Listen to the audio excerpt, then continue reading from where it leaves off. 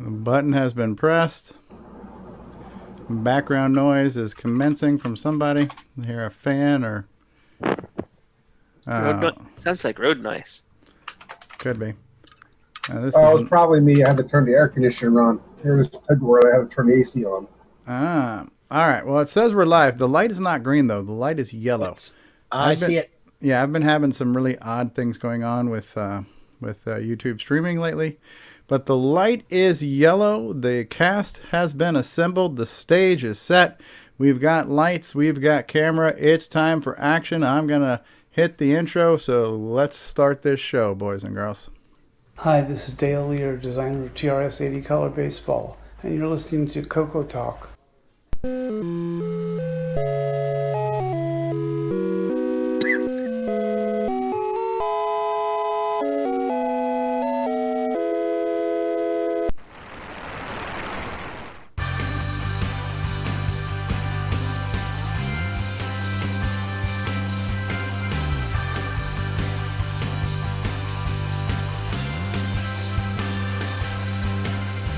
This is CoCoTALK, the world's leading live talk show featuring the Tandy Color computer.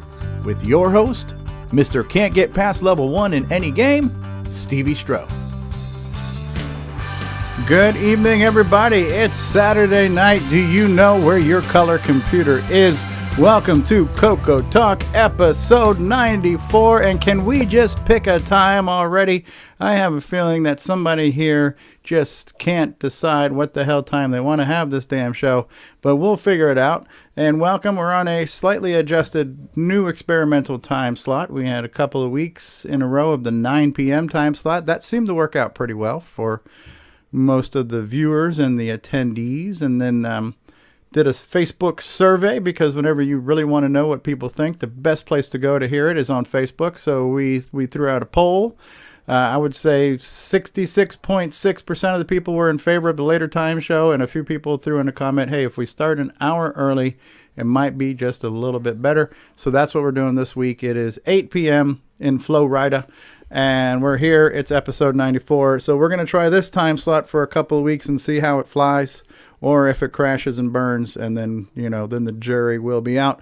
And we have with us a cast of characters, a bevel of beauties, a boatload of brains, no less. So how about we start in the counterclockwise position on the bottom left-hand corner, revolving backwards around the world. We'll start with the Thunder from down under, Mr. Nicholas Marentes. Good day, Nick.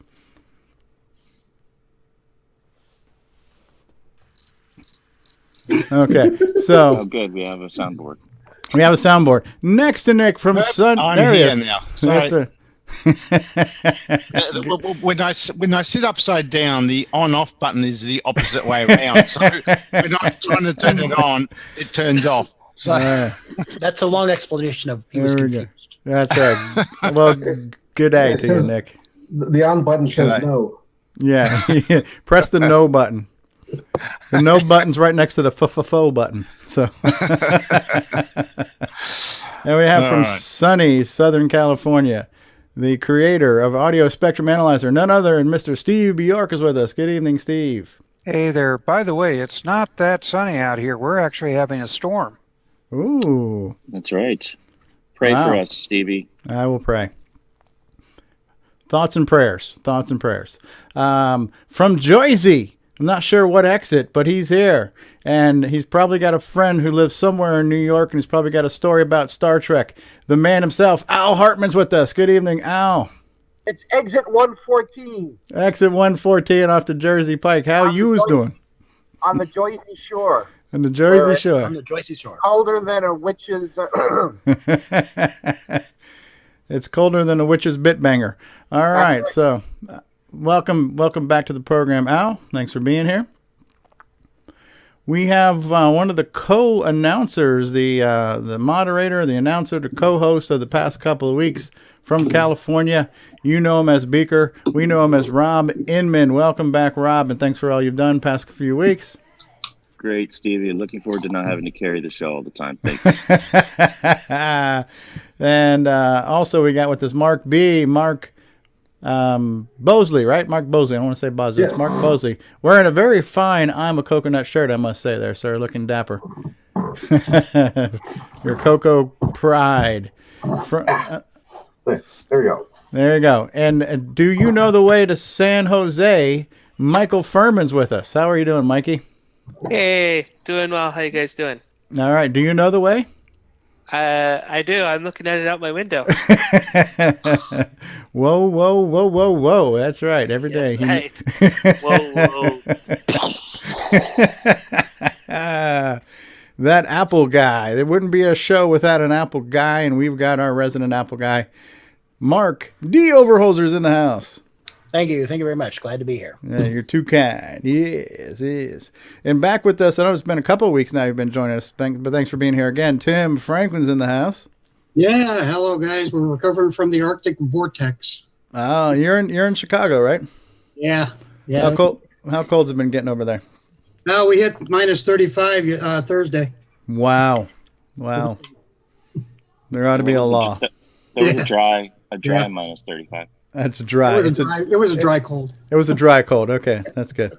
So, Hey, is that Brendan? Brendan Donahue snuck in on us. Brian Weasler's in the house. Hello, Brian. Hello, all. Hello. Creator of joysticks and software and 3D printed products and God knows what else. John Strong of Strongware is with us. Hello, John. Hello. Yes, we've been cold here too. Not quite as cold as Chicago, but we had wind chill of 35 below with 15 below. Wow.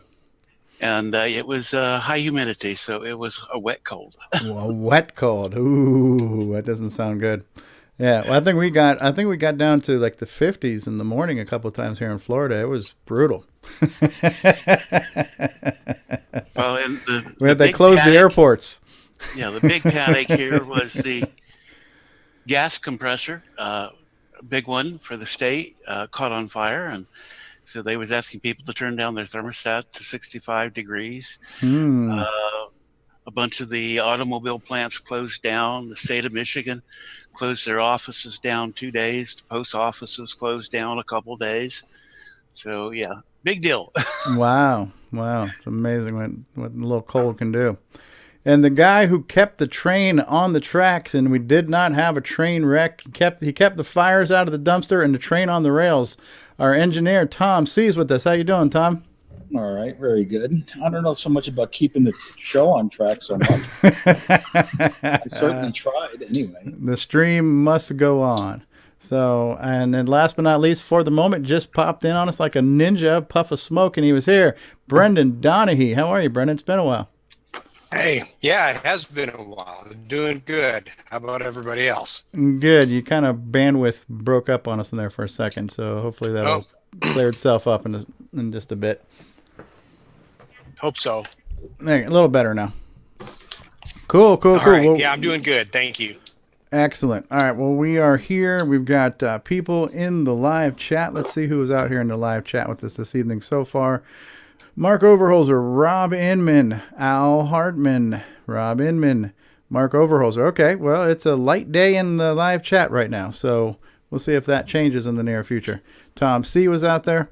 Excellent. So hello to all of you in the live chat who also just happened to be on the panel. All right, so that was quick and easy. James Jones. Mark B. Just did I miss James Jones? Did I miss James Jones? Maybe I don't know. You did. I missed James Jones. James Jones, hey, gotta let someone else sing the yayas. Okay, yes, okay, sorry about that. And Joe Burnett is say, hey, hello from Arlington, Texas. Okay, so a few more people are chiming in. Hey guys, how are you? Thanks for being here. First off, let me just say thank you to everybody who pulled in and chipped in and helped out and kept the show going for a few times where I wasn't able to press the button here on my end, and it was great to see us all kind of, band together as a group of merry men that we are, right? And so thank you all. I appreciate it. It was nice to know that the show can continue to happen, and it was nice to be able to listen and not have to do any work. And there were some good shows. So thank all of you. Thank you, Tom, and to Brendan and Mark and Grant and David and Nick Marentes and Chet Simpson and everybody who was providing segments, and Curtis for doing the news and all that kind of stuff, and Michael Furman, all you guys, thanks for doing that. You're too kind. You're too kind. Yes. Thank you. Yes, you're too kind, and thank you.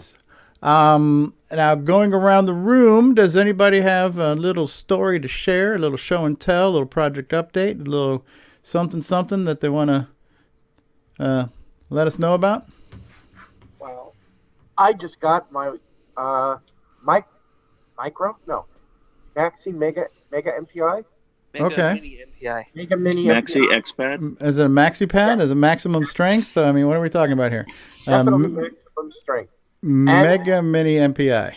And I took advantage of the deal and got a CoCo PSG along with it.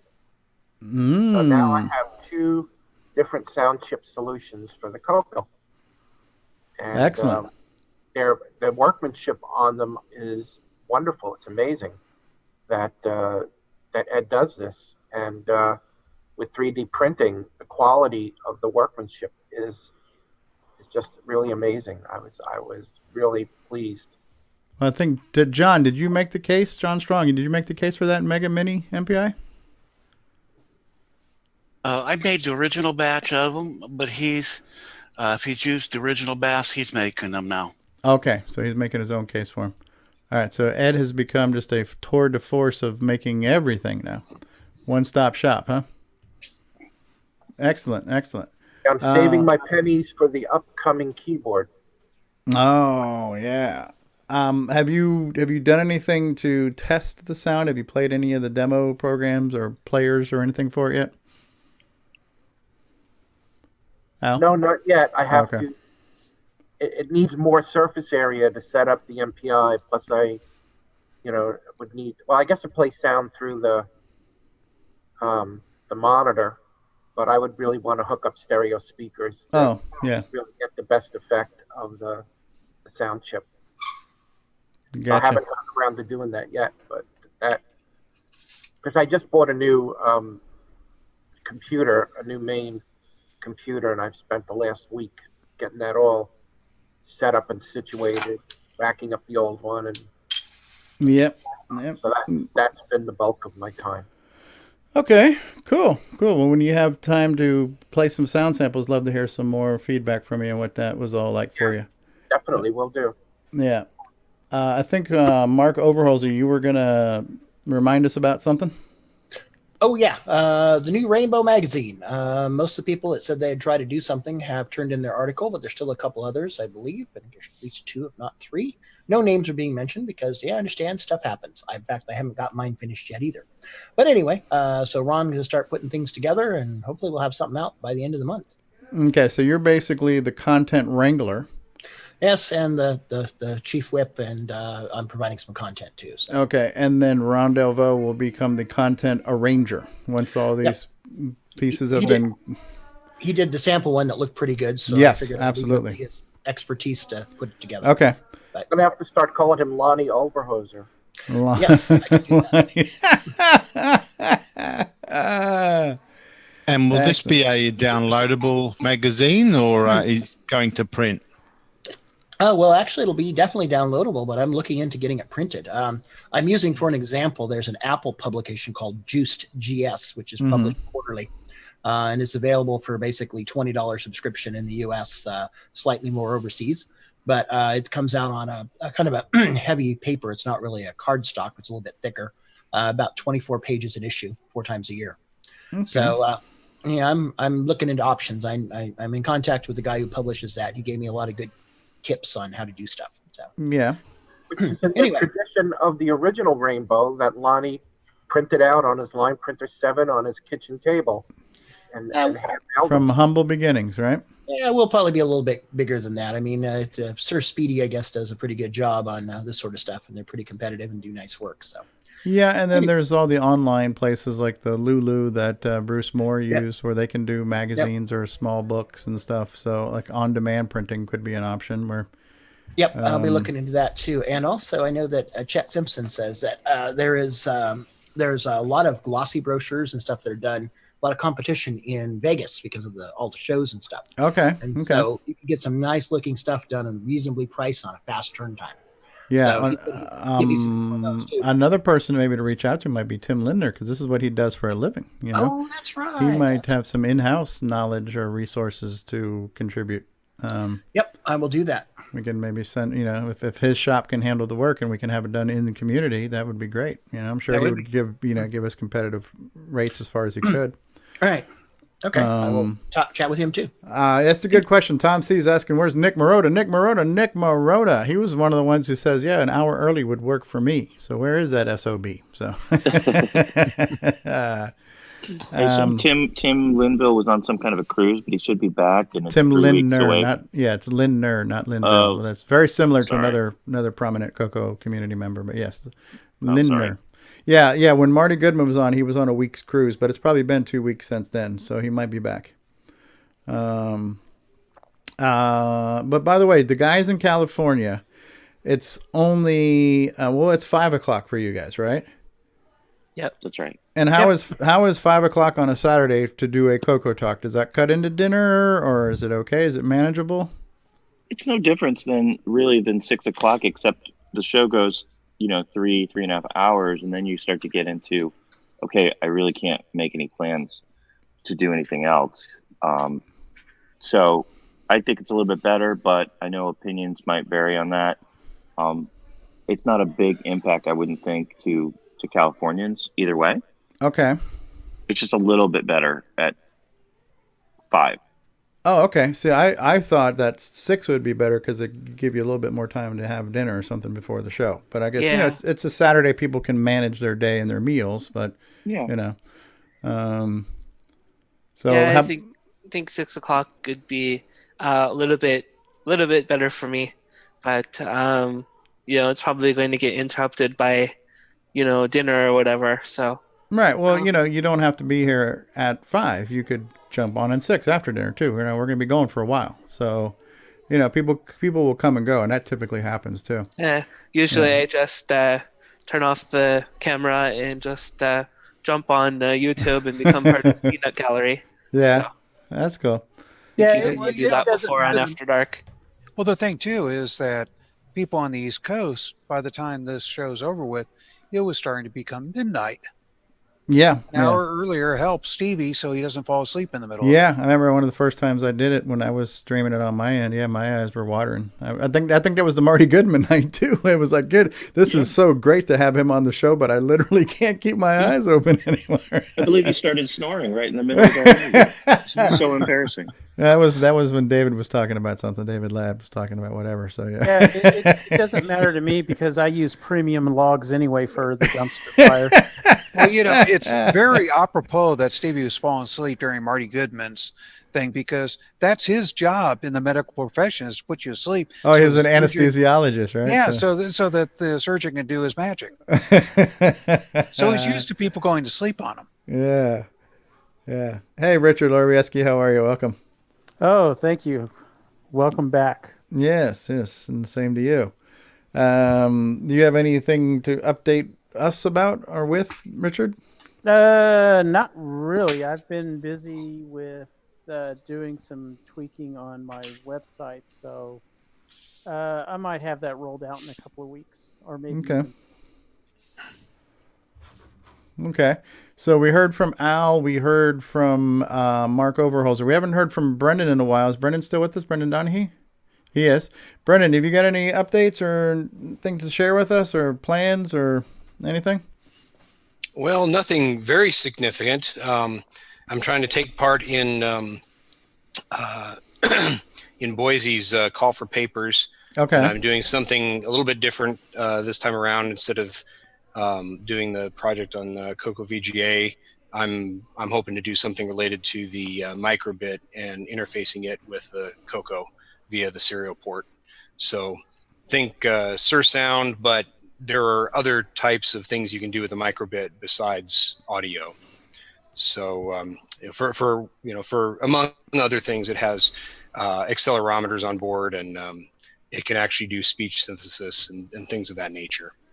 So anyway, been toying with that very slowly, and been selling a lot of boards. I think we're up into the 70 some sold range. Wow. or Wow. Coco VGA. So yeah, I've been doing a lot of working with folks and shipping stuff around and things like that. So yeah, you'll probably be getting an order from me this month.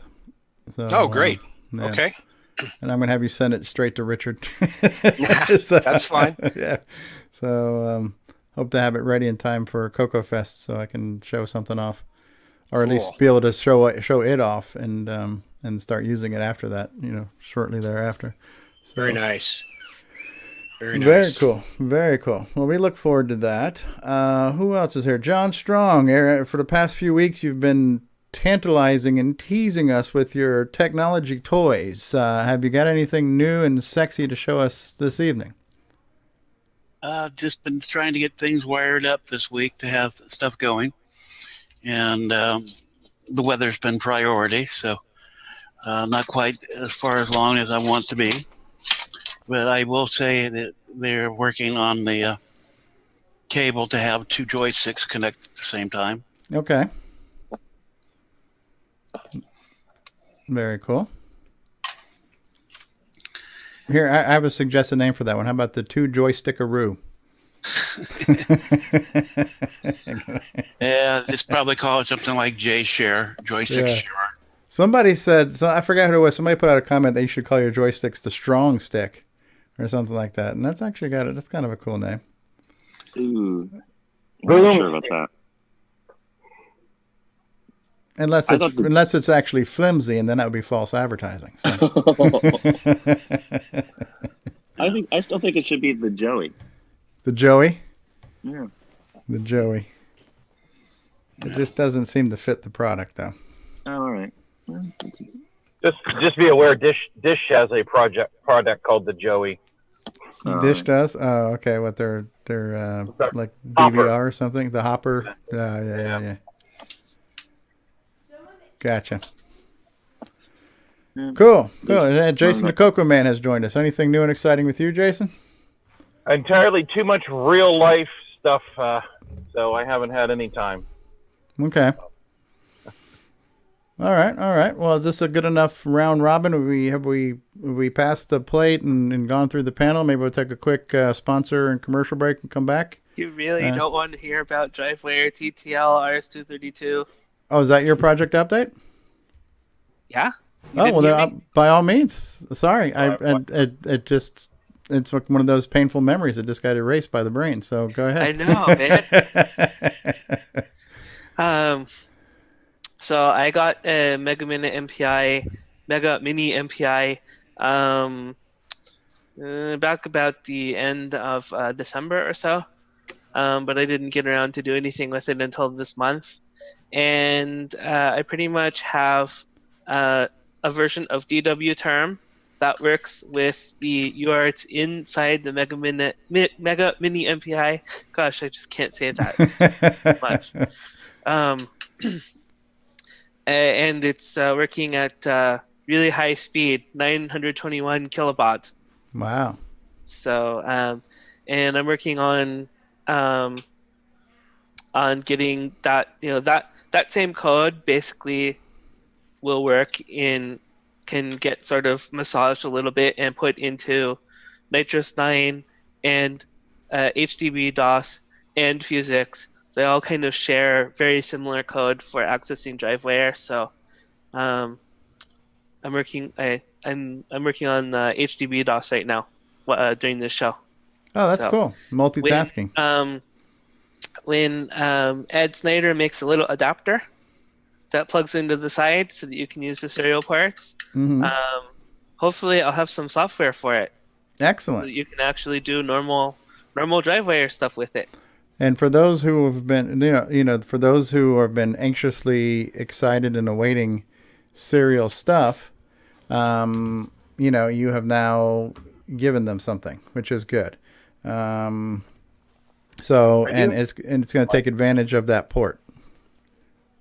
Sorry, was that you, Jason? Was getting ready to say something? Yeah, I had a question for Mikey. Can you say rubber baby buggy bumpers? No. Rubber buggy baby. What? Rubber bumper. Yes, the Mega Mini MPI and the Yeah, no, that's cool. That's cool. So I think one of the news articles that we'll talk about in a little bit is that Ed Snyder posted that he's coming up with a tracker to make it easy to produce music for the onboard sound chip in there. And that's great to see that some of these tools, John Linville's been coming up with some stuff for the GMC. I know Chet's working on some stuff. So it's good to see that we have some tools. Hey, Ken Reichert just made it. Jason, your brother is here. So I'm sorry. I'll apologize in advance. That's so okay. cool. Stevie has a mute button, knows how to use it. Yes. So, good. And thanks for doing that, Mikey, because, that's kind of I think the phrase that gets echoed quite a bit is with all this new hardware, you kind of need software to support it. And in the case of at least, not only have a number of people been excited and somewhat vocal about sound options, there's been a segment that's also been excited about serial. And so we have these new serial options and you're making something to use them. So that's important. And by the way, David O'Connor. Hey, David O'Connor, how are you? Did David O'Connor just join us recently? Yeah. Joe Burnett was here. Tom C. Yeah, David O'Connor just joined us recently and said, hello, everyone. David O'Connor says he's excited for Edge Tracker, too. I might break down and order one of these Mega Mini MPIs, even though I probably won't use it. I've got 2 full-size MPIs I don't use as it is, but you know what? Everybody's getting one. All the cool kids are doing it, so I might just have to get one. If nothing else, I can bring it to the Florida Retro Club meetings and just show them all the cool stuff the Coco has and rub it in their faces. So you guys don't have one of these for your crappy Apples and Ataris and Commode doors and everything. So, but I take it back. I did see the Aquarius, in Intellivision, Mattel, right? That's who made the Aquarius computer. They had an expansion sidecar thing like the multi-pack. They had one for that Aquarius computer. The guy had it. He had the whole setup, all the accessories, all new in box and everything. So I saw the Aquarius multi-pack. So that was kind of cool. All right. Any other product updates, project updates, acquisitions, little stories to share before we take a break? Or are we good? Did I miss anybody? I don't want to. Oh, I was just going to say that, Nick. I know you have something. Oh, sorry. I just to say that I've put up on the Facebook page the link for the latest Gunstar project update, blog chapter update. So yeah, I've been working on Gunstar, got a bit further. So for anyone who's browsing Facebook, make sure you check out the link. And it's a link to your YouTube channel, right? It's a link to my blog, but within that chapter, it links to YouTube to a video. Okay. Okay. Yeah. So I'm starting to try out these having these vlogs, video logs, as well as the normal one, because it just makes it's easier to understand what it is I'm talking about. So rather than me just saying, oh, this is wonderful, this is good. Well, now you can see it and you can say, oh, bullshit, that's crap. Yeah. Well, I mean, a picture is worth 1,000 words and a video is worth 1,000,000, right? So seeing is believing, right? So yeah. So we'll see how that goes. Nick, can I ask you a 6309 question? So there's been, since you're our 6309 expert now. I'm not an expert, but anyway. One of the other YouTubers was showing there's been a lot of SimCity news lately with the 30th anniversary and discovery of the NES unreleased version, etc. Does the 6309's extra commands help with all of those little? Could a SimCity type port work on the CoCo with that additional command on the 6309, where you don't have to always replace the background underneath what you're moving around? Well, it's not. It's code. It's an entire engine really that's doing that. The only reason I use the 6309 is for the speed. It's too slow otherwise. And that's where I'm going, because SimCity, if a SimCity on the CoCo 3 would be very slow, I would think. I haven't seen the game, so it depends on the game how complex it is. I would have thought it would work without just on a 6809. But I mean, SimCity's not a fast arcade game or anything, is it? No, but it has a lot of moving parts and little tiles that you're. It's kind of like it's an isometric kind of 3/4 bird's eye view of a 3-dimensional city, right? And you have like animated traffic and stuff going on in the city, or is it just the buildings and stuff, or is it?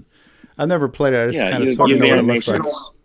You have animated traffic. It did come out for the Commodore 64. Okay. So it could be done. Obviously, Commodore 64 has some support chips. Yeah. And there is an open source version called Micropolis. Okay. Yeah, I'd say it should be possible. I mean, there's nothing that you can't do. There's nothing that you can do on a 6309 that you can't do on a 6809. It was just, in my case, I needed that little bit extra speed. But, yeah, it depends on the game, really. Okay. Well, since right now Rob Inman and Nick are both talking, I just had a flashback to a conversation you guys were having before when Nick was talking about how, your routine has to move around a lot of memory. And I think Rob had said something like, well, memory is not a problem now because we've got 2 megs, right? But I think the problem with memory is not how much you have, but how much you have to move, right? And that's where it gets slow. So it's not a question of do I have enough memory to do things. Everything that appears on the screen takes up chunks of memory, and if we're having to move lots of memory every game cycle, the more you have to move, the slower the cycle gets in general, right? Is that kind of a simplified? Well, yeah. I mean, if you look a couple of chapters back, I actually described the engine. And when you look at it, it talks about what I have to move around in memory in order to achieve the graphics that I'm doing. And you'll see it's a fair bit of RAM. So obviously, the more RAM, the slower it's going to be, and hence why I needed a 6309 to help it along. It could be done on a 6809, but there will be some sacrifices needed to be made. Yeah, my comment. A number of people have mentioned the memory, the memory thing. My comments are mostly around resolution. Nick had to choose a lower resolution, perhaps due to speed. That's the case regardless of whether I had 6809 or 6309. It's just that our RAM, obviously, the higher the res, the more the RAM has to be moved around. So the resolution I'm picking is half the RAM of our standard 320 by 200 screen. So obviously moving half the RAM is going to be quicker than trying to move the entire amount. I mean, the screen is 32K or thereabouts on 320 by 200, and that's just way too slow even for the 6809 to be copying it around like I am for my Gunstar engine. So I had to sacrifice and go to a lower res mode. So to Stevie's point, just unlimited amount, doesn't matter if you have 2 megs or 100 megs. No. You're still going to have some of the same limitations. I mean, it's nice to have the more memory. Well, it's not so much that I need more RAM. I mean, I've got plenty. I'm using less than 256K for the game. It's not really a amount of memory is the problem. It's just how much I'm having to move around to do what I wanted to do.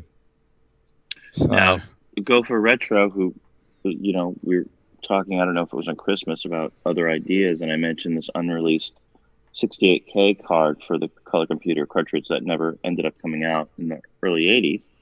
Something like that potentially could, or a dual 6809, 6309 card, like the one he already has, could assist. Oh, yeah, yeah. It's just that they don't exist, so there's no point. Yeah. Oh, I was just reading a post on Facebook from Ed Snyder on some of the features planned for the Gimme X. Okay.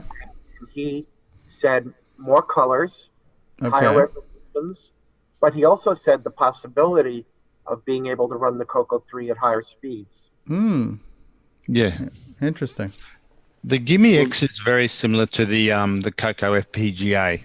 So, and it because it's replacing the Gimme, you get away from the limitations that the actual Gimme provides speed-wise.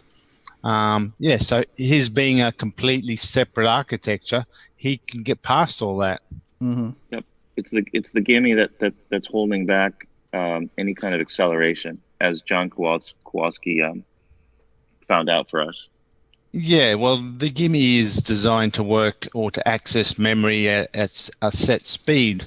And you can't really speed it up any more than that. It puts the timing for the whole system out. But yeah, you replace the gimme, you can work around all that then. But the problem is right now, there is no Gimme X available. Well, so, I do have an important follow-up question to that. Do we have a Gimme X Discord text channel that we can discuss this in? Well, I don't think so, but might need to get somebody on that. Well, you'd have to talk to Ed, I guess.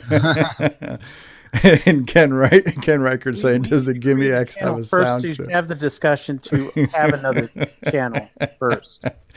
So Ken is saying, does the Gimme X have a sound chip? Not only does it have a sound chip, but it's got 18 serial ports on it. So, all right. Cool. All right, let's take a quick moment. Yes, Al. Commercial. Yes. I just saw a video from the 8-Bit guy, his unboxing video for January. Okay. One of the donations that he got was a Tandy Speech sound cartridge. Oh, okay. The box. And he said that he plans to do a video on it. Okay, well, I can't wait to learn something. So that'll be an interesting thing to see, because I just had one that I sold, and I never actually used it. So I have no clue what it sounds like or how it works. He said in an earlier episode that he was going to do an episode on the color computer itself. Yes. Mm-hmm. Yep. And his Tandy 1000 video was really excellent. So I'm kind of hoping for, we got big expectations for the color computer. Well, he tends to be very thorough, so he'll do a good job, I'm sure. Be good to have him on here at some point. Well, I think he's in the Facebook group, isn't he? Yes. So, I mean, I'm sure he's aware of the fact that there's a lot of people with a lot of knowledge out there. So I don't know if he's going to do all of his research on his own, or it would be, it would probably make his life easier if he leveraged some of the expertise that we already have in-house to help. I know he's been in one of my Timex groups, and he's fill that knowledge base, So I'm thinking of CoCoTALK special guest. Yeah. That's Ron's job. Ron. Ron's gonna have lunch with them. So get him to port Planet X3 to the Coco 3. I know. All right, we're gonna switch gears real quick, and we're gonna probably rehash some of these same things when we talk about our sponsors right now. So he's with us on the program right now, Brendan Donahue of the Coco VGA project. If you'd like to know more about those, to ask questions, or better yet, to order yourself 1, 2, or 3 Coco VGAs, go to CoCoVGA.com. Also with us on the program, Richard Lorbieski of Boyson Technologies at BOYSONTech.com, where you can get yourself one of those Paradigm joystick adapters and the Boomerang E2 memory boards, and who knows what his laboratory will cook up for us next. Currently not trolling, but hopefully will be soon, Jim Brain and Retro Innovations, maker of fine quality products at go4retro.com. Most people are familiar with one of the original Coco content hardware providers of Mark Marlette and Cloud9 Technologies at cloud9tech.com. And then, of course, we also have with us on the program Jason Reichert, maker of the Switcheroo and the Wallaby cable, which you can get yourself at cocoman.biz. I believe, who was wearing the shirt? It was Mark Bosley was wearing his I'm a Coconut shirt. If you want to get one of those and be like all the cool kids, you can go to 8bit256.com and grab yourself one of those. You can visit us on the web at cocotalk.live. I'm sure you guys are all familiar with the Coco Crew podcast at cococrew.org. Their latest episode just dropped. I haven't had a chance to queue it up yet, but hopefully will soon. A good friend of the show. We haven't heard from him in a while, but I hope he's doing well. Brian Joyce at Extructus Productions, EXTRUCTUS.com. Extructus! And last but certainly not least, as we've been talking about his Maxi Mega Major Mondo Multi Packs, The Zipster Zone, ZIPPSTER zone.com. Ed, the Cylon Snyder, is always cooking up something new for us. Ed is kind of like Apple. We didn't know we wanted it until he made it, and now we can't live without it. That's kind of Ed's thing, right? Ed knows better than we know what we need and what we want. He'll think it up, he'll cook it up, he'll put it on a plate, and we will eat it up, yum, yum, yum, all right? So cool stuff, cool stuff, cool stuff. All right, so we're back. All right, good night, everybody. Show's over. All right, so, okay. Thank you, you two can. Yes. So, what else is going on? We got past introductions. Been doing a little bit of eBay hunting. Oh, yeah? What you got? I don't have any show and tell, unfortunately, though, but I did pick up a brand new in box Shanghai. Oh, neat. Picked that up for like $5. Made an offer out there, and they grabbed it. So, and then I also made a pretty good deal on the multi-pack, the newer, the smaller one, the 26, 31, 24. Okay. Yeah, got that one there for $65. That was nice. Usually the multi-packs go for well over $100. So yeah. Then I got Color Baseball new in box, $450. That was kind of a nice little pickup there. You don't have that game yet. And then also, I already have an X-Pad, but I couldn't pass this one up for $16.53. Holy crap. Yes, you are correct, sir. so that one didn't have a box for that one, though, but it was but it's a working model, so I can keep my one that I have in the box and one to play with. Brian, are you coming to Coco Fest by any chance? Yes, I am planning on coming to Coco Fest. Excellent. So we'll get to meet in person. So that'll be great. So bring some of these things so we can see them. And bring, did Rick say he was coming? Do we know if Rick Adams is coming or not? Don't know. I would say bring your Shanghais and... Yeah, I'm pretty sure he committed. Yeah, Rick's planning to come. Okay. Yeah, so bring some software to get autographed when you come there. I had Rick sign my Temples of Rams. I had a shrink wrapped Shanghai too. I forgot to ask Steve, but I didn't bring all my stuff anyways. But I forgot to ask Steve Bjork last year to sign my stuff. But he probably would have got writer's cramp if he had to autograph all the products he's made over the years. So it's probably a good thing that he didn't. I believe Rick has a booth reserved already. Okay. Excellent. We were speaking to, let me find it and let me put this up on the screen. Hold on real so yeah, Grant, was it last night? Was it last night we talked to Grant? I think it was last night we talked to Grant Leedy. So Grant Leedy went and paid a visit to David Ladd and Curtis Boyle because Curtis has been traveling abroad. And so where did you guys post that picture? You know what it is? There's too many damn frickin' channels in Discord. I can't find anything. But if I switch over here to left screen full, so here's a picture here's a Three Musketeers shot for you right here, right? So we've got L. Curtis Boyle, we've got frickin' Grant Leedy, and then Sir David Ladd. And there's no French fries here. Notice this is not at a Taco Bell or at a Mickey D's. They went to a fine quality Italian cuisine place. And so Grant went and saw some of the cocoa nuts last night, and we chatted with him for a few. So that was kind of cool. Curtis is traveling for work. Where do you have to go? Texas? He was somewhere like in your state, right, Mark? Richard? Yeah, he was up in the Dallas area. Okay. So Curtis had to drive all the way down to Texas, and I guess, in between, it was able to get together with David Ladd, and Grant drove out and met him too. So that's kind of cool when you get a little mini Coco Fest thing going together there. So yeah, I should have stopped down there. They were just an hour away from me. Yeah. So so we spoke to him for a little bit last night. I'm not sure if he's going to be on the show tonight, and I know Curtis says he couldn't make it because he's going to be driving, trying to get his way back into Canada. So good times. It's nice when you can get that going. So that's cool. But so who else is going to be at Coco Fest? I would imagine Tim, not too far from you. You'll probably be there, right? Mark D. Overholzer, were you planning on going? No? Shaking his head? Okay, I heard some rattling there. Mikey, you going to make the trek? Yeah, I still have to discuss it with the the boss, i.e., she who must be obeyed. But I think if I combine it with another vacation, she'll go along with it again. So she who must be obeyed. So she'll have to let me go. Oh, that is too much.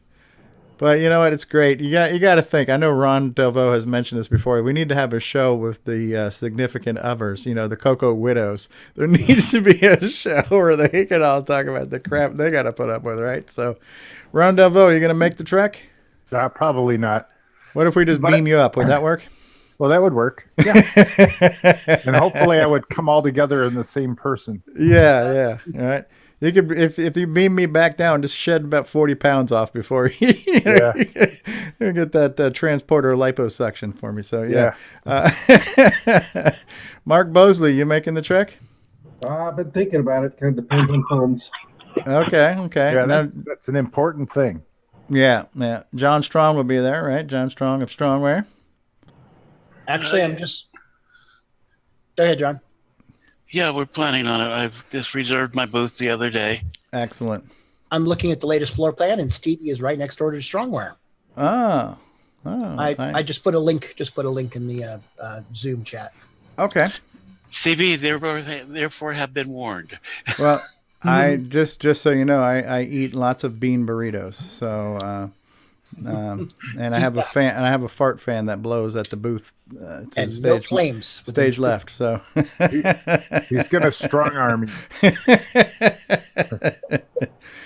So James O'Connor says I'm going to be there. Oh, James Jones says I wish I could make it. David O'Connor says me too. Okay, so James Jones and David O'Connor can't make it. Tom C from Jersey, you going to make it? I don't think so. Well, we'll see. I mean, it's still on the table, but we'll have to see how it goes. All right. And Brendan, you're going to be there, right? Yep. I have my table reserved and all my travel lined up, so I'm good. Excellent. Yeah. I am actually planning on driving, so which is, and it's an 18-hour drive, and I'm just too old and too physically inept to be in a car for 18 hours straight. So I'm going to have to... You're not even 64 or 65, are you? No, man. My body can't handle it. When I'm in a car for, I think, 6 what to about 12 William hours. Aspel? How many hours does he drive? 20-something? Straight? Where is it? Calgary? Yeah. Somewhere up there, yeah. He's way up there. Yeah, Calgary. Does he do it nonstop? I don't remember. Yeah, that's a lot. I mean, I don't know. I can't drive 18 hours straight. I mean, I just couldn't do it. So hey, Cannonball is still a thing. What's that? Yeah. Cannonball is still a thing. Cannonball Run. So yeah.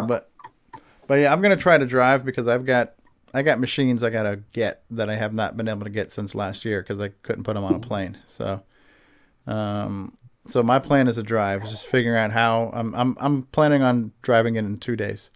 6 hours one day, 12 hours the next day. Because have you calculated the cost of shipping and the cost of driving?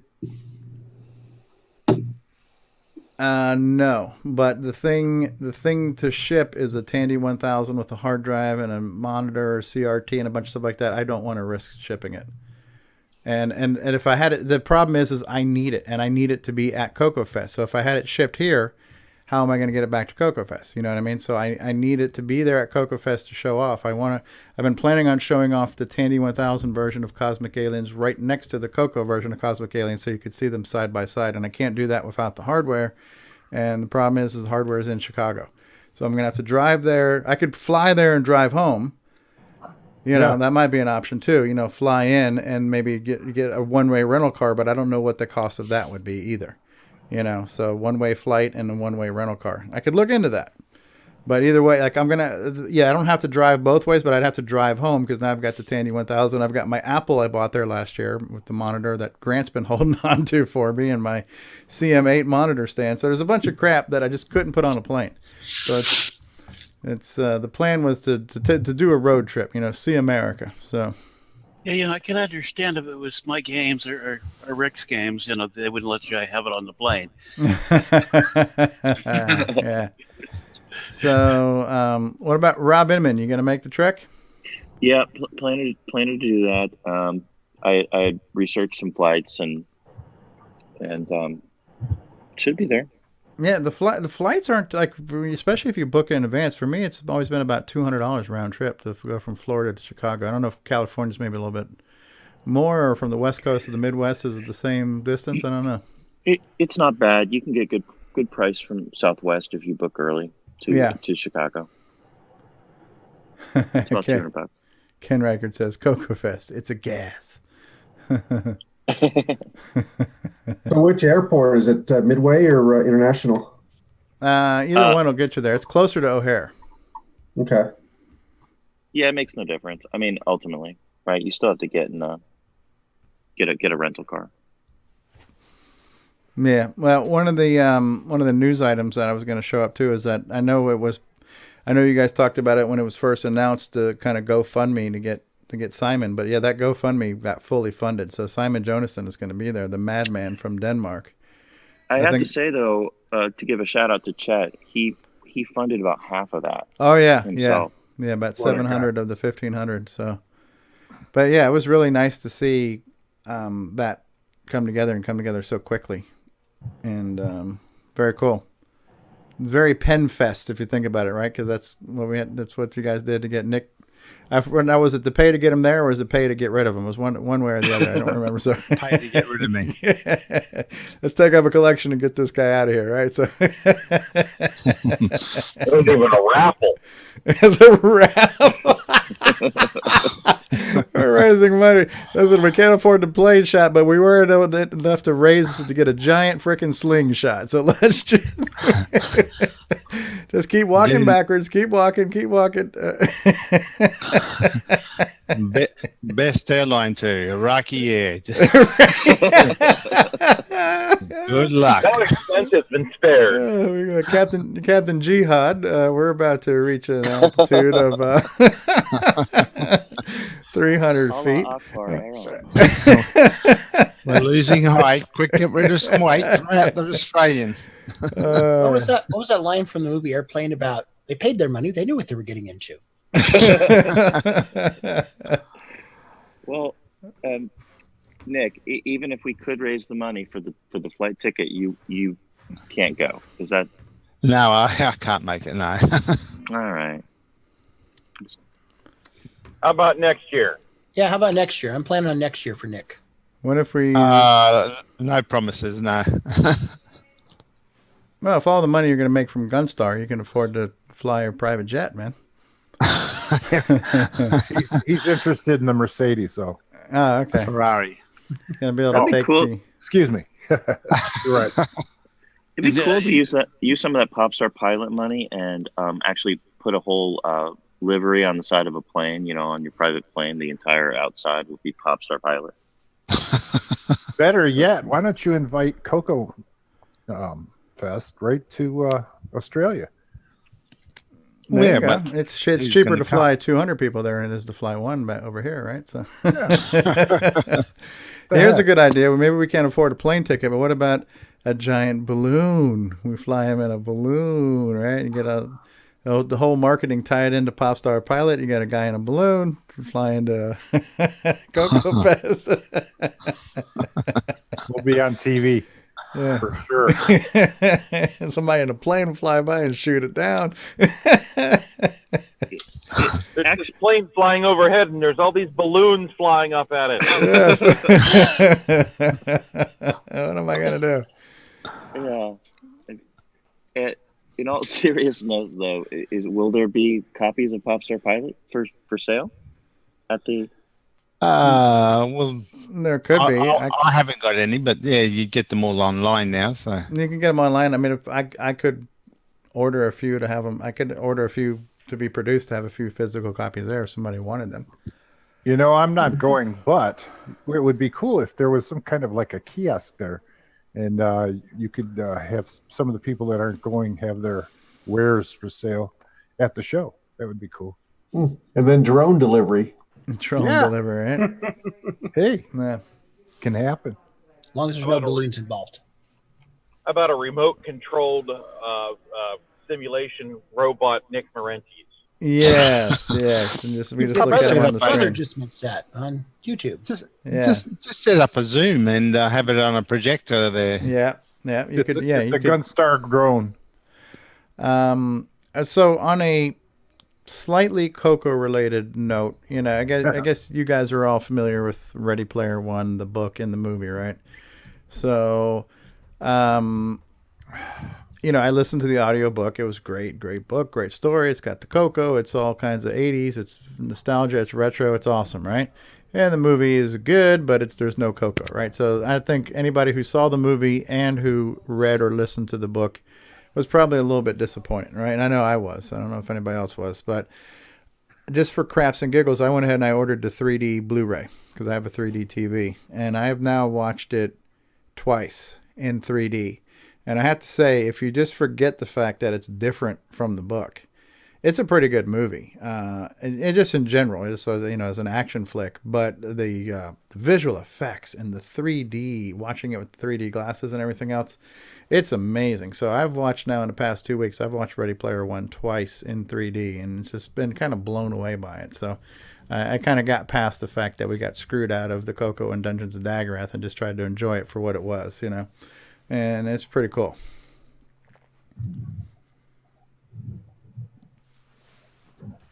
Crickets. There you go. Yeah. The number of F's that were given by the panel. You took our breath away. It's all right. It was kind of disappointing compared to the book. I mean, oh, absolutely. I do have the Blu-ray. I don't have 3D. I'm not that fancy, but I have Blu-ray, and I also have the Riff Tracks track to go along with it. So I watched it synced up with Riff Tracks, and they make fun of it the whole time. Oh, interesting, interesting.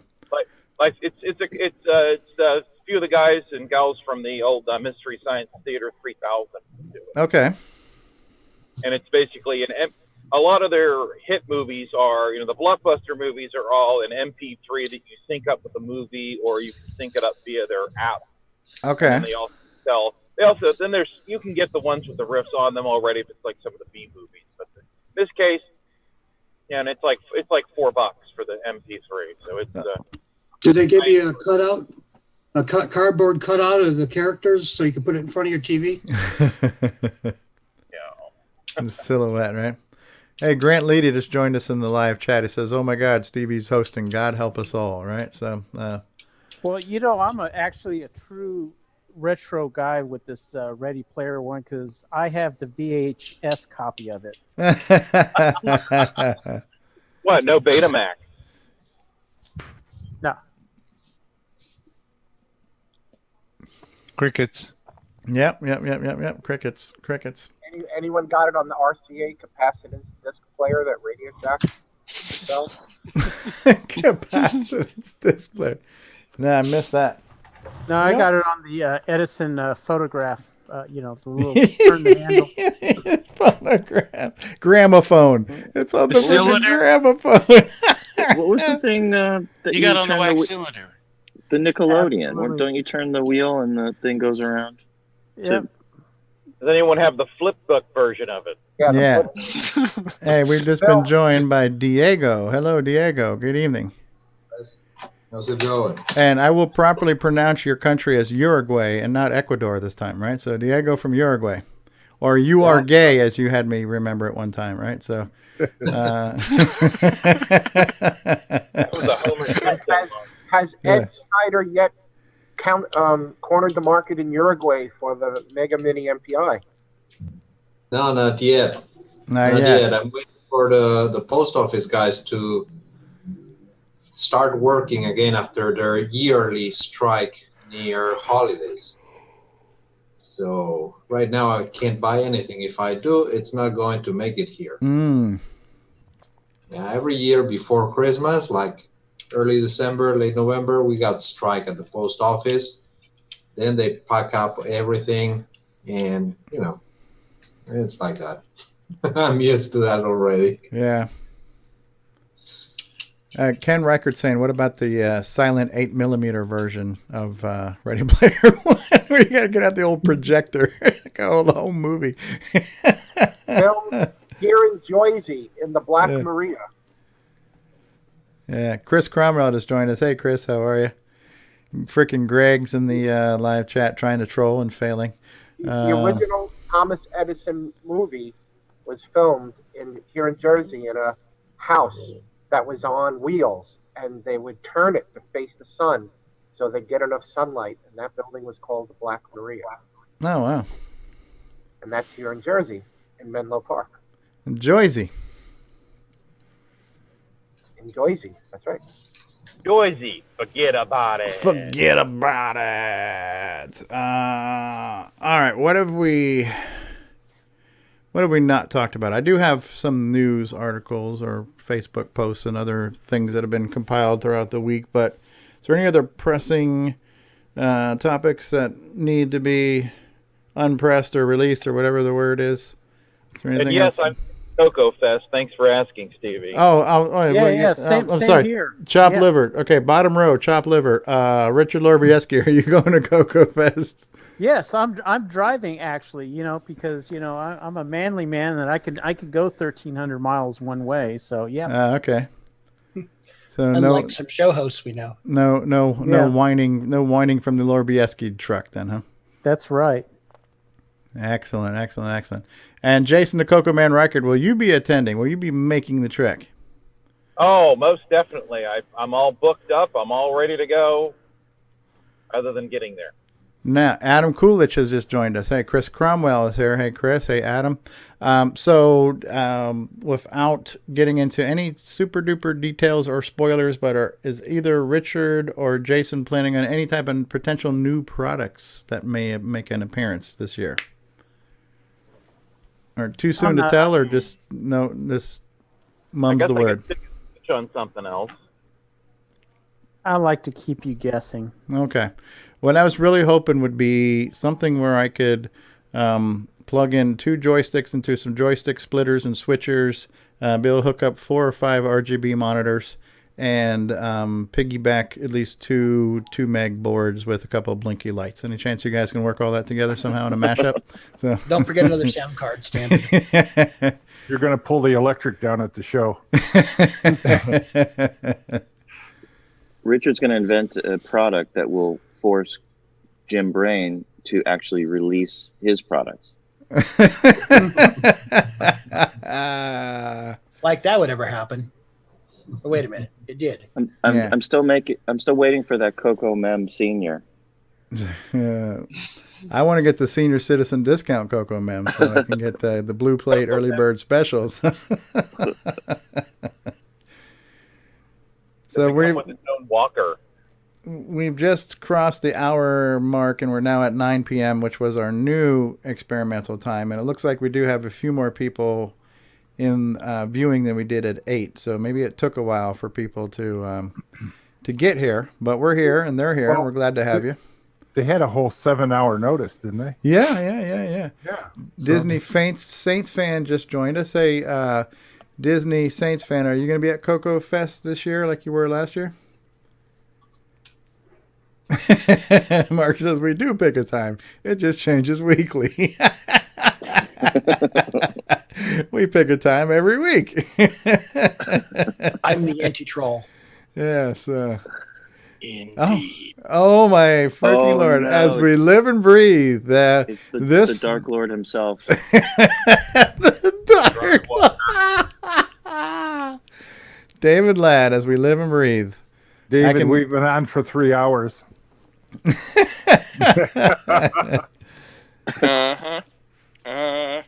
Well, so 1 hour. David's still at that diner. They left him. They both said, hey, we got to go to the bathroom. We'll be right back. And they snuck out the back door and left David to pay the bill. But the Italian's good. Did a dine and dash on David Ladd. Yeah, it's kind of hard for David to go to a place where he actually, has to pick up the food that instead of the food coming to him. Yeah. So what's new, David? Do Do you really want to know? Not Sure. particularly. So we've been going around the room saying who's going to be coming to Coco Fest. Do you know, or is it too soon to tell? Would you be able to make it to Coco Fest, David? Just don't really know yet. It's just, with the way family stuff has been going and things like that, I don't really know for sure. Okay, no, I get it. So, well, are you going to go for a holographic appearance or something? If someone can provide the holographic recorder and bring a holographic projector, sure. Okay. David, He's just up put for on it. your red shirt and make the trek to Chicago. That's Okay? it. Make her wear a red shirt. He's going to be on the away team. The red Star Trek shirt. The last trek to Chicago you ever make. Oh, Red shirt team. Kind of like Oh, Jason's I'm shirt. sorry.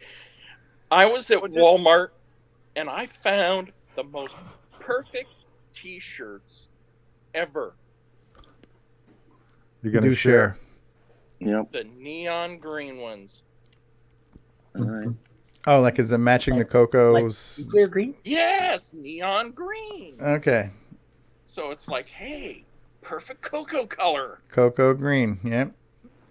All you need to do is get an OK prompt right on your nipple, and you'll be good to go. So. Oh no, you gotta have okay prompt on both of them. All right. Staff on the backside. Here's my OK prompt. Let me turn around and show you where my reset button is.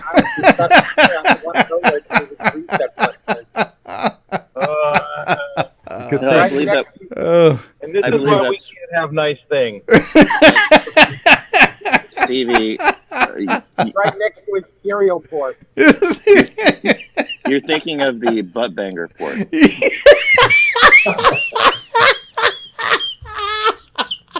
You better turn your mic off, Steve. You're gonna have a hemorrhage. Must be time for a break. First break. What is he going? I was worried. I was thinking the gears were turning. How can we squeeze in a bit banger reference? But Rob Inman did it, so he did it. All right. CoCoTALK is two. Oh. Goes to one. And Coco after He won the secret phrase of the night, huh? The password is I think butt tonight banger. has a 2-drink minimum. I'm just waiting for Pee-wee's Playhouse to chime in. Oh, I need to catch my breath, man. Holy crap. That was good. That was good, man. 3 points right there. That's Gryffindor. 3 points right there. So, for the win. Holy crap. That's wrong. And the thing is, all of us laugh, but we're the only ones that know why that joke works. Oh my! Hey, look at it this way, David. If you do make it to Coco Fest, you can be showered in Dr. Pepper. No, I'm not going there either. No. All in the container. No. Good times. So, So, to change the subject, it's good to see everyone here. and it's great to see you, David. You're an inspiration. You just brought this spark of joy to us Okay. all. Stevie, are you doing a local recording at the moment? I am not. Okay, could you turn on local recording? Hold on. Let me see. Okay, local recording has begun. Okay, now, could you close your door so you're not getting your wife and kids? Oh, Christ. Where is this going, David? This is how David got arrested the last time. Here goes the family play tag. Okay. Local now- recording door is closed. Okay, everybody, quiet for a moment.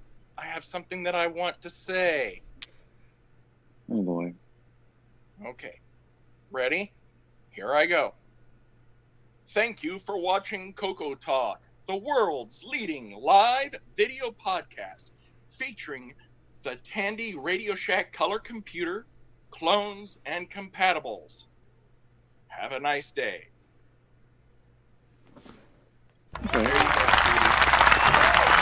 You're welcome. That was broadcasting gold. I can retire now. We have our new host, everybody, David Ladd. All right. I don't know. Can you try it again with more feeling?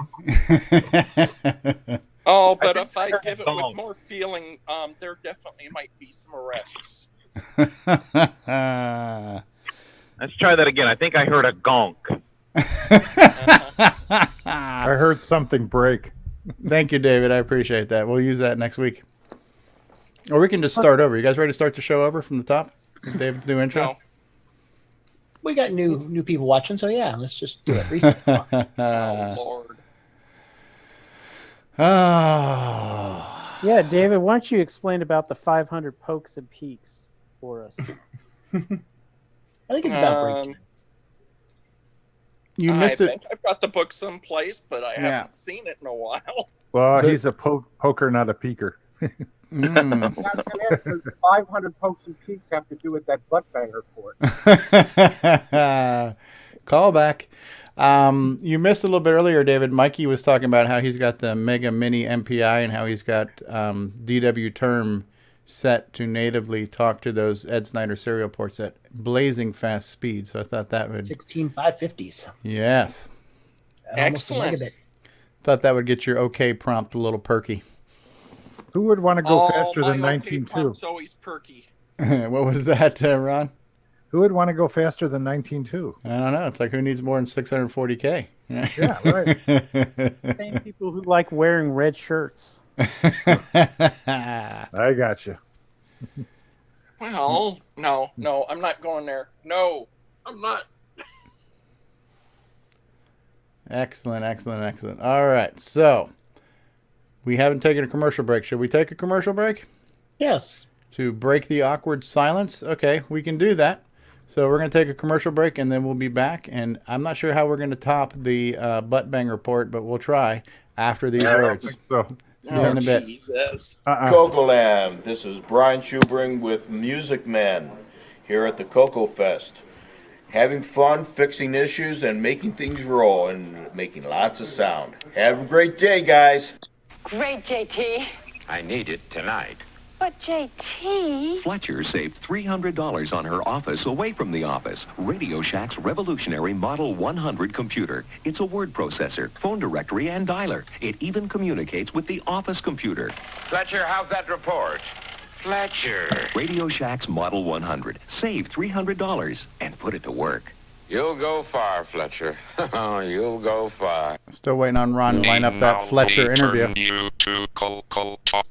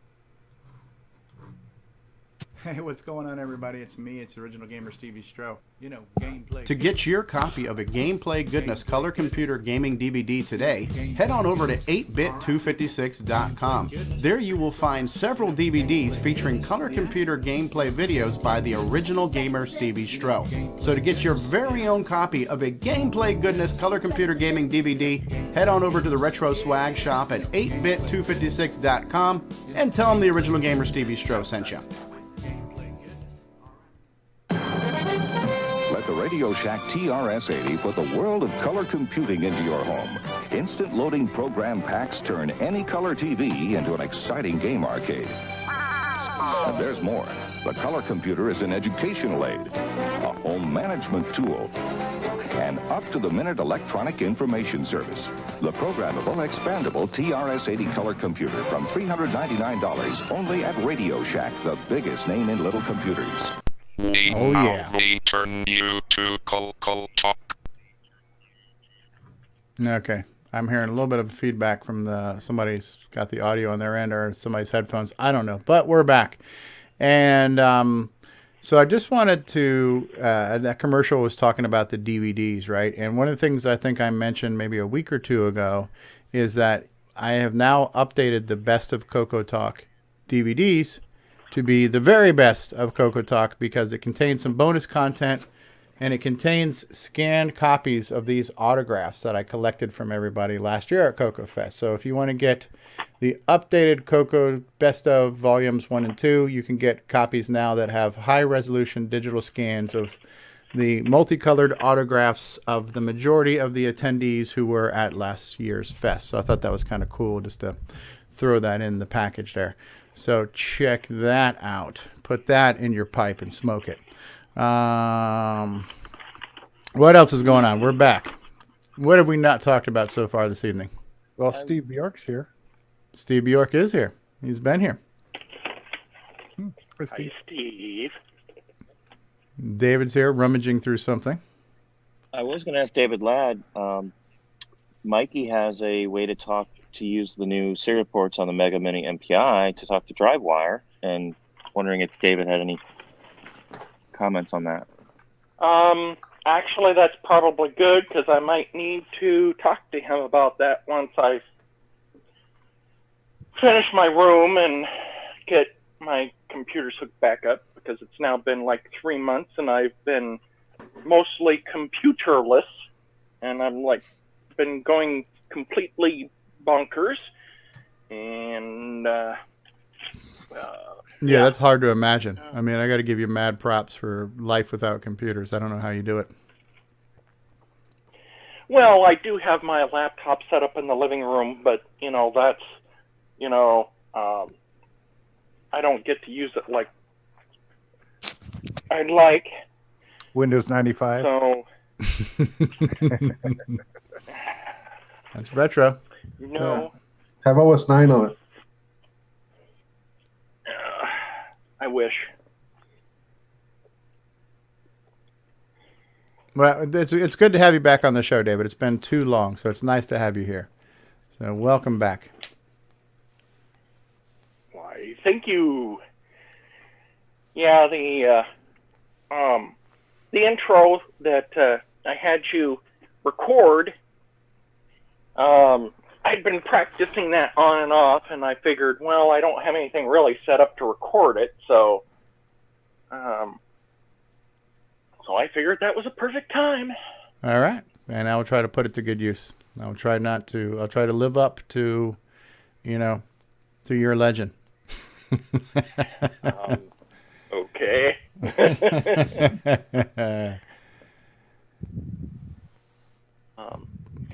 Otherwise, I don't really know what's been going on in the Coco community because I haven't really had the time.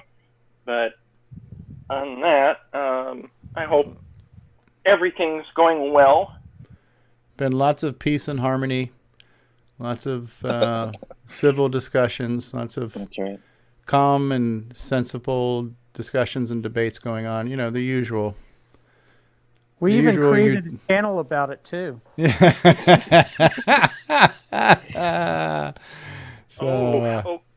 Okay. I sense sarcasm in there, which means there's a slight bend in the truth there. So I'm just going to nod my head and say okay until later discussion time. I don't even, honestly, I don't even know if the whole Discord channel thing is worth discussing or not on air, because I don't even know. But what do you guys think? I mean, we got nothing else to talk about tonight. It's dead air as it is. So Is it worth talking about it? Is it been beat to death? Is it even worth breathing life into? Well, if it's what I think it's about, let me just give my 2 cents. Whether other people will agree or not, here's my thing. Okay. This is my opinion. Therefore, if people like it or not, well, it's my opinion, So I'm going to give it and let it be. So when I pitched the idea for Discord compared to Skype, the problem that everybody was always having is everything we talk about was in one voice chat channel. Mm-hmm. And, well, to find any information was virtually impossible. And it was just one continuous stream of what the hell is going on.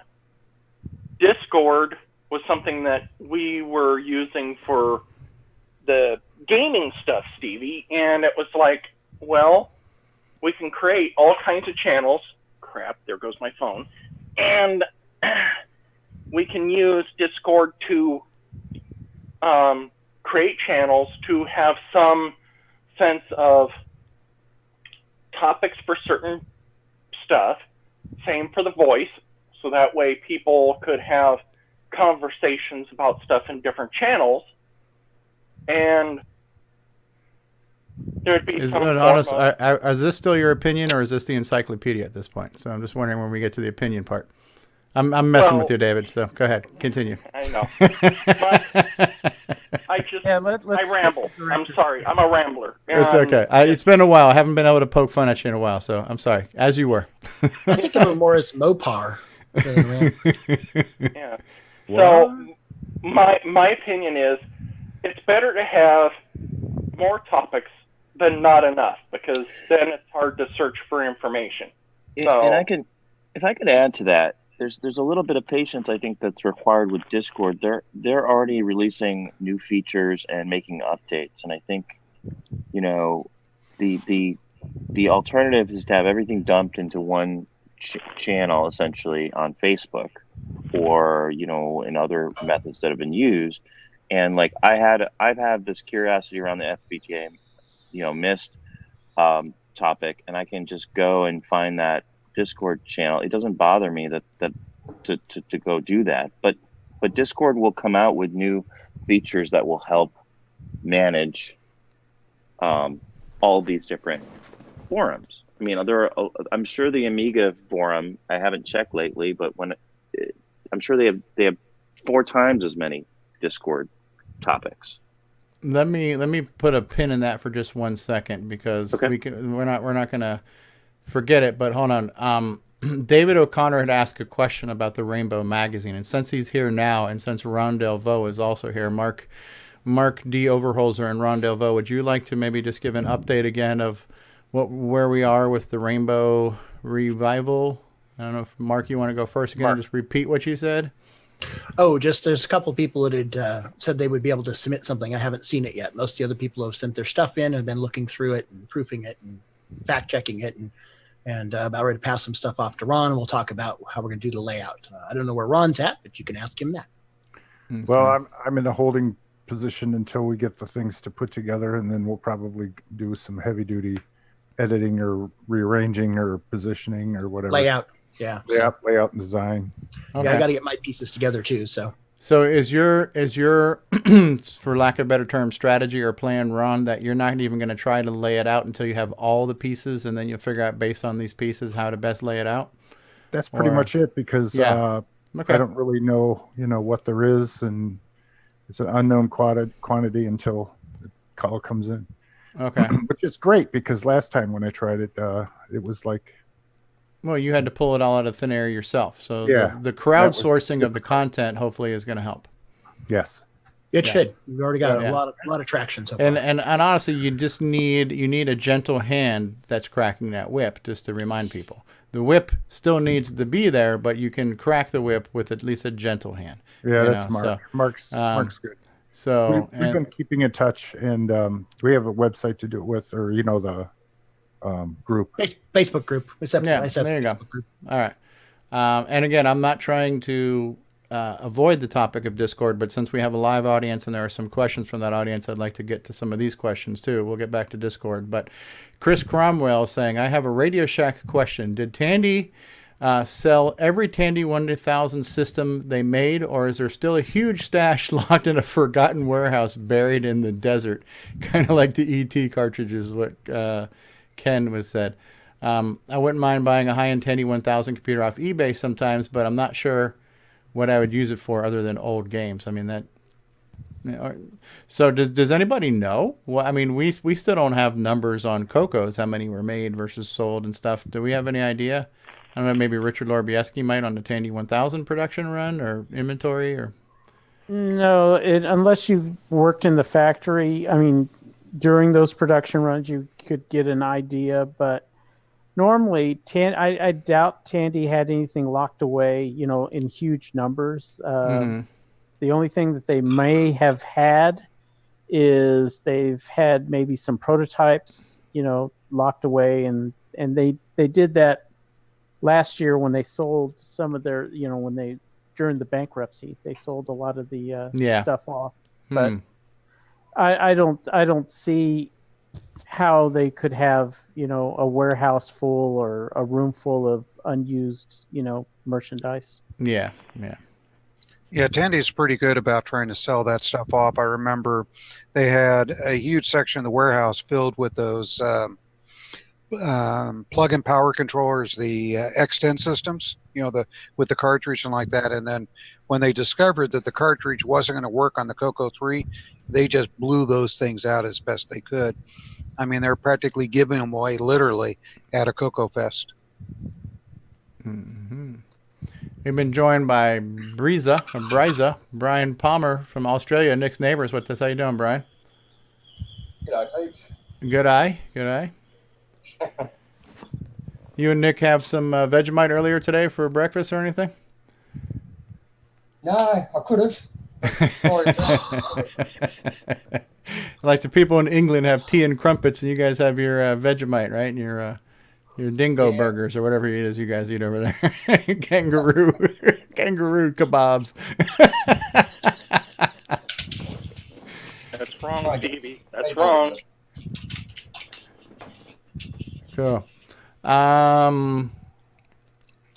Also to add more about the how Tandy or your Radio Shack treated inventory, they had different categories of different items, and it was based upon how much of it was sold or used during a period of time.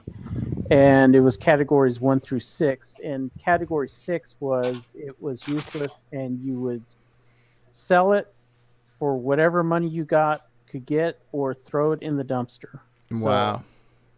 And there was one exception one time. It was with the MC10. And I remember there was a memo that came out, and it was the Radio Shack computer stores. They had to take all their inventory of MC10 stuff and send it to Harlingen, to a store in Harlingen. I don't know what happened after that, but that was the only thing I ever, that I thought was unusual. But the category 6 stuff was either sold for pennies on the dollar or put in the dumpster, because when they took inventory, the category 6 items didn't count for anything. They were useless. They didn't count for anything.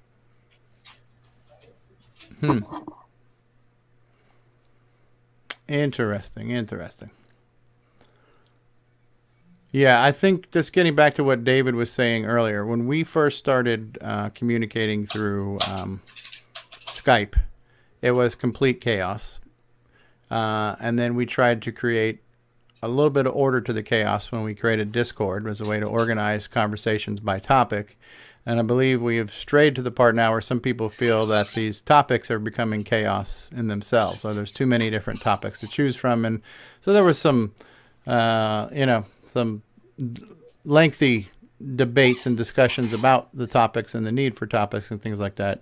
So in Discord, there were discussions on Discord this week, in case anybody missed it. So, and I didn't know if that was really worth talking about on the air or not, but honestly, I don't know what else we're going to talk about tonight anyways. But David, your basic feeling is that more is not necessarily a bad thing. More topics is not a bad thing. That's David's 2 cents. Right. More is perfectly fine. The thing is, people shouldn't be scared of it because it's like. Well, let me ask you this: is a Discord text channel topic kind of like an MPI slot where you just can't have enough in your mind? Like serial ports. It's so fun sharing slots. Because this is a guy who thinks an 8-slot MPI is not enough slots. And so this is a guy that's saying that we can't have enough Discord channels either, just to put things in perspective. So. You know what, Stevie? You wasn't even on the Discord. See, voice discussions can get crazy enough when several people are in the voice at one time. I was sitting there and I'm waiting for Richard to make a moan or something on this. There you go. Because the other night I had the complete bizarre, crazy idea of since the MPI for dealing with floppy controllers back in the day, using the MPI, you could use multiple floppy controllers because of the SCS line. Those are some of the best years of my life. Yeah. Right. And I thought, well, hell, why don't we put Steve, are you recording this? I think we're going into the David led vortex. Okay. Yes. Go ahead. Yes. So an 8-port serial card. You had me at 8 ports. Yeah. 8 ports.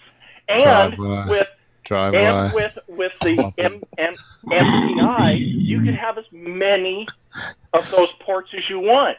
I think the cricket's gone to sleep. Controller area. Is this a commercial? I'm looking. Roger, you'll go far right now. So what you're saying is if an 8-port serial card was not enough, you could multiplex those in a multi-pack.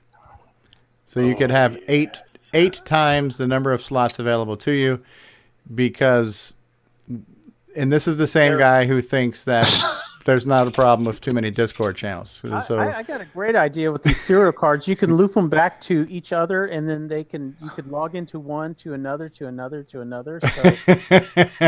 Listen, Bruce Moore just got here, and you've already scared him away.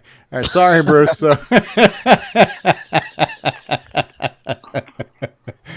You walked into serial talk, Bruce. Mikey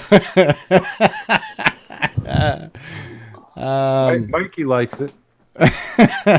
Well, Mikey will be able to write DW term to open up, I don't know how many windows, to infinity and beyond, right? So yeah. See, I told you that I would bring up a topic that was extremely crazy. I know how to take things and take it to the extreme. Wait a minute. Why does that sound familiar?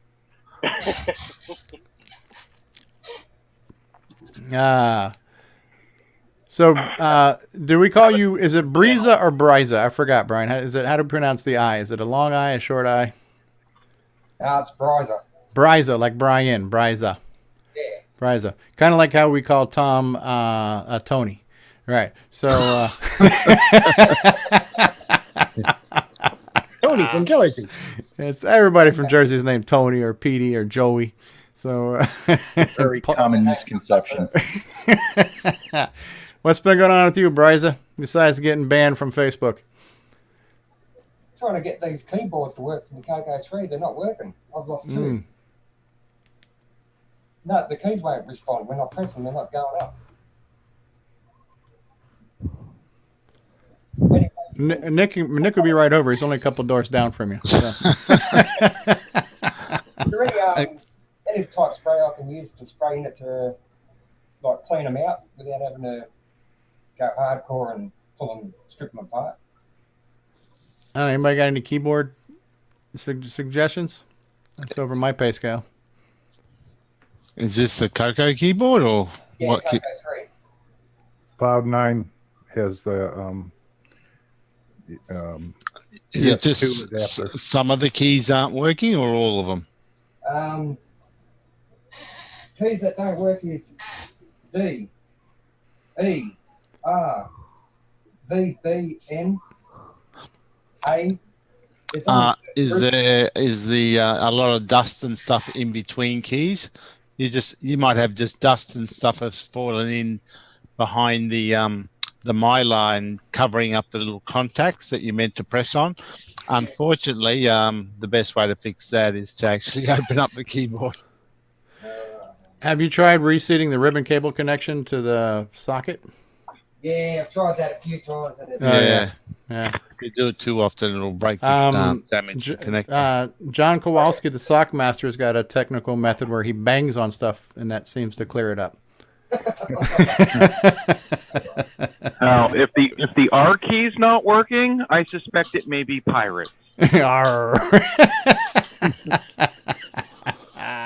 It's not work at all, this keyboard. It's dead. Yeah, so I was thinking this, and Ken put it into words. Is that all in the same matrix? Are all those keys from the same polling matrix that we're not getting? Yeah, this keyboard's completely dead. There's no keys working at all. And this one, there's about 5 that don't work, so I'm going to pull it apart again. And you're sure it's not the PIA or something? Pardon? No, it's not the PIA, because I tried it in 3 CoCo3s. Okay. And it was doing the same thing, the whole lot. Hey, which 5? Because I've got a schematic here handy. I can look at the matrix. If you can figure out what lines on the Mylar might be broken, I guess you would have to go to a store that sells alarm supplies. Radio Shack used to sell these little pens that you would use to fix alarm tape, to bridge, when you used to tape the windows and sometimes they'd crack. Oh, okay. You could paint over the alarm tape to re-bridge the connection. Don't they sell that stuff to fix the defroster on a car window? Yeah. That'll work. Oh. No, so you're just like retracing the wires. Like if you've got a cut lead, like you can just ink. Yeah. My keyboard, the DAVIDLADD doesn't work. That sounds like a problem with the quantum multiplexer. I think or the operator. Quantum multiplexer. Or the operator. Hey, if that's the keyboard that you're talking about, you have to undo all the screws on the back and just lift off the back panel and get the mylar and give it a good clean with a bit of with a cloth dipped in a bit of alcohol, just to clean all those. Older people. What about methylated spirits?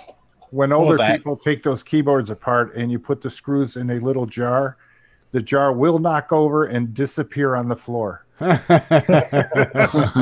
with all the springs. Yeah. I've noticed all the springs that popped off. Yeah. Yeah, and for those of you who are recommending him to like just order something like from Cloud9 or whatever, the problem is when in Australia, the ordering process and the costs and shipping get to be a little bit more for you guys, huh? Yep. I don't care. How much is the keyboard from there? I'll buy one from them. I don't care. Yeah. Well, Ed's working on a complete keyboard replacement, Ed Snyder, and I don't know what his price point is, but something around 125 American. And I don't remember what Mark Marlette said his was about 59 American for the PS2 for this CoCo. No, that's the PS2, but Mark Marlette was working on a mylar replacement with the mechanical key switches where you just put your CoCo keycaps on. He hasn't announced the price on that yet. I don't remember. I think he said something about $80. I thought it was 80. Around $80, somewhere around there. Okay, I've got some ideas then. We should just give them orders. Yeah. Yeah, I mean, prices, it's almost cheaper to buy a CoCo2 and steal the keyboard out of it. No, then you got an extra CoCo with no keyboard. It'll drive you crazy. It's parts. It's an organ donor. You've got an organ donor on the shelf now. So. Yeah, the PS2 keyboard adapter is $55 US. And that just goes in line, right? It plugs into where the ribbon cable connection goes for the CoCo keyboard? Yes. Okay. I think I might just do that, I think. Yeah. Oh yeah, James Jones is asking about backlighting the keys. That would be kind of cool. I think Ed Snyder's laser engraving his keys. Yeah. But I don't know that they're backlit. But I don't think it'd be too hard. If you bought the PS2 keyboard adapter, you just buy a backlit keyboard. Yeah. They make PS2 style. Are they selling PS2s anymore? I thought it's all USBs. If you looked around, you could probably find it, but they also make PS2 to USB adapters both ways, So.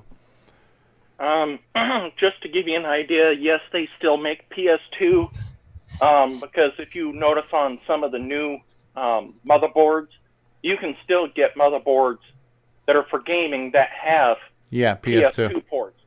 Wow. Yes. Yeah.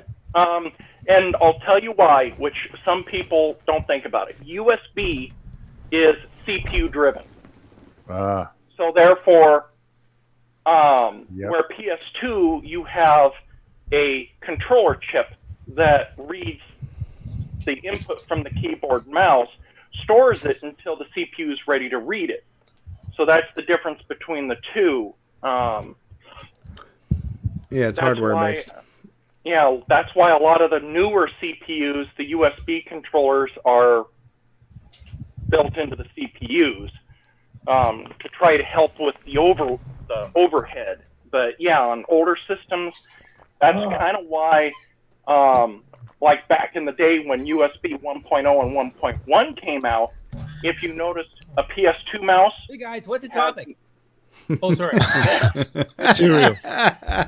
Hey, David, did you get the stuff I sent you? Yes, I did. I have not opened it yet because, well, I got to make room for it anyway. So, Hey, David, has the carpet dried yet? Very funny.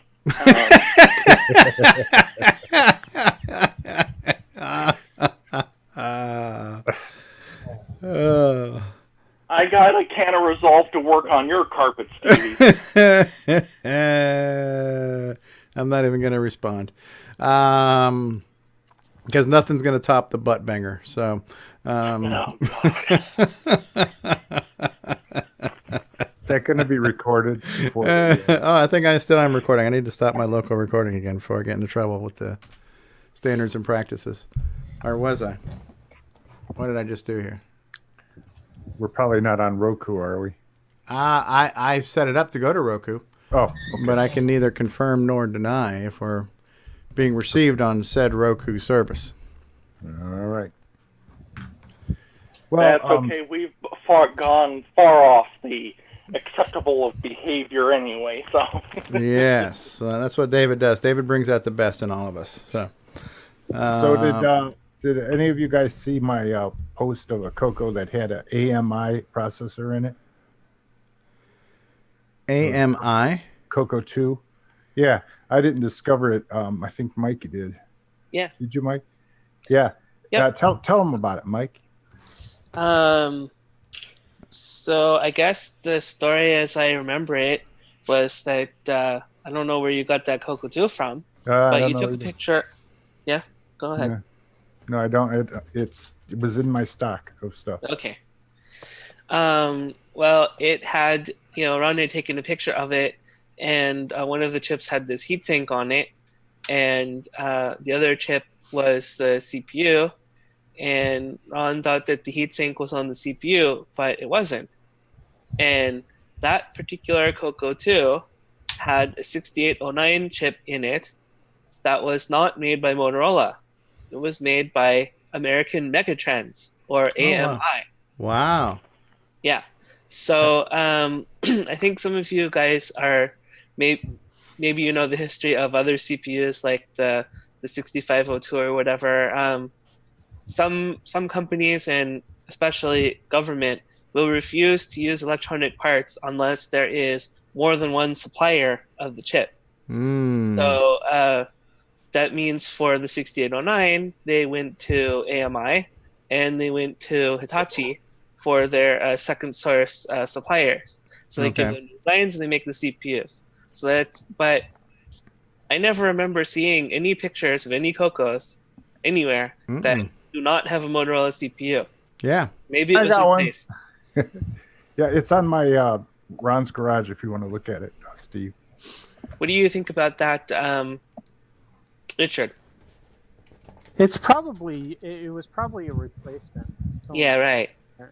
I don't ever recall Tandy ever going with AMI as a supplier, at least for processors.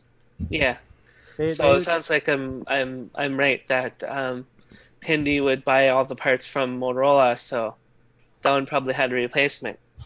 Now about the heatsink was actually on the SAM chip, which does get a little warm because that's sort of like the central memory controller of the CoCo. So, you know. Yeah, that was someone put that on there. That was Yeah.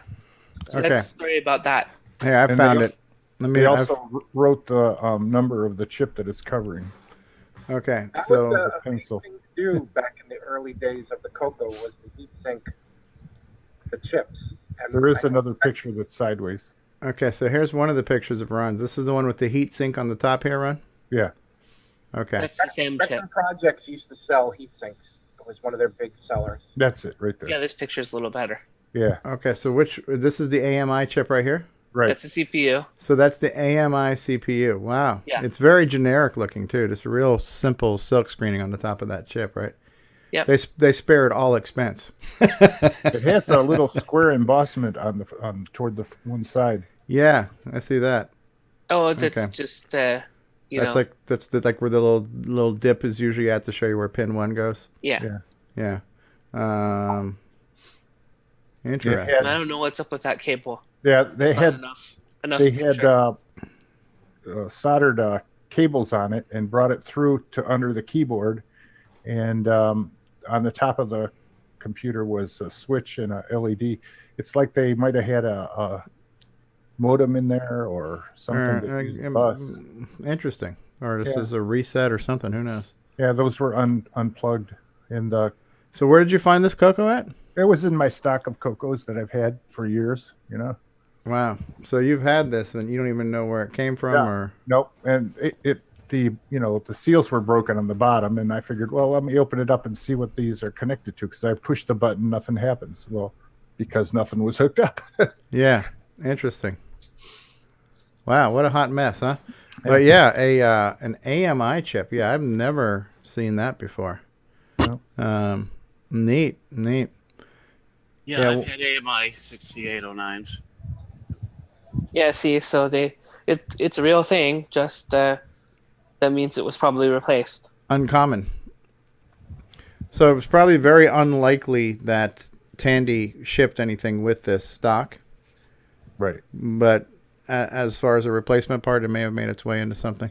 You know what that reminds me of? But now, that just means that AMI manufactured the same chip to the same specifications. There's no like 6309 native mode or anything in there in that one, right? It's just a normal 6809, right?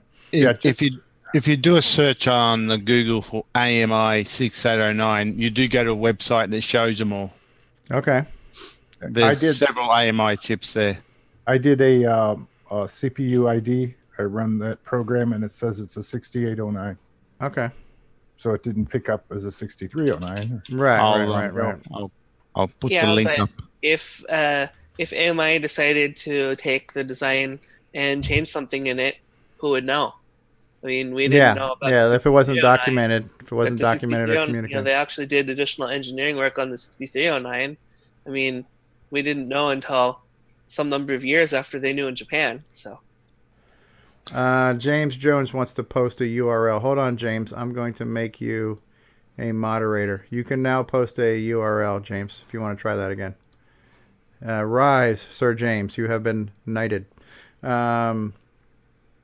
I've just put a link in the chat for those AMI chips. Okay, I will switch over, and we'll take a look at that. Okay. Yeah. Here's one of them here. AMI. Look at that. It's a gold one. Yeah, it's beautiful. It's a ceramic. Ceramic. Yeah. Ceramic, yeah, rather than plastic. Yeah. Yeah, well, the one that's got the metal cap, a heat sink is going to work a hell of a lot better than the plastic one. All right, so this CoCo is now for sale, $2,000. Here's one. Here's a fancier version of what Ron has, because this one's got the little rectangular dip in it. Look, Charles Tandy.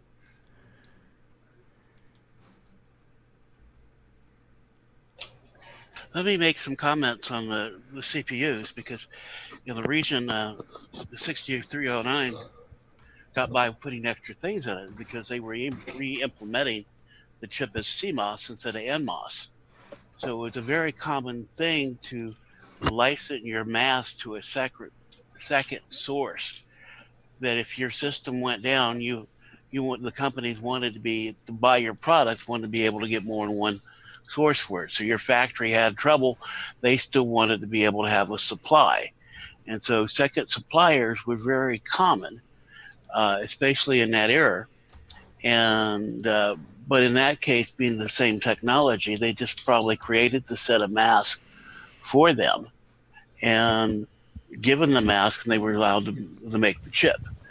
The 6309 and the other 63 series chip came about because it's a different technology. So Hitachi actually had to redesign the chip to duplicate it. So when they redesigned it, they based it on micro instructions, and then they was able to throw extra micro instructions in there to give you actual extra different instructions. But this was all not supposed to have happened. It was definitely against their contract. They were not supposed to do that. I see it says it runs at 1 megahertz on there on that screen. And, the Enforcer screen capture I got on my Ron's garage there, in there it said that it had a 6309, and I guess people have been doing polls of the 6309s from the old game machines, the arcade machines, and they were saying that it ran at 8 megahertz. And somebody spoke up and said, no, that's wrong. Does anybody know if they ran at 8 megahertz? The 6309? Yeah. Also, some Steve, you're very faint. Yeah, sometimes they look at the 4-speed clock, in other words, the different phases, or they talk about the actual clocking speed of the chip. So that could be 4 times. So a 2 megahertz chip could be referred to as an 8 megahertz because you use 8 megahertz to get all the proper E and Q clocks in. Oh, so they're not incorrect by stating that. No, it's it's apples and oranges. They're both fruits, but it's a different way of looking at it. Interesting. So somebody had asked the question, did those AMI 6809s support the external clock? But if they were going to run on the CoCo, they would have had to have, right? Yep. Right. So it was basically like a 6809E. I've been trying to search for pictures of a 6809 because I've been trying to do like a little infographic for our assembly series, and I'm trying to like Google Motorola 6809 to get a good high resolution picture of that chip. And the ones that come up say 6809P. They don't say 6809E. And I don't know what the hell the difference is on all the letters on these damn things. Plastic. Plastic. Oh, plastic. And if you've got a 68A or 68B, that means it's running at 1.5 or 2 megahertz. Or C is 3 megahertz. Right. Okay, and the E meant external clock, though, right? Mm-hmm. Right. Yep. But don't they say EP? See, if you go down to this one of the last chips on that page we were looking at earlier for the AMIs, you have 68A09EP, which stands for plastic chip running at 1.5 megahertz and external clock. Lots of different abbreviations, huh? Yeah. The different letters refer to different nomenclatures for the chip. Okay. And in the case of faster chips, what they do is they, from the silicon wafer, when they cut them up, put it together, they test the chips. And if the chip can run as, 2 megahertz, that comes out as a B. If it can only run 1.5 or 1, it comes out as an A. Kind of like they would do with RAM and stuff too. They have the different, like the good RAM goes to the be expensive ones, and the rejects go to the value RAM category, or exactly. Yeah. They will certify them to run at a certain speed or rating, but there's been occasions where, let's say that they had 2 megahertz wafers, and but there's a huge demand of 1 megahertz. Yep. So they would pull the 2 megahertz wafers and make them into 1 megahertz chips. Now, there is cases, though, on some of the early processors, because of the way the RAM was put inside there, if you ran them slower than what they were spec for, in other words, if they were spec for 2 megahertz and you run it at 1 megahertz, the RAM might not be able to retain the information because they had basically a form of dynamic RAM inside the chip to make it cheaper. And if you didn't refresh it quickly enough running at 1 megahertz instead of 2, the chip would actually fail. Did you ever have problems with any of this stuff? As a designer, yes. Yes, you did? Oh, yeah. You had to be careful. So basically, I had to make sure that they supplied me on this one chip that I was using back in the 80s and like that. And also when I was working on the DVD player, some of the chips that we'd get in for developing the first prototypes of the player, they wouldn't work because they wouldn't follow the spec. So yeah, there's a lot of issues. Did you have a lot of people try your programming on many different machines, or did you just like figure 2 were enough, or how did that work? Well, the machines were designed to a particular spec, and if they failed the spec, then the software wouldn't run on it. In the case of the DVD player, the manufacturers had to go and create the machines to the spec, but we found sometimes they try and cut corners and then the software wouldn't work, so we wouldn't certify them. Were you thinking more along the CoCo lines, Ron? Like, was this game tested on like a variety of different CoCos? Yeah, when you were doing early stuff, did you? Well, there wasn't that many different CoCos to test them on. They would do a generic testing, but you had CoCo 1, CoCo 2. There, before the 3 came out. True, they would have like a version that was made in Taiwan around to compare it against the Mexico-made one. But, it wasn't that much of an issue for the CoCo. It's the later days when so many parts could be used to manufacture a particular item, such as a DVD player, that became more of an issue. Another chip that this would be kind of like the 6309 for the early PCs, but we were talking about this last week at the Florida Retro meeting. But an old PC that ran on an 8088, it was kind of common to put in, the NEC V20 as a replacement chip for that, because it ran faster and had some of the 286 extensions on it and stuff like that. So that was also the V30 also. Yeah, so well, that's the thing, too, is that the reason why Intel had to license out their technology to so many companies, not just AMD, was IBM. Because IBM, they wanted to make sure they had a second source. So if something happened to Intel, they could still get the chip. But they also wanted to keep Intel from dominating the market and setting the price.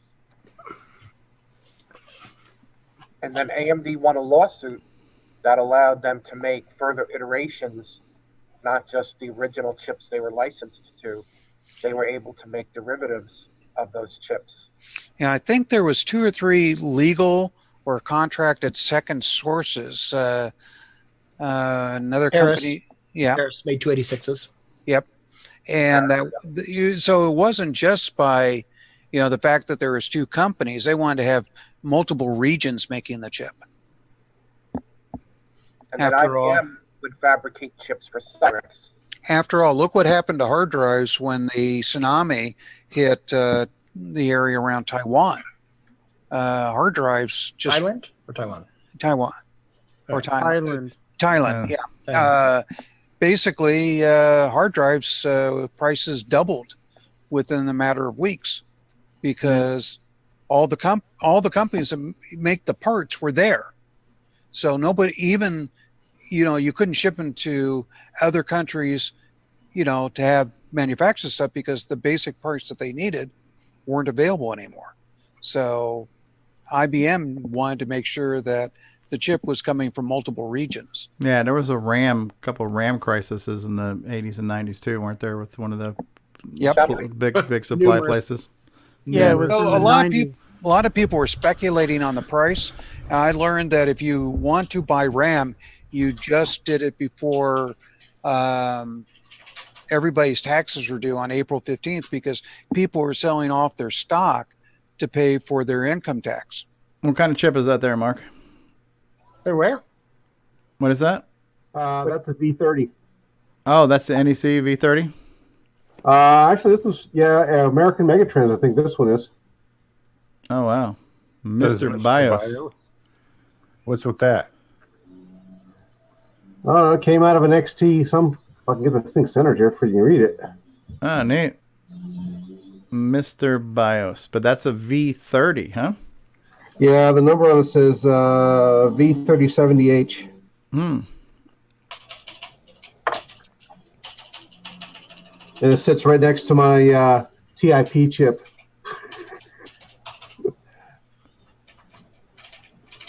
It's kind of neat that these kind of little these oddball CPUs now become kind of neat archaeological finds, It's like I have a whole box full of old CPUs. Yeah. Texas Instruments, Direct, AMD, different versions of Intel chips. You've been in computers a while and you built PC clones, you ended up with quite a collection of different chips. Yeah, in the early days, like even up to like the 486 time, a lot of these companies, Cyrex and AMD, their chips would fit in the same socket of the Intel. So they were making generic versions of the same chip to fit in the same socket and the same motherboard, and that's kind of douchey if you think about it, But you want to be competitive. That's one way to do it. So you had a 386 computer. TI made a chip called a 486 DLC, and you popped the 386 out, and you popped this in, and it gave you a speed boost because it would double the clock. So if you had a 25 megahertz 386, you could have a 50 megahertz 486 DLC. Wasn't quite as good as having a real 486, but you did get a nice speed jump. And with Windows 3.1 and Windows 95, it made a difference.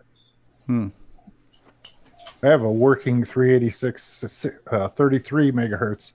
Wow. I remember trying to play video, like a AVI file on it, and it would start with the shuttle taking off, and then it would jerk, jerk, jerk, jerk, jerk, jerk, and finally go up. It was like, wow, this is really something. Yeah. How can I make it smoother? So you start looking for an upgrade for it, and really 486s didn't do much better either. Just the early days of Windows 3, multimedia, like postage stamp size videos that were grainy and choppy, and but it was cool to look at, especially if you're about 4 inches from your monitor. Yeah. Before there were 386 systems, you used to get this card from Intel called the 386 inboard, and you'd unplug your 286 processor, you'd plug this card into a 16-bit slot, and then you plug a cable into your CPU slot, and it would make your system an ersatz 386. And that's a lot interesting. of that back then. And I have I have 2 cards that plug into PCI slots that let me upgrade my old Pentium, straight Pentium 1, to a Celeron processor. Joe Burnett's asking a question here. I just wanted to ask, are you guys aware of all of the scanned old books on bombjack.org? Nope. I never heard of bombjack.org. Big Commodore archive, but they have other stuff too. Okay, what are you holding up there now, Mark B? That looks like a 46 style CPU.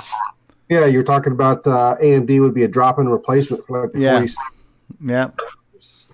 2 examples, and here's one of these. The rug is falling apart. One of these DXL 40s. Yep, DXL, yeah. Yeah, what was it? Was the 486 around the time of the 486?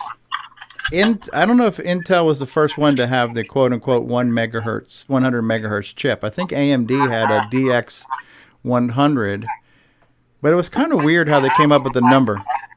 Why am I hearing squawking right now? The fastest 486 that AMD had was a 133. Okay. It was double. The DX66 was Intel's. Okay, Right, and they, but I think and they they had doubled that. I think they had a triple clock 33. You could put Yeah, it was, and that was what they were passing off as the 100, but it was really like 99, right? So Right. yeah, 99.9, but who's counting, right? So Yeah, it was a 33 megahertz bus. It was clock doubled to 66. I mean, that was Intel, and then AMD upped it more. There was the DX4 was their version, the fastest one. yeah, it's been so many years. It's a little bit easier now. For a while, stopped competing on clock rate, and they would rate the chips as equivalent as. So you'd get like a Cyrix 5x86-100. It didn't actually run at 100 megahertz or even 50 megahertz. Clock doubled. Cyrix would just say this runs the equivalent to a Pentium 100. Yeah.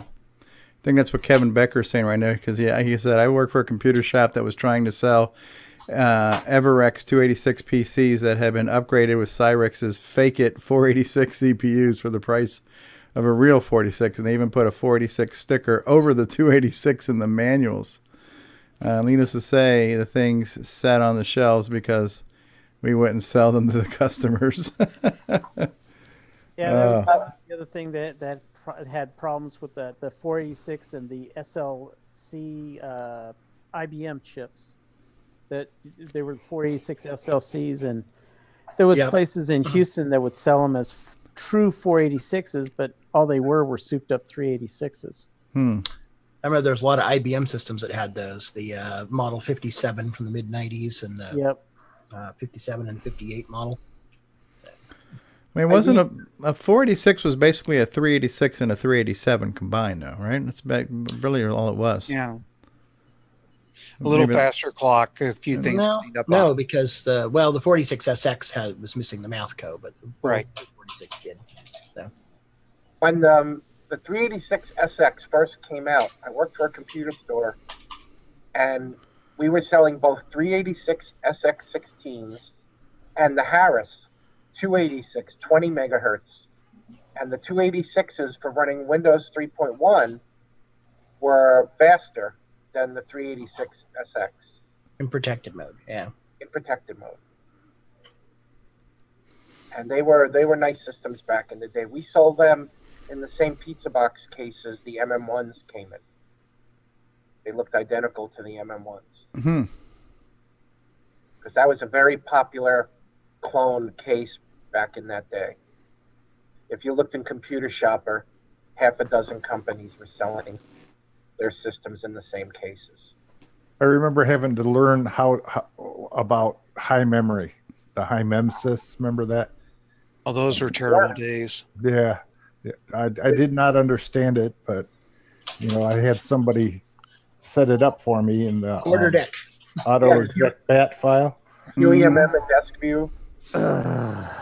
Well, one of the biggest problems was the video game companies.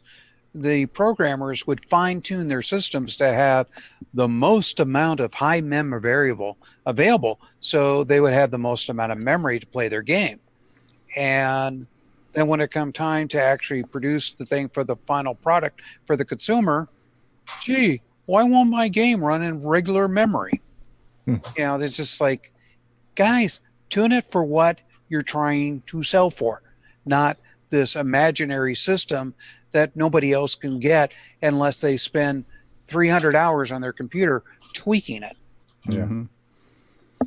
Yeah, you're right about the dark days about that one, because there was so many. You had to create so many batch files. Oh yeah. To run certain games. Yep. Then you had to take your sound card, your video card, and all those jumpers that you had to put configure around. It's starting to sound like OS 9. Yeah. There was memory resident programs you had to learn about. TSRs, terminate state residence. State resident. Yeah.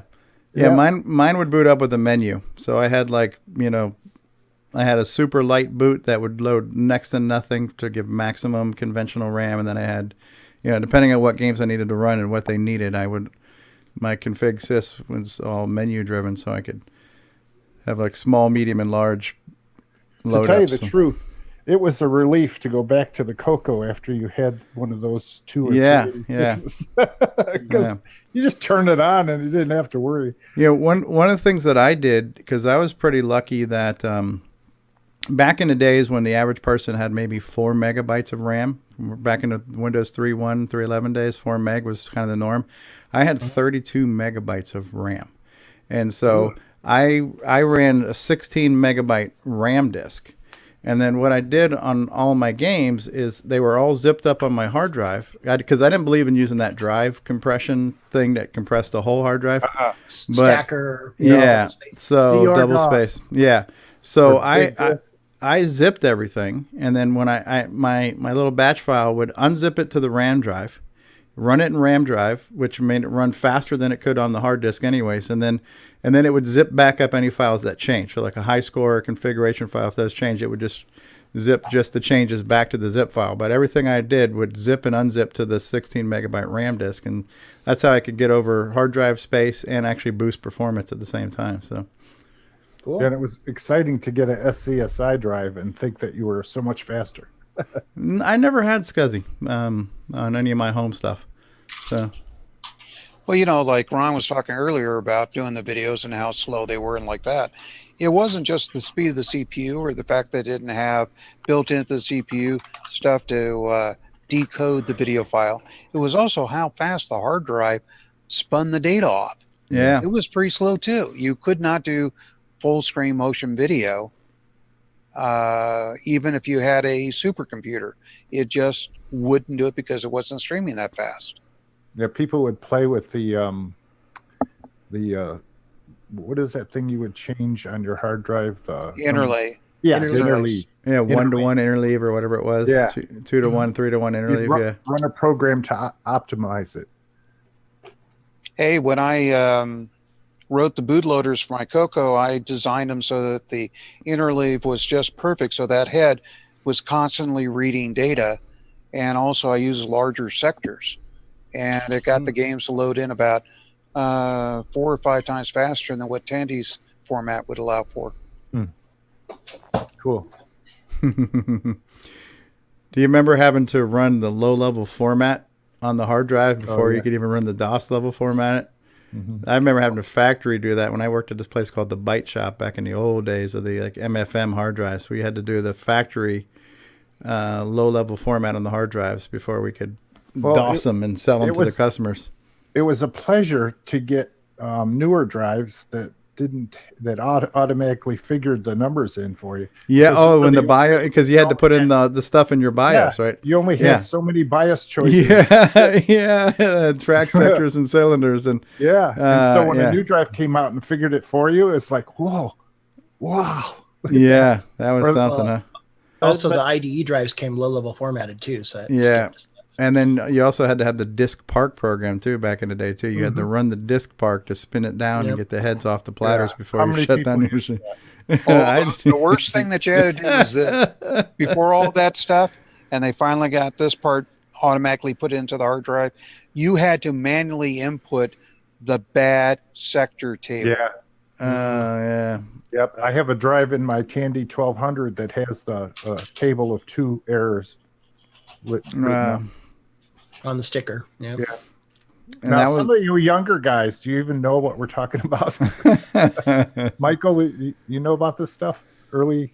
Well, if you want to go even beyond that, the old ShoeGuard 8 meg ones that Tandy sold, these were the original hard drives.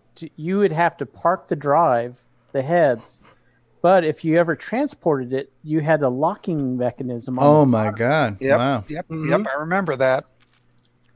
Yeah, you had to open the case and lock the drive internal to the mechanism. No, it wasn't. You didn't have to open up anything. It was just underneath it. There was a little tab that you put in there and screw it down. So with the Corvus drives, they used CDC drives. That's almost as bad as, remember the old laser discs? Mark's got the hard drives, the bad sector table on his hard drive right there. Wow, there's a bunch of them there. No. What was funny was the old laser discs. You had to park the laser head. Sure. Before you moved them. And this one I actually use with the CoCo, this drive. I used to run a program called SpeedStore, and it would verify every sector on the hard drive, and also determine the optimum interleave for the controller it was plugged into. Hey, did you guys ever get the feeling going up the back of your neck? You know, the redness whenever you had a drive and accidentally dropped it? Oh. The clicking sounds that they would make and stuff. Oh, it's such a terrible feeling. You're thinking to yourself, I better never drop it. So you put it up on the table and bam. The problem back then too, especially before like DOS 4 or 5 when they extended the FAT table, you can only get like 32 megabytes per partition. Yeah, and DOS 3.3. And you know, so if you had like a 40 meg, you had to, well, do I want two 20s? Do I want a 32 and an 8? You know, how do I want to do this? Or you could get the old Western Digital drivers that basically fudge DOS to think you had a 40 meg hard drive. You should see Paul Barton playing with his hard drives, you know, Yeah. trying to get stuff going. And he's thinking what he can do with the space he has and how much very little bit of all that space he can use because, you know, it's limited. Because of the bad sectors or whatever? Or? No, because, you know, OS 9 or what he uses OS 9, they have small little partitions. The sectors or clusters or whatever? They're small. Okay. So you wind up using 2% of a big drive, you know? My original XT had two 13 megabyte Seagate S2 213 drives. 13 megabytes? I've never heard of a drive with that odd number before. Yep. Do you remember RLL? Yeah. You could get a 20 meg drive and use RLL and get another. Yeah, make it 30. It was 30. Yeah, you always had odd numbers. So the 20s became 30s. The, you know, 40s became 60s. Yeah. You know, where did you learn all this stuff? It was out there, right? In CompuServe or different places. You'd learn about it and try it. Yeah, well, I was working at shops where we were selling that kind of stuff. So, you know, I got to play with it all. So. The drive I just had in my hands was an RLL drive. Yeah. Oh, yeah? Computer shopper. I mean, technically, they sold the drives separately. They sold an RLL drive to go with the RLL controller. But if I recall correctly, scuttlebutt was you could put an MFM on an RLL controller and still format it to get the extra 20% out of it or whatever it was. Or 50%. But sometimes they get flaky. My first one, I got a Mini Scribe 44, and it didn't like it. So I had to get I think it was a Fujitsu. Yeah, but speaking of like those bad sectors, at one time I had an 80 megabyte hard drive, and this was huge. This was huge, right? And I dropped it, right? And I knew where the bad parts were. I knew like whenever I go to do a format, like basically what percentage I could get to before it would just, you know, shit the bed. So I basically just partitioned it to use the good parts before it got to the bad parts when I was getting ready to sell the computer, because I didn't want them to know I was selling them a defective hard drive. So I'm just like, yeah, you got about, you know, 40 usable megabytes of space here. So, is that because the head hit the platter? Yeah, it would actually make a clicking noise if it got to the bad part of the hard drive. It was like kick, kick, kick. So it was like, let me just peel this back, you know, pull it back a little bit.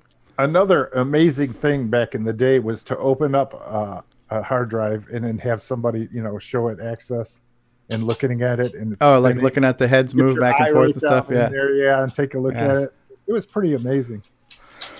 Did it still work after that? Yeah, it would still work. With dust inside it? Wow. No, because they just opened it. Yeah. So there was no dust to go in there yet. Yeah. You know, you let the magic smoke out them. Yeah.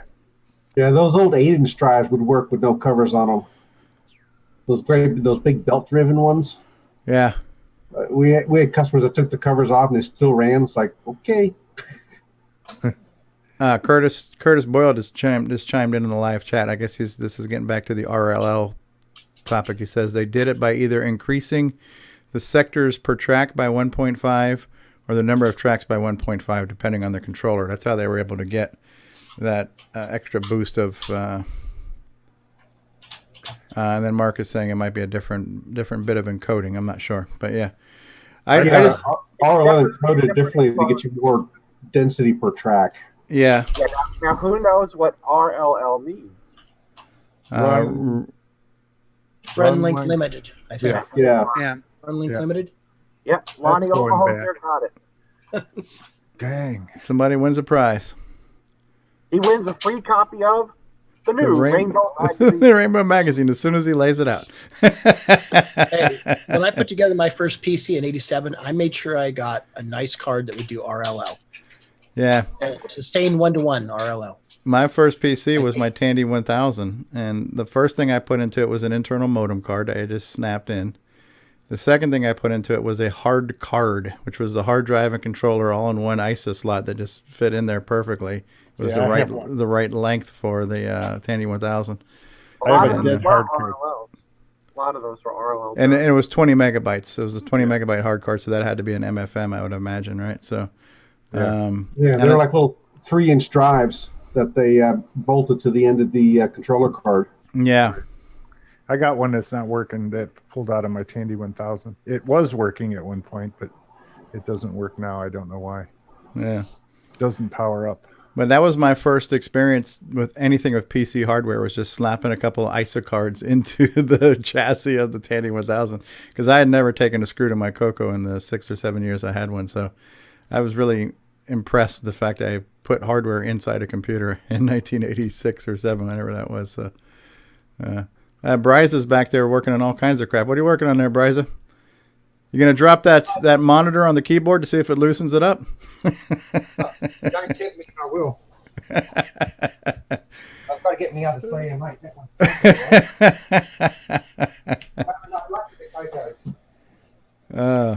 I have a. Hear some curses in Australian when he drops that thing on his foot. I have an old Packard Bell. It's a. I don't even know what it is. Maybe a 386 or 280. I think it's a 286, but it has 2 hard drives on it. And it has big disk on it, and it used to work. When you turned it on, you had to hit reset for the second drive to come alive, and now it doesn't recognize the drives. So I have to, I guess, to get it going, I'd have to find out what the drive's table is or something, which I don't know. That's old stuff that I probably don't have software for. What kind of drive? I don't know. I'd have to look. Yeah, they're like 100 megabyte drives, I think. It's way back. They make SD card adapters for those old. It's not a zip disk though, is it? No. These are hard drives, old ones. Okay. They're IDEs. Okay. I have a Tandy 1200 XT clone that was manufactured for Tandy by Tandon, the company that made the floppy drives. Mm-hmm. And I put an XT IDE adapter in there and a 64 meg, not even an SD card. What came before SD cards? The Compact flash. Flash. Yeah, a CF card. Mm-hmm. And that's how I run that system without having to have a spinning platter hard drive. Yeah, I've got a CF to IDE little thing I bought. Then it just like slot it, like you can screw it into a slot cover would go. So it's facing the back of your chassis, and you can just eject your CF card from that. Yep, that's what I use. Yeah, that's kind of cool. I've got one. I haven't played with it yet, but I figured whenever I go to build a retro machine, it's going to be easier to do that. And I got the CF to SD converter because I figured why even buy a CF card at this point? They're already outdated. Yeah, I had a bunch, so I used it. So I got one. This is sitting around waiting for me to find something to do with it. You know what kills me is CF cards and SD cards will eventually wear out. Yeah, it's the writing that wears them out. What is the process there that causes them to do that? Well, is it the way they're made? Is it how could they wear out? NAND flash, basically, they only have so many write cycles before they won't change state anymore. I mean, this is my educated guess. I have no science to this. This is my thinking. But basically, everything is binary, and it's a switch, right? It's on or off. But this is obviously on like a microscopic level. But just imagine like a normal light switch on in your house. You can only flip that thing up and down so many times before it's going to wear out, and it's not going to work. So this is just on a microscopic level, and it's being written to millions of times. And I know whenever I read the specs, they always have this, what they call the MTBF, mean time before failure. So they've already figured out how many hours or how many writes or cycles this thing can work before it will stop working. They know it when they designed it, and they figured it out. But the exact reason why, I'm not sure. I'm just giving you my oversimple guess of why. I'm paranoid now, so I have like 2 or 3 cards that I keep backed up between each other so that I won't wear the one out that I keep using all the time. A compact flash? Yeah. For SD. SD card? Yeah. Yeah. For my CoCo, for the SDC. I'm worried. Right. Well, what I do on mine is I just copy it. I have I keep my master file like I have an SD folder on my desktop, and so I usually update that and then just recopy that back to the SD card. So my master copy lives on my computer all the time. Yeah, I do that. I'm making all these pictures of BMP files, and that's neat. And I'm putting them on the computer and then on the Raspberry Pi and on the extra. So it takes me a while. Sometimes I just have a BMP file on the PC that I load up new pictures on, and then I take time to distribute it to my different copies. But it just gets to be a little weary after a while. They're a bit expensive, but you can get not CF cards, or maybe you can get CF cards, but you can get SD cards that have Wi-Fi built in that you can wirelessly copy data to and from it. It's meant to be used in a camera. We've covered them here. What's it called? What's it called again? Flash Air. I have a couple. Flash Air. Okay. Actually, I don't. Well, yeah, I sent them to David and Mike, but I have one too. So. Yeah. Yeah, I've been wanting to try one of those because it's not a big deal, but the fact you have to pull it out and put it back to the computer to upload it and move it back and forth. If I could just dump it straight to the SD card, that'd be kind of nice. Yeah, Ed sent the serial port on the Mega MPI. He will be working on a wireless solution to plug into the serial port. I tell you, I had to do something not too long ago. As a matter of fact, Mikey's the one who kind of steered me in the right direction. But I have a couple-year-old Lenovo Yoga. It's kind of a laptop tablet hybrid thing, and it stopped booting, and I kind of narrowed it down to be the hard drive itself. So I ordered a new one, and it's one of these M.2 SATA SSD. So it looks like a little RAM chip, but it was an actual SSD hard drive on a stick. And I got one on Amazon for $79 for a 512 gig. And slapped it in there, reinstalled Windows, and the thing's been working fine. So, that thing it had not gotten a lot of use, but that solid state hard drive on a stick died, and so solid state drives can die. They're faster, but I am not sure that they're any more. They're reliable in the sense that they were not susceptible to shock treatment damage, like dropping them, but they can still have physical problems and wear out and break and die because I had one die on me. Yeah, when I used to do PCs for people, my neighbors and stuff, and the biggest thing they could not understand is how you would turn your computer on one day and it works, and the next day you turn it on and it doesn't work. It's like they can't understand how a digital thing will stop working immediately. It's just usually like cars, your brakes wear out slowly. Yeah, because it's mechanical, right? Yeah. So it's hard for them to understand. I said, well, it's like sometimes your phone can do that too. Your phone will just die. Just something broke. Well, how come it doesn't just like fade or, slowly, or a couple times it'll do it? Well, mechanical hard drives do that. Mechanical hard drives just wear out over time. They get slower, and then they just one day they stop, And so a lot of times that not only does it get slower, but it sometimes start to get noisier too. Like if you can hear a hard drive and it sounds kind of crunchy, time to get stuff off of it. Yeah, it's time to. And I had somebody had a house fire, and their hard drives were in their machine, and the machine was cooked. And they sent me the hard drives and says, "Can you see if you can get my pictures off of this?" I said, "Sure." So I looked up on the internet to find out how to recover anything from a hard drive that's been really hot. I didn't plug it in or anything. At first I looked, and it said to put it in the freezer. Wrap it in tinfoil? No, just put it in the freezer, bring it out, stick it in your machine, fire it up, and get everything off as fast Right as you away. can. I did that. I got all this stuff, Wow. and it stopped. Wow. It was amazing. And to send him CDs with all of his pictures on it, he was like flipped out because Wow. these things stunk. You know, they smelled. They were ugly. Wow. They Wow. were scorched. That's amazing. Yeah, I've heard people talk about that. If you get a hard drive that you think it's bad, and it's, you know, it might be, you get one shot on it. Somebody told me wrap it in tinfoil, put it in a freezer bag, freeze it in the freezer, and then the next day try to get to it right away. So I'd had somebody else tell me that freezer trick before too. I never tried it though. So. Oh, the reason why they're telling you to wrap it twice is to keep the moisture that's in the refrigerator freezer from getting into the drive. Like humidity, right? Exactly. Yeah, I always put them in a Ziploc bag. Yeah. As Alden Brown says, about the wettest place in your house is your refrigerator. Jeez. My hard drive, which was fairly new, I put in last year in my laptop. A couple months ago, I started getting errors in Windows saying, your hard drive is exhibiting errors. Do you want me to start backing it up now? Yes or no?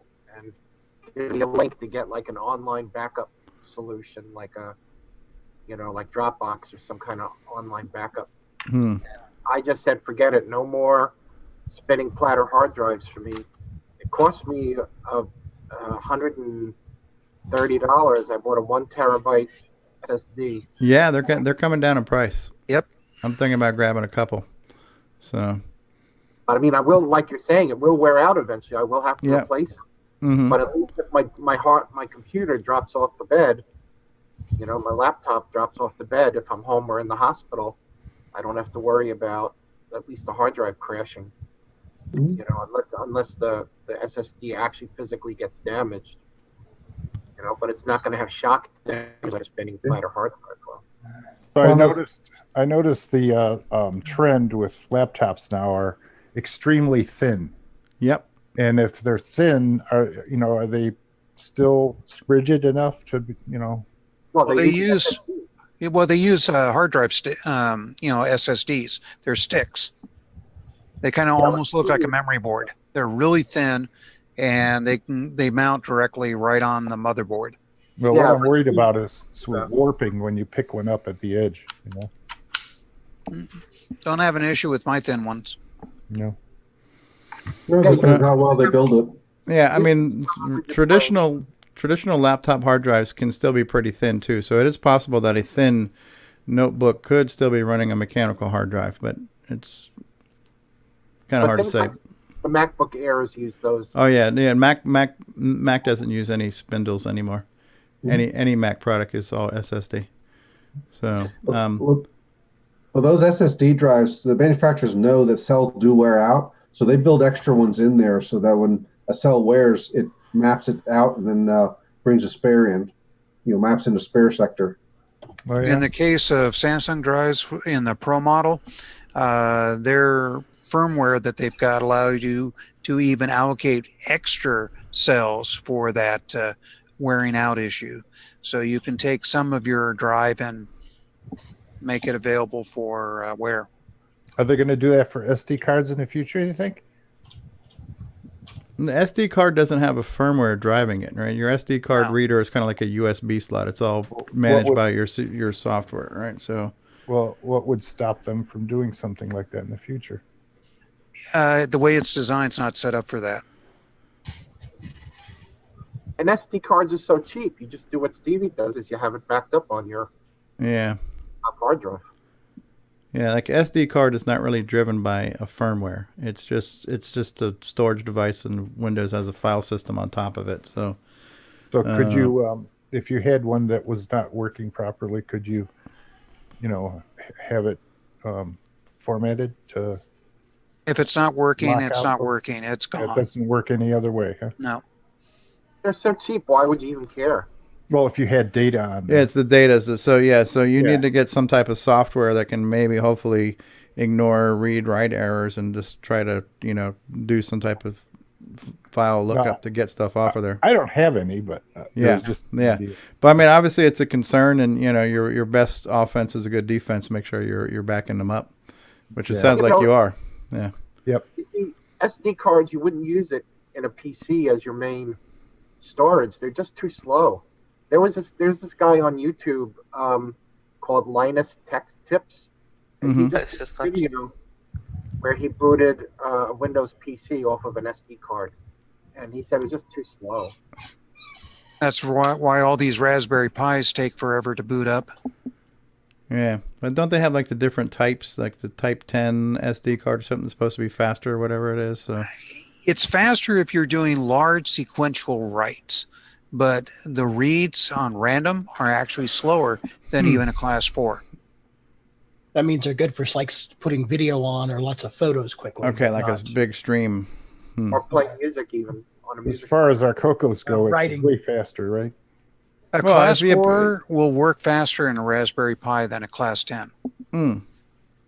And the thing about it, the SD card would be slow for booting Windows because it's a big fat piece of software, but it's like light speed fast to load up a CoCo floppy disk image, you know? On a CoCo, the speed of transferring to and from an SD card on a CoCo is not your limiting factor. It's a blink of an eye when it comes to that. Yeah. And you're not going to be loading multi-megabyte files. You know what might happen? You know what I could see happening, Ron? You know how like right now we have this compact flash to SD card adapter? Mm-hmm. At some point in time, somebody may come up with an SD card adapter that goes to some type of SSD inside of it, you know, where it's just got the shell on the outside to fit in the slot for backwards compatibility, but it's got some alien tech storage device that slips inside of it with its own microcontroller and firmware and stuff, you know. So and it's really small. You mean? Yeah, that might happen, 10 years from now. It's for backwards, for legacy, purposes. One of those guys, I think it was Linus, reviewed a adapter card that basically you put several SD cards on it and you plugged it into a SATA slot. Yeah, and you RAID. Oh, I've seen SD RAID and flash RAID before, flash drive, like USB stick RAID and stuff. Yeah. But he said don't slow transfer speeds. Yeah, well, that's the thing is everybody's tried this and they say the same thing. You don't get the speed of a standard M.2 no. SSD drive, so why bother? This is like borderline David Ladd territory now, just an exercise in absurdity. Yep. What's the difference between the stick and the SD card? Aren't they pretty much the same? Or what do you mean a stick? Like the flash drive, the USB memory stick? Yeah. The M2 uses a faster version of the RAM of the NAND. Because it's a bit more than that. The system inside there has two types of storage media. So that they can basically do the fast read and writes to understand where things are available. And then they've got the larger, slightly slower flash memory. So, yeah, it's a much more complicated beast, which is needed for the much larger storage. Well, the reason I asked was because isn't there a company that holds up their little stick and says, you can reboot your PC with this device, and it's like a computer on a chip, and it's a Linux boot disk. Yeah, it's a Linux boot disk. I bought one to check it out for my friends. And it's called Extra PC. Yeah. All it is a regular flash drive, and they load a Linux on it. Yeah, you can make a Ubuntu flash drive, which I have, for free. There's somebody scamming ignorant people. That's what it is. So now, is it slow? That's the main thing I was getting at. Is it slow as an SD card would be? Well, here's where because I've watched the commercials for this. So what's happened? I don't know if it boots faster than a hard drive, but once it is booted, it's running off of a RAM disk, and to use a Linux desktop from RAM, your computer is going to run pretty quickly because Linux is a real optimized kernel. The Linux GUI is real, lean and mean. So if you can run a Linux desktop off of a RAM drive, your computer is going to run fast. So I don't think it necessarily boots any faster. If your computer is slow and you bought this because you already know your computer is slow, that flash drive probably booted faster than your old crappy hard drive did. And it's booting into a Linux GUI in a RAM disk. Well, one of the use cases for Extra PC is if your hard drive is virused. Yep, you can get to your files. Boot it, get to your files. Yep. And what the other thing they do is it's not just a straight Linux distribution. They changed the user interface so that it looks more like Windows. So that someone who's used, it's like that old, remember that old thing years ago? Lindos. Lindos, yeah. I remember Lindos, yeah. Or Linspire, they changed the name because Microsoft sued them. Mhm. They just changed the user interface to look like Windows so that people could transfer their experience from a Windows system Mhm. over to extra PC without having to relearn everything. See, most of us on the call could probably go between OS 9, ease of use, and then go to Windows, and then go to Mac OS, and then go to who knows what else, and not really flinch. But for a regular user like my sister, she can't figure it out. If I put a Mac in front of her, she'd be totally lost. And even with her Windows 10, even though she's had it for a long time, she still loses files on a regular basis. And I'm going over there, finding them like inside the Windows System 32 directory. Somehow she navigated there and dropped the file there and can't figure out where it is. Well, to really answer Ron and his question about speed, it's the SD card, then it goes to a thumb drive, then it goes to your SSD hard drive, storage system that's in your computer, which is an M.2 interface. And then you have the NVMe interface where you can get gigabytes per second. I mean, it's just incredibly fast. So each step keeps going up. You get faster and faster, but also the storage, how it works, is a lot more complicated as you go up in size and speed. And price.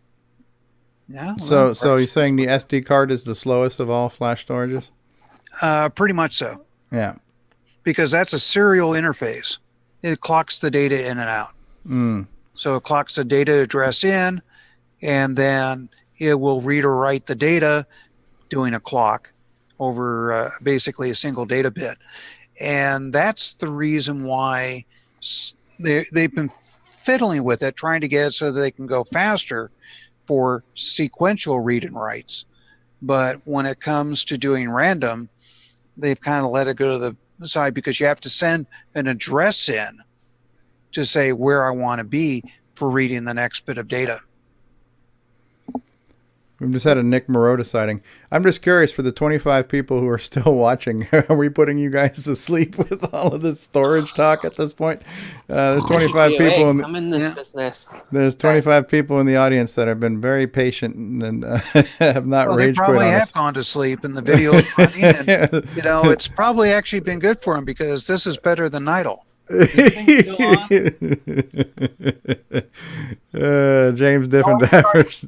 If they need the last blow, we could always talk about DriveWire and floppy drives. Yeah. Hey, I have a topic for you guys. Guess what? What's up, Mikey? Mikey likes it. No. Welcome to Storage Talk. No, DriveWire talk got me awake. Paul Barton was posting pictures of his prototype IDE controller that he's been working on. Nick Marotta. The only question I got in regards to the IDE controller, how are you going to get IDE hard drives for it? And then that's where you get your IDE to compact flash to SD adapter. Yep. Because they haven't manufactured that many IDE drives since ATA came out. Well, I have IDE to SATA adapters. I can always plug a SATA drive on an old IDE system. AZ chaining. That's what you call a high-tech fluster cluck. Nick Marotta says, this show has drive. Good one, Nick. This show drives right off a cliff. Yeah, it's going to drive us off a cliff, right? So, But, storage is important because I have files going all the way back to my first TRS-80 Model 1 in 1978. And sometimes I want to be able to access them in 2019. And to have continuity of being able to access those files, like Stevie just said, there may be in 10 years a medium that we haven't even thought of today. And how are we going to access today's files in 10 years? Well, hopefully it'll be a maximum instead of a What were you holding up there, Mark? Oh, it's a goes in the IDE slot, and it's a basically flash memory. Ah, so that's IDE to flash right there. Yeah, it's actually got the memory chips on it. They call it a DOM, disk on memory. Yep. Oh. And it's got a connector on, a power connector on it and everything. Well, you've got one of everything, don't you? Yeah, just about. You're giving Ron DeVoe a run for his money now. I'm getting hives. Actually, about the only IDE storage device that's made these days is compact flash. Yep. Well, listen, there's never a wrong topic to talk about. And, honestly, I've been enjoying this, believe it or not. We're coming on almost 3 hours, and we haven't gone over any of the Coco news items that we had compiled in the past week or so. Do you guys want to go over Coco news? And Sure. I'm asking the panel, and I'm also asking the audience, because if you guys want to, if nobody, honestly, we're not telling you anything that wasn't already on Facebook. So if you guys would rather have us here talk about floppies and storage and disk partitions, we can do that. If you guys want us to talk a little I'm bit not about on Facebook, so it's all new to me. Oh, okay. If you guys want us to go over some of the news, so chime in on the panel and chime in the audience where you'd like us to. Some highlights. Want to do some highlights from news? Sure. I've been actually leaning back in my chair, just being comfortable sitting on this. Now I'm going to sit up here proper, and we'll switch over to news. What time did you start? We started at 8 o'clock, Nick, my time, and it's 10:45. Yeah, we're 2 hours, 2 hours and 46 minutes elapsed. So we're going into to news here just a little bit. So let me go ahead and play a little bit of music here, created and composed by L. Curtis Boyle.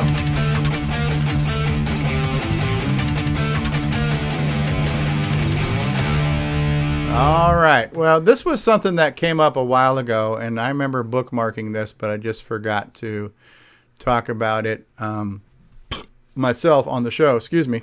So this was somebody posted this in Facebook, and it's obviously somebody basically bootlegged Zaxxon, sold it in a foreign country, and did a really shitty job of the colors on it.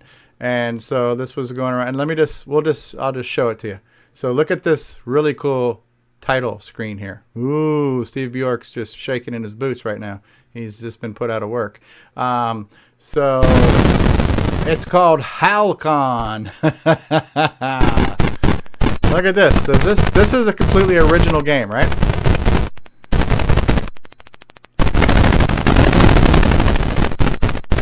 This is how Steve Bjork wanted this game to look. None of those pastel colors now. We're going with the bold primaries. If only Tandy had not held Steve's hands behind his back, he could have realized the full potential. So, you know what's ironic about that game is if you hold down a particular key, it puts it into the alternate color mode that's the inverse of this one. Okay. And it just shows how bad they pirated the game. They didn't even know what they were pirating. They could have found that little thing when they were changing the copyright notice to theirs. Yeah. So, and people wonder why I hate piracy.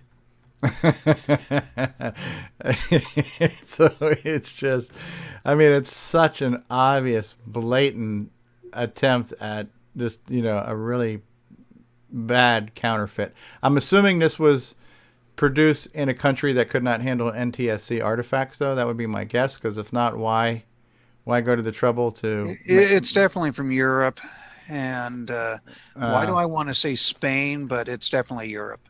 Well, this isn't on a 6809 then. Yeah, no, this is a Coco clone. Remember the Dragon, it even says here, Dragon 32.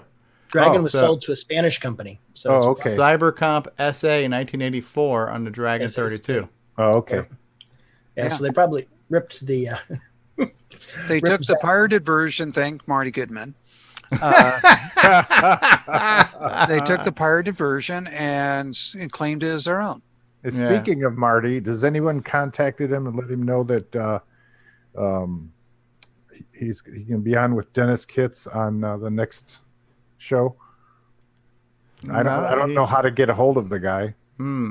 Somebody needs to and let him know, because Dennis said he would come on with Marty. Okay, you need to remind me, not now, but maybe tomorrow, and I'll try to give him a call or something. Yep. I mean, I've got his email, but he seems to say landline seems to work best for him. Yeah. And remember, he says he's still listed. All you have to do is call up. Yeah.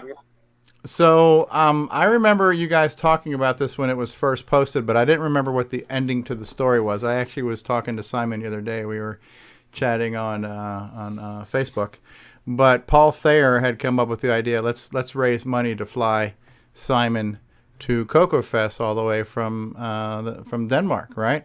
And so great idea, right? And then as it turns out, I went ahead and clicked on the link. Well, so number one, they wanted to raise $1,500. They raised $1,600. And when you look at everybody who's posted, we can see that, there's some decent contributions in here. So Paul Fiscarelli dropped $100. Chet Simpson starts with $200. John Linville, $250. Ed Snyder, Rick Adams, Kevin Orbacker. So, everybody's doing some decent amount of money here, right?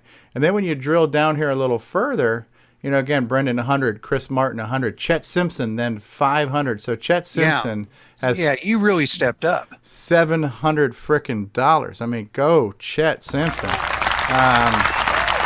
That's pretty badass. He covered half of the expense just about to get him out there. So that's really cool. So we are gonna we're going to see Simon Jonassen in person, the madman. So I told Simon to sell all your stuff and stay here. Well, that money that Chet's donated, that would be just enough for him to go to Chicago and pay for the hotel room. So yeah, and like that. Of course, the thing is, he lives out in Vegas, so that's probably mob money. Come on, remember, we're going to try to keep our opinions about. So I don't remember why I bookmarked this. I bookmarked this a while ago, but I just remember Ron Delvaux and Ron's Garage had posted a picture about Procom Plus. I have lots of fond memories of using Procom. My BBS days were not on the CoCo, so I know you guys are really nostalgic for CoCo BBSing, but I just never did it. So my BBS memories were on my Tandy 1000 and later on other PCs and stuff. So yeah, Procom and Procom Plus. And these were, this was the gold standard for a MS-DOS based ANSI emulator, And does it have a buffer? Does it have a buffer, Ron? Because Ron likes buffers. I haven't played with that. I just it does. Enjoyed the speed. It's so much faster than the color computer. It's 115K. Yeah. Fond memories of this. I actually, one of the jobs I worked at, we before we upgraded our systems to work over IP, we were communicating with a Unix terminal over serial ports, and we had to pull all of our data through serial, and we were using Procom. And I actually wrote a program to capture the report, and then I parsed all that information and kind of massaged it all into single line items to turn it into an Excel spreadsheet. So I actually used Procom Plus to capture a huge, like what used to be a 500-pound stack of green bar report. I ran it to the screen, I saved it, and then I ran software that I wrote to kind of read through that report and make it human readable. Well, that's cool. Yeah, all through Procom Plus. So yeah, I used to use Telex 212, and that was even cruder, And then I remember my first 300 baud modem came with a terminal program written in BASIC. Yeah. Be careful, guys. We're going to turn into modem talk. Modem talk. Then you can wake up David again. So now Ben Drakes. If you guys recall, Ben Drakes is the guy who does the virtual reality stuff. So he's a younger lad who's new to retro, but fully immersed now, to use a virtual reality pun there. So he's become fully immersed into retro, especially the CoCo and the Dragon. And he found a game for the Dragon that is kind of like a Polaris, which was a missile command, right? Or defense. So this was a lost missile defender for the Dragon 32. So apparently this is kind of rare. And I think because he's been looking for cassettes, like the actual physical cassettes and stuff. So when he's coming across things, he's helping them update their archives, right? So this was a new entry into the Dragon archive, which I've never seen it before. I'm sure there's hundreds of Dragon games I've never seen before, but here's a new one that a new member just kind of found and contributed to the archive. So that's cool. Thank you, Ben, for doing that. Has anybody seen this game? No. No. I gotta say, when I first started doing YouTube videos, I was kind of, kind of downplaying some of the earlier Coco games, especially the 4K games, not knowing how much they were doing with how little they had. But one of the ones that I will still sing praise of this day was Polaris. Polaris was such a well-written game, and they squeezed so much into that 4K cartridge, and probably one of the better Missile Command clones I've ever seen. It hits all the notes. And Marco says CoCoTALK is now modem talk, and David says as long as nobody gets bawd, right? no bawd jokes. No, it could switch to the port. Yes. Now, so I thought this was kind of cool. So Nathaniel Lockhart, and again, I'm a couple weeks behind because of my schedules and menopause and things like that. So some of my articles that I've been saving are not fresh. But so Nathaniel Lockhart had posted this one, and the before was, I'm sure some of us have seen where the artifact colors are not blue and orange, but they're kind of green and purple, or whatever the case may be, right? And I don't know exactly what always causes this, but he ended up with the perfect blue and red, oranges colors. And what he's showing here is, I guess there was some cut traces, and so he just bypassed the traces by manually jumpering over and just soldering the two end-to-ends there, and that seemed to solve the problem. So Richard had to leave, right? Did Richard Lorbieski leave us?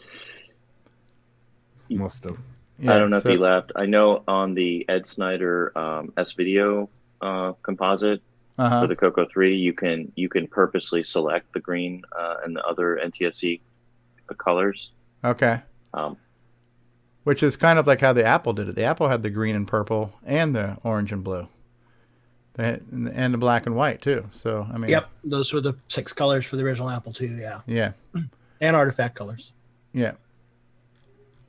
So anyways, I thought that was kind of cool, and just kind of showing the picture of what he did.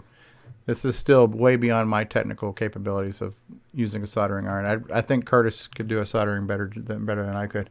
So Ken Reichert, best known as the maker of the Mug of Douchery display case at last year's Coco Fest. But so Ken's been cranking out, re-releasing some of his childhood treasures of Coco software that was released back in the day.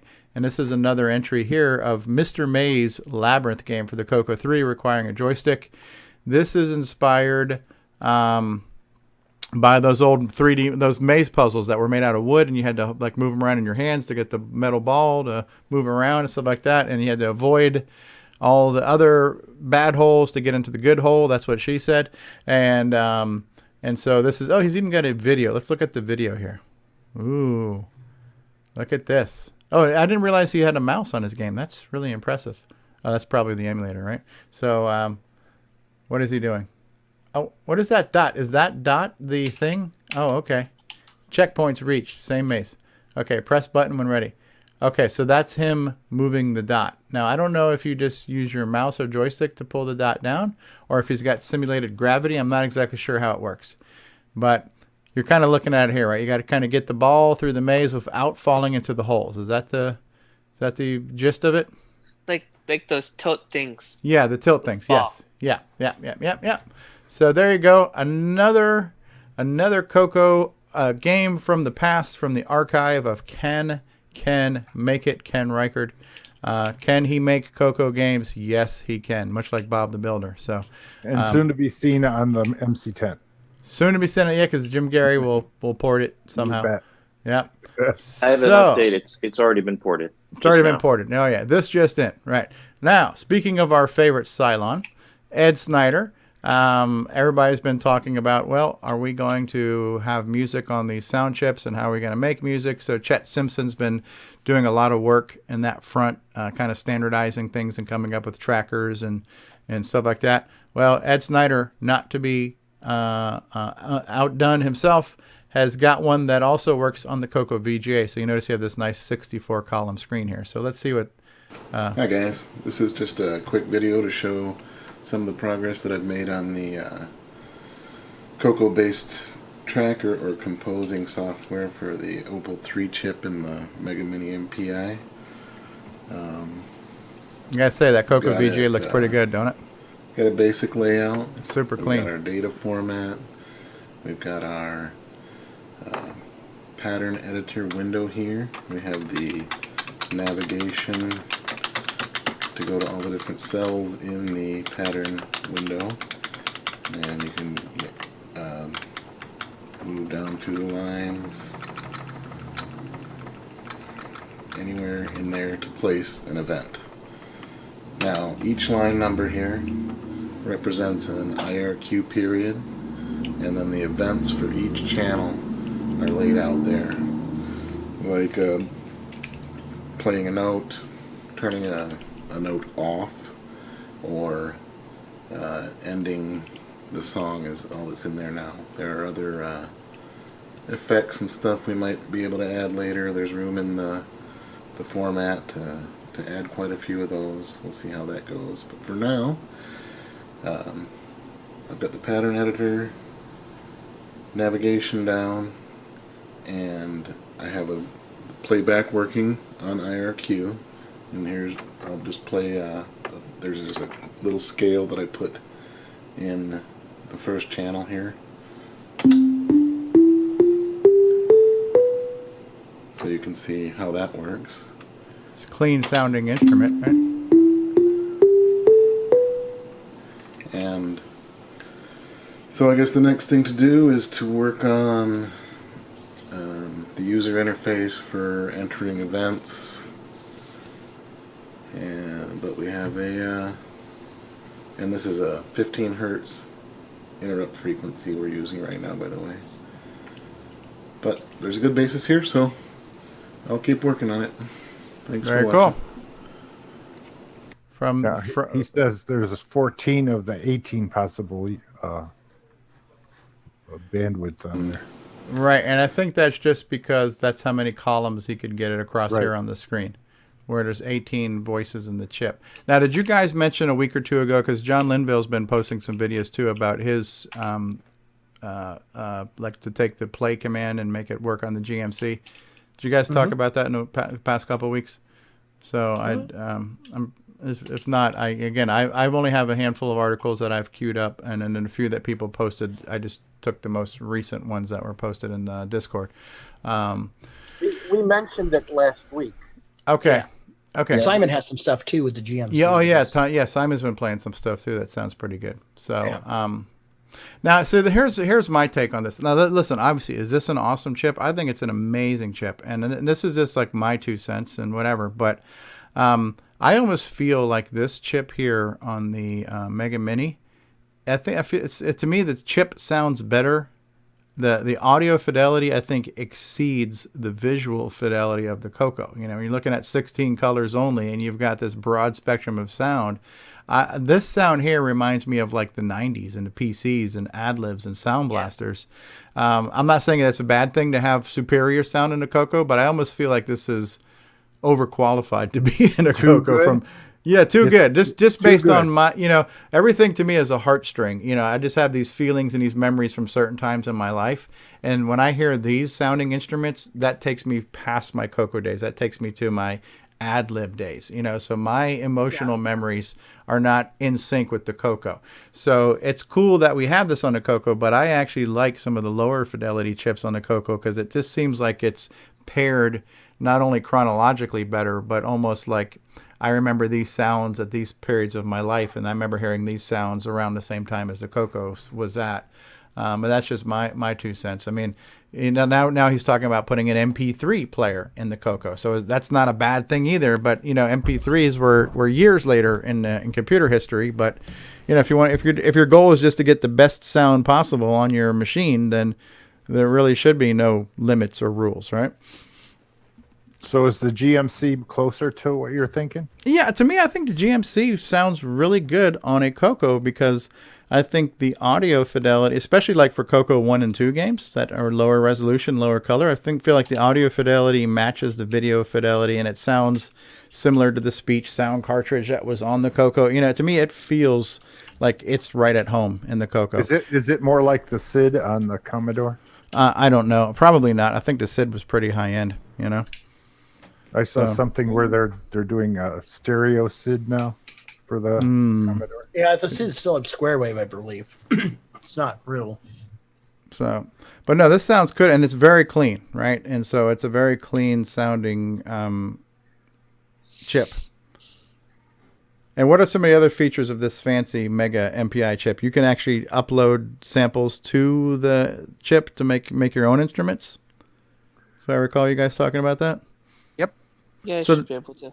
So Could is that you kind of actually- like I used to have a sound blaster that was called an AW32 that had sound fonts, and I could actually upload sound fonts to my sound blaster and load my own general MIDI instruments or any MIDI instrument I wanted into it. Is it kind of like that, or is it different? Basically, in a nutshell, it is. Now, just to give you another way of looking at it too, it's the difference between a Nintendo and a Super Nintendo. Because a Nintendo had a very basic sound generator in there, Right. and like that. And if you remember what those games sound like, then when you went to the Super Nintendo, you had all this great sound. You could Yeah. have echoes. You could have. That's because you're upping the game a little bit. Okay. And I have to admit for myself, I'm a sound engineer. I mean, I used to be a sound engineer for bands and stuff like that. And basically, in a nutshell, as to my ears, I need better. I can't, if this sound is kind of harsh and like that, I don't know. Now, I have heard some great things done with that chip in the John Linville's device, but it was used by Alan Hoffman, and he's done some pretty good stuff. So the chip is capable. So that's the thing. My feeling is you really need somebody that understands music theory and a sound engineer working on this thing, producing the quality of the product, not just a programmer. Is Ed Snyder using music theory in his right now? I mean, I don't know. I don't know the science to the theory. Some of what you get out of his thing is the fact that it is a better chip. FM synthesis is always going to be better over a square wave because you can make it sound like the instrument Okay. that you want to do. I still remember when I was working on the Super Nintendo, Fat Man, he had been composing these games for years, and he produced his first sounds for the Super Nintendo. He says, gee, for the first time, I can actually make it sound the way I want it to. So, that's part of it. Yeah. So with this newer, better chip, you could also go backwards and detune it. And Could you make it sound like retro? Right? Yeah, you just download the instruments in there and you can make it sound like crap. Okay. That's the question. No, it's compatibility. You make it compatible. Yeah. Yeah, the older stuff, to me, sounds like crap. I'm not that nostalgia. So the speech for the sound old pack. stuff. Did you think the speech sound pack sounded like crap? In the day, no, but now, yes. But because to me the GMC sounds just like the speech sound pack to me. My ears are not sharp enough to know the difference. You can always download, tunes by other people that are good and play it on those things too, right? So you don't have to necessarily write your own stuff. All right. Well, I want to avoid commentary or criticism about anybody's particular music compositional I have to skills, admit, but yeah. I'm not that good with music theory. I've had, in all the games I've done, I've had composers work on the music because I know where I'm good at and I know what needs to be done. So, yeah, if I sat down and I try to do the stuff, I have a basic understanding of music theory, and like that, but I'm not going to produce as well as a true magician the way Bruce does. Mm-hmm. I wonder if Dennis Kitts would have anything to say about this stuff. He probably would. sure he Yeah. would. He's a musician. Yeah, he's a musician's musician. Yeah. If you go back to some of the comments that Ed Snyder was making when he was deciding which chip to use, he had a number of different considerations, including availability and price. But I was going to point out what Ron said. Essentially, you can, with the higher quality chip, you can mimic, the Anything. Game Master cartridge and make it sound, Okay. get that nostalgic because feel. it's a little bit more configurable or manipulatable. Okay. Yeah. So like Steve York's saying, lean on the better quality, because then it just gives you more choices, and then you can make you can make it sound like shit, or you can make it however you want. I prefer the term lo-fi, but yeah. You can make it sound 8-bit instead of 16. Yes, there you go. All right, so you can make it sound sweet to your ears or harsh to your ears. Okay. And just for the record too, I know, Steve, you've been a little bit critical on some of the square wave versus sine wave as far as like some of the stuff that Simon Jonasson does. I happen to like, maybe I just like shitty sounding stuff. I don't know, but I like Simon Jonasson's 1-bit square wave stuff. To me, that's such a cool, crunchy, lo-fi, synthy sound that you're not used to hearing on the CoCo. So it's some of its preference, too. Mm-hmm. Well, so Stevie, you did say your favorite band is Wilson Phillips. So some people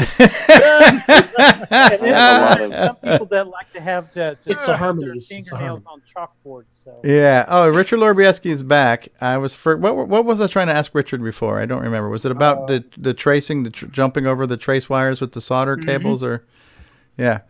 So we showed a picture of that. Yeah. All right. Well, just Archive World of Dragon. So the the arcade game designer, right? AGD, is that what it is? Arcade game designer, and Pear and Company have been cranking out the ports. The ports, and there's just more. This is pack 14 now, and so that means that in addition to the games that we're showing you here in pack 14, there were 13 packs before this. So there are lots and lots and lots of these games that are coming out right now. And I've yet to sit down, and I'm going to tell you why. I'm going to be honest with you. I've been really negligent on my CoCo because I've been playing on my Xbox. And unfortunately, when I get in that Xbox Assassin's vortex, once I start playing Xbox games, I lose track of time and space and priorities and the real world. So are you still married? Yeah. So, but yeah, so there's a lot of cool looking screens here. I want to try one of these because everybody's saying how good they are and how fast they are and how awesome this game engine is and the whole 9 yards. And I want to see these cool things on the CoCo, and I just haven't had time. But they're out there. So here's the issue. It's like that I Love Lucy episode where she can't keep up with the conveyor belt. Yeah. So I'm trying to bite into as many chocolates as I can as they're coming down. With that one, whoa. Well, it is a retro show, so I look for the oldest reference I can find. There you go. There you go. Well, you succeeded. Are all these 13 or 14 versions or whatever of all this software, is this all in one place? So archive.worldofdragon.org. Okay. Where you can start looking for these things, right? So each pack has got a half a dozen or so games, and you can get the binaries that are either Dragon or CoCo Pacific to do that with. So thanks guys for cranking that stuff out, and I really one of these days it's weird. It's like I love the CoCo, but it's like sometimes I feel like I have to force myself to do something on it. I have to really want to do something, and sometimes I just don't always want to do something on the CoCo. So I have no problem talking about it, but I sometimes have a hard time turning it on and messing with it. So if they could provide, maybe you can have a show where you just start loading some up and testing them out. That might be fun. I could probably do that. a play test marathon. I was thinking that eventually you would get around to that, Stevie, and we could all join in. Okay. My issue is that I feel like I start up some of them and I really don't know what I'm doing, and then I get a little bit frustrated. I mean, it's cool to load them up and play around, but if they had the original manuals or a description as to what the objective of the game is, it would probably encourage more gameplay. I know they're trying to get it done. Yeah. So get her done, right? When we load up one of their games, we're usually hitting the keyboard everywhere, trying to figure out which key moves, and so it's not working. Try the joystick a little bit. Okay, all right, fair enough. Well, and that might be another project where the guys who are doing all the heavy lifting on the porting and the migrating, somebody else could do the Googling to find the manuals and post the manuals to the archive. They got to be out there because these games came from another system. So. True. But yeah, so there's 14 packs already. So they are cranking out the shiznit over there. Good job, guys. Now this was cool. I remember hearing about this. I don't remember if this was mentioned specifically in the Coco Underdog book or if it was talked about on one of the earlier episodes of Coco Crew podcast or whatever. But apparently, there were a number of Coco 2s that were sold as kits for like educational. And I think the reason is that Tandy just had all the parts and they decided we're not going to make any more Coco 2s, but why throw them away when we can sell them? And they just ended up selling the shit they didn't want to make anymore as kits to schools and stuff so people could build Cocos. And might not have been super popular at the time. I don't know how many were sold or distributed, but now it's like this is a unicorn to find one of those Coco 2 kits because it's literally a new in-box Coco that's never been used, right? And so these kits... What's that?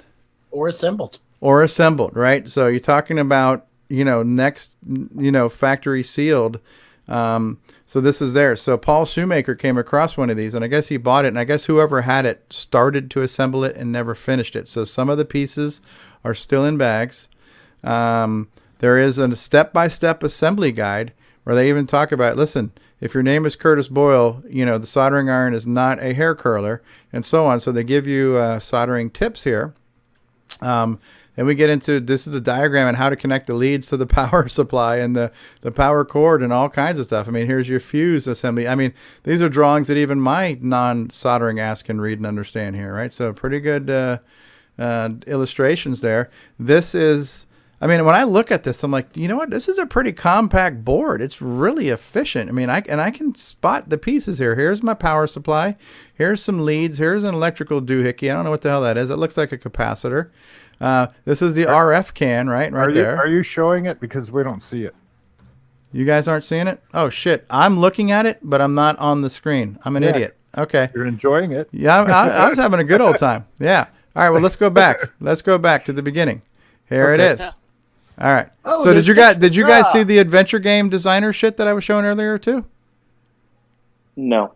All right. Well, that's what I get for not pointing to the screen that I'm looking at. I spoke up, so. Well, listen, I'm going to tell you guys they look great. You missed it, but they looked really good. Trust me.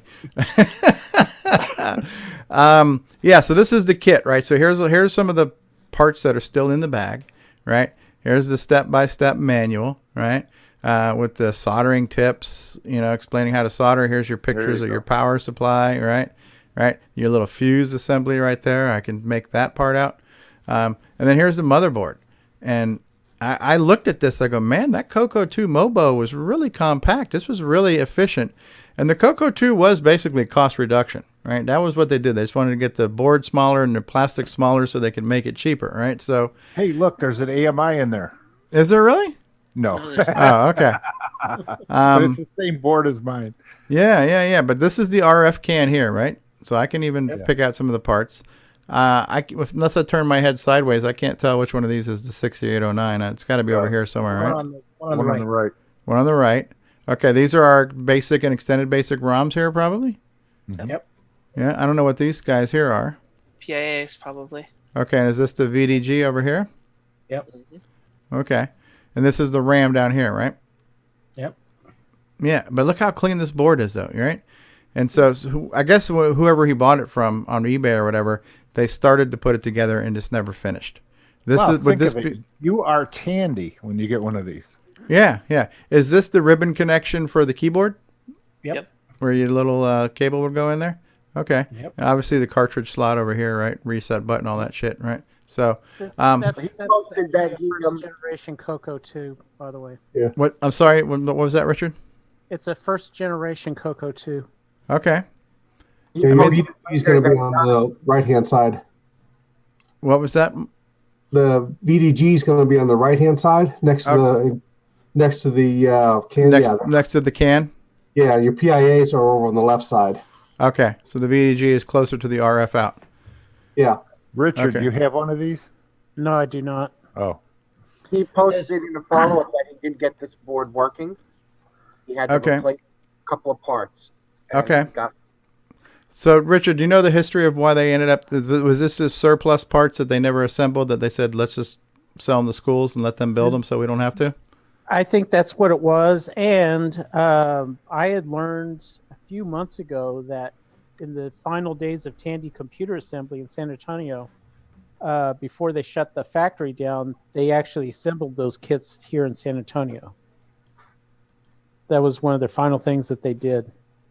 Well, and when you back see in the 80s, one of the big things were those technical schools. Here in New York City, there was one called the Albert Merrill School, and they used to, advertise that you'd come and you'd learn how to solder and troubleshoot electronic circuits, and you would build a computer as part of the course. And one of the computers they would use was the ZX81 from Sinclair, because that was a small kit and easy to build. And I guess this CoCo was another option that other schools used. Richard, on this particular CoCo motherboard, and the one that has my AMI in it, why did they put two of the caps on the bottom instead of on the top? It was probably room. It was probably space consideration. That probably had no way of putting it anywhere else. Okay. Back then, they didn't have or at least handy. They didn't have computers that would automatically create the board itself. The traces and stuff. All this had to be done by hand. So people actually assembled these? Well, no, they actually had to do the traces. Talking about the layout, hand layout. Oh. Yeah. It was laid they were laid out double size on big drafting boards using tape and yeah, you see on the left side there, well, it's not, yeah, there's two circles. I thought myself, before I unscrewed the board, I thought they were missing, and I thought, geez, didn't I have this working? Yeah, how come they're missing? Then when I lifted the board up, I saw both of those caps down on the bottom. And it is also possible. It also possible that originally those caps were topside, but they might have interfered with the keyboard. I mean, again, I'm just speculating here. Oh, okay. On a scale of 1 to 10, how rare is it to find one of these unassembled, completely clean, sealed CoCo 2 kits? They're like the revision C boards for the CoCo 1. Yeah. I see them come up on eBay once or twice a year, and they don't come up that often. Yeah. It kind of reminds me when I first started listening to CoCo Crew podcasts, 3-4 years ago, and I just got into community, and you were hearing all these things about Dragon data. You can buy a Dragon for $59, and the only complaint was the guy was hard to get a hold of as far as responding to emails. But if you sent your money and you were patient, you would eventually give one. But I was a little bit skeptical and concerned, but I was like, dude, if I had only bought a $59 Dragon, but 4 years ago, when there was still a warehouse full of those things, it's just like I did it. Parts. Yeah, it was they were the motherboard, keyboards, and the power supply separately. Yeah. My Dragon was $50. California digital. Digital. Yeah. California digital. Yeah. Yeah. So I got one of the last mine ones right before he increased the price. Yeah, I mean, I'm lucky. I ended up getting one by inheriting somebody else's collection, but I wish I would have gotten one back then. I was kind of new to it, and paid $75 with shipping for one of the last ones that he had. Yep, I did too. Which I still have in the box. All I did was steal the power supply out of it for my other Dragon. I opened mine up and played with it. Well, speaking of building a CoCo from scratch, this is a video that was posted in our Discord group. I forgot who posted this. I don't know if James Diffendaffer or somebody threw this out there for us to take a look at. But here's a guy who posted a video on YouTube, Retro Logic Lab, on his teardown of a CoCo 2. And so for those of you in the live chat, what I'll do real quick is I'll just paste the link to that so y'all can watch that later. Yeah, his just FYI, his channel originally was called 6809 Coder. Oh, that's the guy? Yes. Okay, and he was interviewed on the CoCo Crew podcast, right? Correct. Okay. So he's eventually so he's getting into where all the screws are and the warranty labels. And then we get into so we've got a Mylar keyboard connector here. It's easy to remove this keyboard. All right, I'm going to mute the sound just a little bit. So, but yeah, so he's going to go through tearing down. There's the speaking of the Mylar behind the keyboard, right? We were just talking to Bryza about this, right? So here's the can. There's that RF can. He's going over what all the chips are, the whole 9 yards. So 6809 coder. Yeah, Curtis just chimed in. A little late there, Curtis. A little late to the party. That board looks pretty similar to the one you showed us before. Yeah, it does. Looks almost like it. Not quite as clean, but yep. Not everything is socketed, or I don't know. Everything is socketed. No. Yeah. So if you had one of those kits, would it behoove and bequest us to socket things before we put the chips in? I think it came with sockets, as I recall from the pictures. Yeah. They came with sockets, but even Okay. if they didn't, I would still put it in sockets just in case you grew up. Yep. So that's his name used to be the 6809 coder. Okay, Retro Logic Lab. All right. So I've posted the link to that. And hey Richard, I got a question about CoCo2s and motherboards. Some of the motherboards have white connectors that look like it was for memory upgrades. Was there some kind of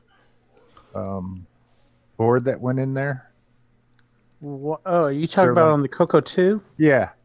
Okay, that was... What is that? Okay, that was a satellite daughter card. That was for the memory. Those were the Korean ones. They either put the memory in the motherboard itself, or they had those little satellite boards that they would just stick on there. To add more memory to make it 64? To make it a 64, from a 16 to a 64. I think there was whatever chips they had available at the time. They had different options that could populate the boards. Yeah, exactly. Because I think some of them actually had the like 16 by 4 chips. Right. And then, but they didn't have any 64 by 4, so they had the daughter board that you could put the discrete 64 by 1s on instead. Yes. Now, does that come as a availability to put more memory on, like 128K or something, and do things with it, or is it just pretty much It was just 64. That was it. A dead end? Yeah. Okay. Yeah, it was one of the others for whatever chips they had available that time. Have we ever seen pictures, or I don't think I've ever seen a satellite board on a CoCo2 like that. I have a couple of them. I would have to dig them out, but yeah, I have them. I have a satellite board and I have pictures taken of it. I don't know where to post it. But I have. Post it on. Put it in Discord. The hardware. Garage. Yeah. Board? It sounds like a Ron's Garage item. Yeah. Yep. Okay. What is this clear thing right here? What the hell is this? That's a relay. That's the cassette relay. Oh, okay. It's a 5-volt one. Ah. That's because what clicks when you when turn I it saw that on the CoCo kit, I thought this is where the channel 3-4 switch was or something. No. Okay. No, that's that's above actually them. on the RF can itself right there. Yeah. Right. Okay. So this would not be visible from when the plastic cover was on top, right? That's an internal thing. No. Okay. And that's the relays to turn the motor on and off for the cassette? Yes. Okay. Isn't that what clicks when you turn it on? Yes, it is. Very cool. And what's the idea? Is that like what's the reasoning? Why does that come? Why does it click when we turn on the computer? Do you know? Oh, why? It's just initializing. Okay. Oh, when we turn on the CoCo, that clicking sound, that's the relay that we hear? Mhm. Yes. So like just because it received power, it just flipped on because current passed through it, basically? Mm-hmm. Okay, that's cool. I learned something. All right, so that's cool. So a new video from the 6809 coder. I posted the link. There's a link to this in Discord too. If you guys aren't on Discord, we have a number of channels for you to browse through, should you feel the need to do that. Now, this is the basic 10-liner contest. So Davey Mitchell's been doing this. A few people are working on this. So write a program in BASIC using only 10 lines of code. I'm sure Jim Gary could do quite well here.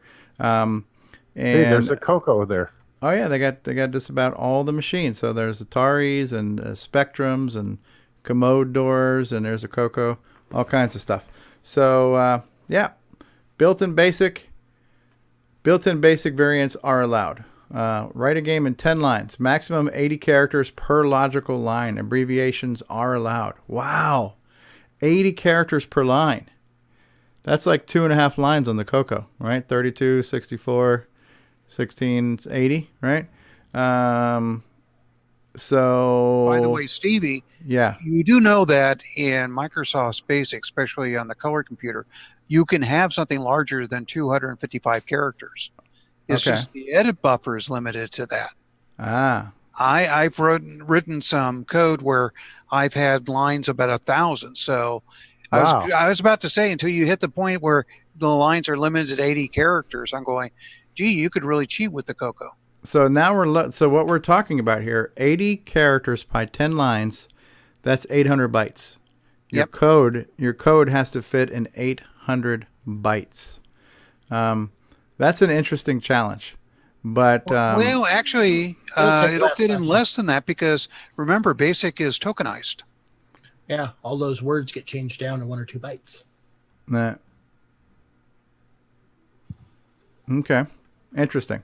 So that's a cool contest. If somebody is looking to, work on your programming chops and you need a challenge or motivation, you might want to check that one out there, the 2019 Basic 10-liner contest. Now, we've been showing off some of the arcade game designer stuff working on the CoCo 1, 2, and Dragon, but James Diffendaffer has also been showing us some ports of this and how it runs on the Spectrum, on the ZX Spectrum. And this is a machine that has a little bit more color to it and also has the AY chip. And has the AY chip the same chip that's on the GMC or similar? No, the AY is what's on the CoCo PSG. Oh, okay. Okay. So here's an idea, which means we could have something like this on the CoCo, right? Because we've got the arcade game designer. See, even this sounds pretty retro. I like this. This reminds me of Fangman a little bit, you know? Yeah, good sounding music.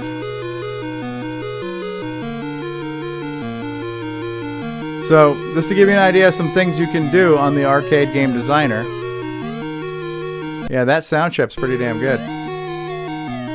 After a while, it's the same song just over and over again, but yeah. My mind would explode. Yeah, right? But, so it's possible that future generations of this engine could be ported to the CoCo 3 to support more color and, maybe hardware-based sound. Which is the reason you showed us this, right? Yes. Not saying it's a CoCo project, but it could be. Mm-hmm. Right? So, cool stuff. And here's another one. Here's a Donkey Kong Jr. looking one. Looks pretty good. Donkey Kong JR. I don't know if this has got any sound to it. Very little sound, but that's okay.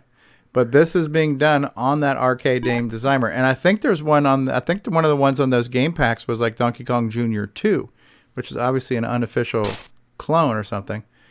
But just to give you an idea of what you could do with this arcade game engine, it's looking like you could pretty much recreate a lot of the, they've mentioned that it seems like it's more platforms, suited to platformer games, but that's what the hell Donkey Kong was, right? So that's kind of cool. And another one here. This was an Intellivision game that they ported to the arcade game designer. You guys remember Night Stalker on the Intellivision? It's even got the little guy running that Intellivision Running Man. That looks really cool, right? So I saw this one. I'm like, man, that looks really neat. This would be a cool thing to see on the CoCo. I think we could pull. I mean, listen, if we can get a nutsack animated, we can get this Running Man animated, can't we? So, that's pretty good animation,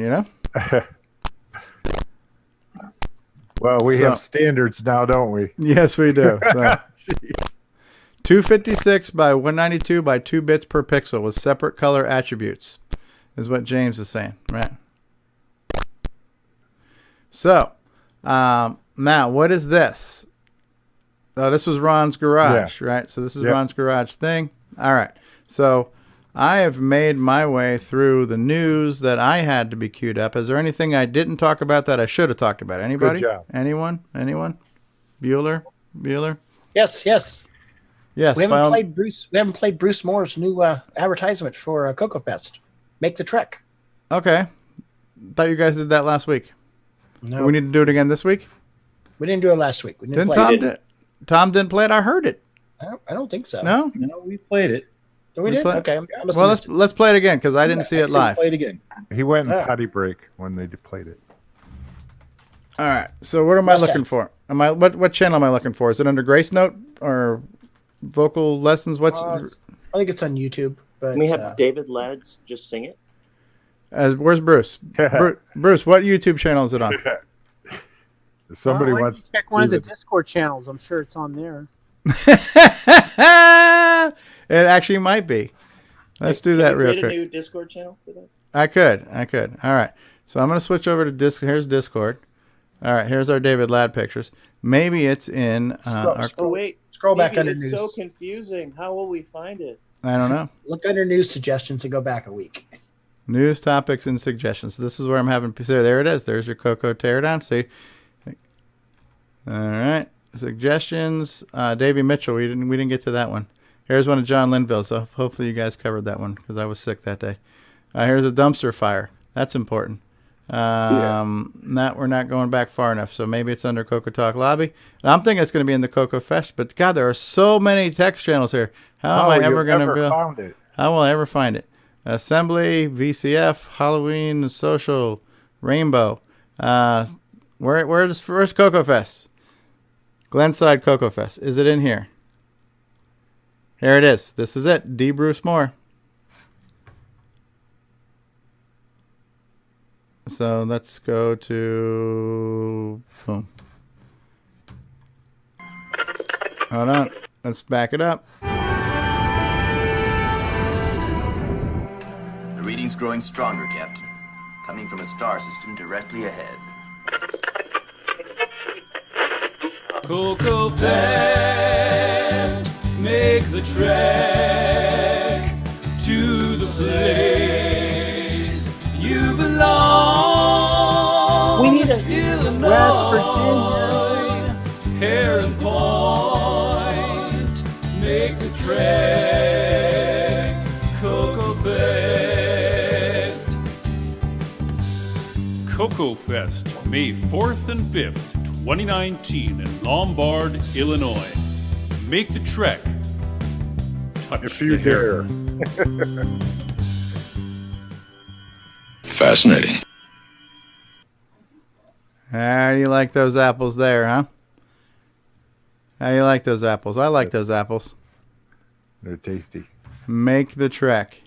So Nice. actually, it wasn't that hard for me to find that in Discord. So for whatever that's worth. It took seconds. Steve, that was... Okay, well, you know what? I'm going to just go ahead and chime in on this whole Discord channel. Permission to speak freely granted. Okay, my only thing is it's not that we have. Let me put it this way, you know, I never said that we should just have one or two channels. The thing is, what seemed to have happened was when someone talks about more than a topic more than 3 times, we start adding a new channel to it. And that's when you start getting into all these specialized channels. We have one called the British Invasion. So what will happen is you get a bunch of inactive channels. If there's channels in there and they're active, there's no problem with that. That's all I was getting at. Yeah, well, a lot of people chimed in, and it's good to have. So let me just ask you this though: what is wrong with it being inactive? They should all wear the red shirts of Star Trek. Yeah.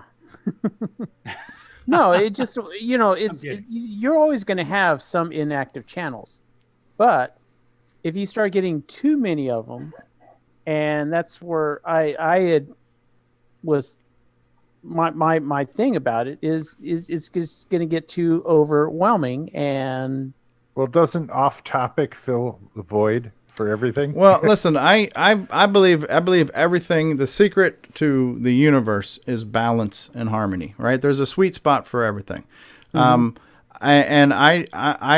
because this is technical, and a lot of it is anyways. I don't think you know, like take Reddit as a website. There's probably so many different subreddits and so many different things. So I don't know if that's a good example. I don't know that it's terrible to have minutia, like, do we need one for ESP? Do we need a whole other one for CoCo Wi-Fi? Do we need one for TTL? You know what I mean? And do we need that many of them, or could that all be lumped into one that's just called CoCo Communications or CoCo Serial or, you know, IO? But I think the only problem is, regardless of how things started, once you have those channels that are out there, if you want to consolidate, the only problem is that Discord doesn't have a tool to move messages. Right. So if we and I don't, and like I said, for me, for me anyways, it's a non-issue. I don't care how many channels, because there's like 4 channels I look at and they all have CoCoTalk as the first word in front of them. The rest of them I don't really look at that much. But the only thing I would want to do would be to preserve the content if it needed to be preserved, and if it didn't and it's not being used, get rid of it. If nobody's opposed to it, I would just hate to have deleted somebody else's history without their consent, or did they want to have it? Well, but if it's gone, we won't remember. Anyway. Yeah, well, that's the other thing. I don't think we should delete those, and you know, that's one of the other things that could be a hard thing, is merging channels like that, because you're right about that, and I really didn't think about that. But you know, maybe we should also consider, should we really add a channel? You know, moving forward, I don't disagree with that at all. Yeah. I'm a big fan in general of less is more, and with everything. Right. So do we need to make a channel for anytime somebody has a brilliant idea? Not necessarily. Right. You know, I would probably say that, you know, and so here's the other thing too. Discord is trying to be a lot like there was a forum that was an idea that was tossed around for a while, you know, and I think there are a lot of pros to using a forum. But the other, you know, as far as topics and threads and, you know, staying on, following the course of one conversation, forum is better to that. But we tried getting a forum out, and I don't know how well that took off. And again, I didn't really beat the drum to promote it. I just figured if somebody asked for it, I'll throw it out there. Kind of like the Rainbow Online too, you know, I'll throw that out there, and if people want to use it, they will, and if they don't, they don't. This is kind of a pseudo forum. It is serving some of those needs. It's not as organized, or you can't search, and you know, there's things it can't do. But I think right now Discord is serving a pretty good need for a lot of people. As much as I agree with a lot of the ideas, listen, it doesn't need to be. We don't need 1,000 channels. I don't see a lot of harm in what's there, and I think some of the people's arguments were, well, this may become overwhelming for somebody who's new. You know, this may stifle creativity. Again, everybody's welcome to their opinion, and these are points of views. But honestly, we're in a retro hobby, and we're technical. Anybody who's going to be overwhelmed by the number of channels in Discord, maybe Discord's not for them. You know, I don't know how you can be overwhelmed. I just don't look at the channels I'm not interested in. Yeah. But the other thing is, when I think overwhelmed may not be the best word. I would say it would just be discouraging for new people to say, well, there's which topics do I, you know, where do I need to post this? Again, it just. Yeah. I mean, the other problem is when you start getting too specialized, you know, like we have 3 different Wi-Fi type channels, you know, you get cross posting. Or you might get some topics or discussions that can get overlooked. You get another problem and I pointed out, is you get channel Nazis that will chastise people for posting in the wrong place. Or have you seen that though? Have you seen that in Discord? Because not yet. Okay, but, I mean, it can happen. It's happened in the past. I mean, I'll be perfectly honest. I do it when you're in one of the CoCoTalk channels, because I've tried. So here let's reach out to a bigger topic, which is how can we, not even as a community. Okay, I'm going to talk about the CoCoTalk show. this show is going on 2 years now, is it? I don't know. I lost track. And it's a collaborative effort. I've got a lot of people on here, and I have for the past 2 years tried to come up with no less than a half a dozen different ways to get people to come help me kind of crowdsource topics and news and articles and things. I've tried Google Documents. I've tried Google Spreadsheets. I've tried this. I've tried that. I've tried a number of different ways to have a focused place just where I can have everybody help me come up with the show for the week. And all of the previous attempts have not been successful. But right now, by having that one channel that's called News, Topics, and Suggestions, I'm pulling things from there. So it's not a spreadsheet. It's not organized, but it's one place to look. And as long as that pool of water does not get muddied, it's a stream of concise content that I need for a specific purpose, and it's serving that purpose quite well. So to address the channel Nazi topic, if we started going off and talking about sherbet and Neapolitan ice cream and things that had nothing to do with CoCoTALK news, then yeah, I will, and I have in the past, politely or not politely, said, hey, I need this room to be reserved for this reason. And that's one clear-cut example of something I need for a specific purpose, and I will remind people of that. And same thing for like CoCoTALK Lobby. CoCoTALK Lobby is like just things to talk about that are still somewhat related to the show, but not as specific to a segment, but just more stream of consciousness. But other than that, I don't know that I have, but it's a concern. Yeah, is somebody going to be a Nazi? I don't know, but we'll deal with that when it happens. Hey, Steve. Yeah. On the top left where you have the Coco logo, you could actually make another whole tree of things, right? I mean, couldn't you? Well, there are categories, and then each category has channels, and I have tried to organize the categories a little bit. Well, what about putting CoCoTALK? Ken Reichert says, I used to say we divide news, topics into suggestions into separate channels for each. And I don't know if he's being sarcastic or serious. On the topic of not creating new channels, here's my suggestion for some new I've mentioned it before. These are signs of growth. And some of these things are predictable, and some of these things are even forward-looking. People are complaining about things that they foresee happening that aren't even happening. Okay. So I would say, Discord itself is a development work that's in progress. And they just, as I mentioned before, they just released a big new update. We can communicate with Discord and start to suggest certain features to manage and move. Yeah. And I think, if you go on their website and you look at their job openings, they literally have nothing to do but play foosball all day. Yeah. They really do nothing there. So they are looking probably for a lot of suggestions. So, because honestly, it would be nice if you could right-click a message, say move to off topic. You know what I mean? And just move them there. And that way, because I'm also, listen, and I'll be honest, if I'm sounding like a hypocrite, I realize I might be, because one of the things I said earlier is, hey man, I want you guys to be able to express yourself and have, feel like this is a safe place where we can talk about things and suggest things without fear of scrutiny. But then that's in the Coco domain, though. Right? But by the same token, sometimes when you start talking about things, I'm going to hear these things. I'm going to say, well, why are we talking about this? This is ridiculous, But again, that's my opinion. So hey, maybe I'm the asshole here. So I don't know. But I appreciate forward thinking. I appreciate the constructive criticism and the input. I agree with, hey, let's not get out of hand. And have we already gotten a little bit out of hand? Probably.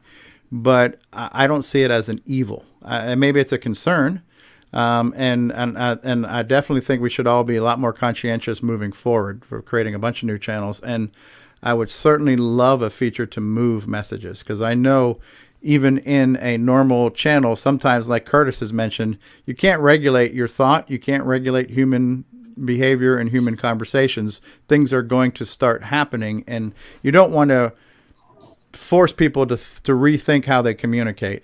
However, when we have a room for a certain thing, it would be nice to move some of the clutter out somewhere else. Just like how we organize files and folders on our desktops, it would be nice to be able to organize some of these things. That feature doesn't exist, but I think Rob touched on something. If we reached out to them, that might be. Now, Discord also has a paid feature. I think they call it Nitro or something like that, where you can pay to get a few perks and stuff. So it might even be worth saying, listen, hey, we're doing a show and we do stuff in here, and I wouldn't mind paying for it, and maybe a cross promotion or something like that if you throw us a bone and help us with a few tweaks. Yeah, I'm not sure with the perks. Because I contribute like $5 a month. And, okay. I mean, one of the perks I get is I get to choose the number. My ID number, which is 6309. Oh, that's cool. Mine was just a random number like 9765 or something like that. Right. So but there's other perks but I'm not sure what they are. Yeah, but if you were a paying member and then you started asking for features, they might listen a little better too. So, James Diffendaff saying forums have had the same issues. Yeah, the problem at the end of the day, the problem is. This is human behavior. We are creatures of bad habits. And I think also, too, when you start dealing with a lot of technical people, those bad habits and the depth of pontification can sometimes grow pretty rapidly. So I think it's a valid thing to bring up.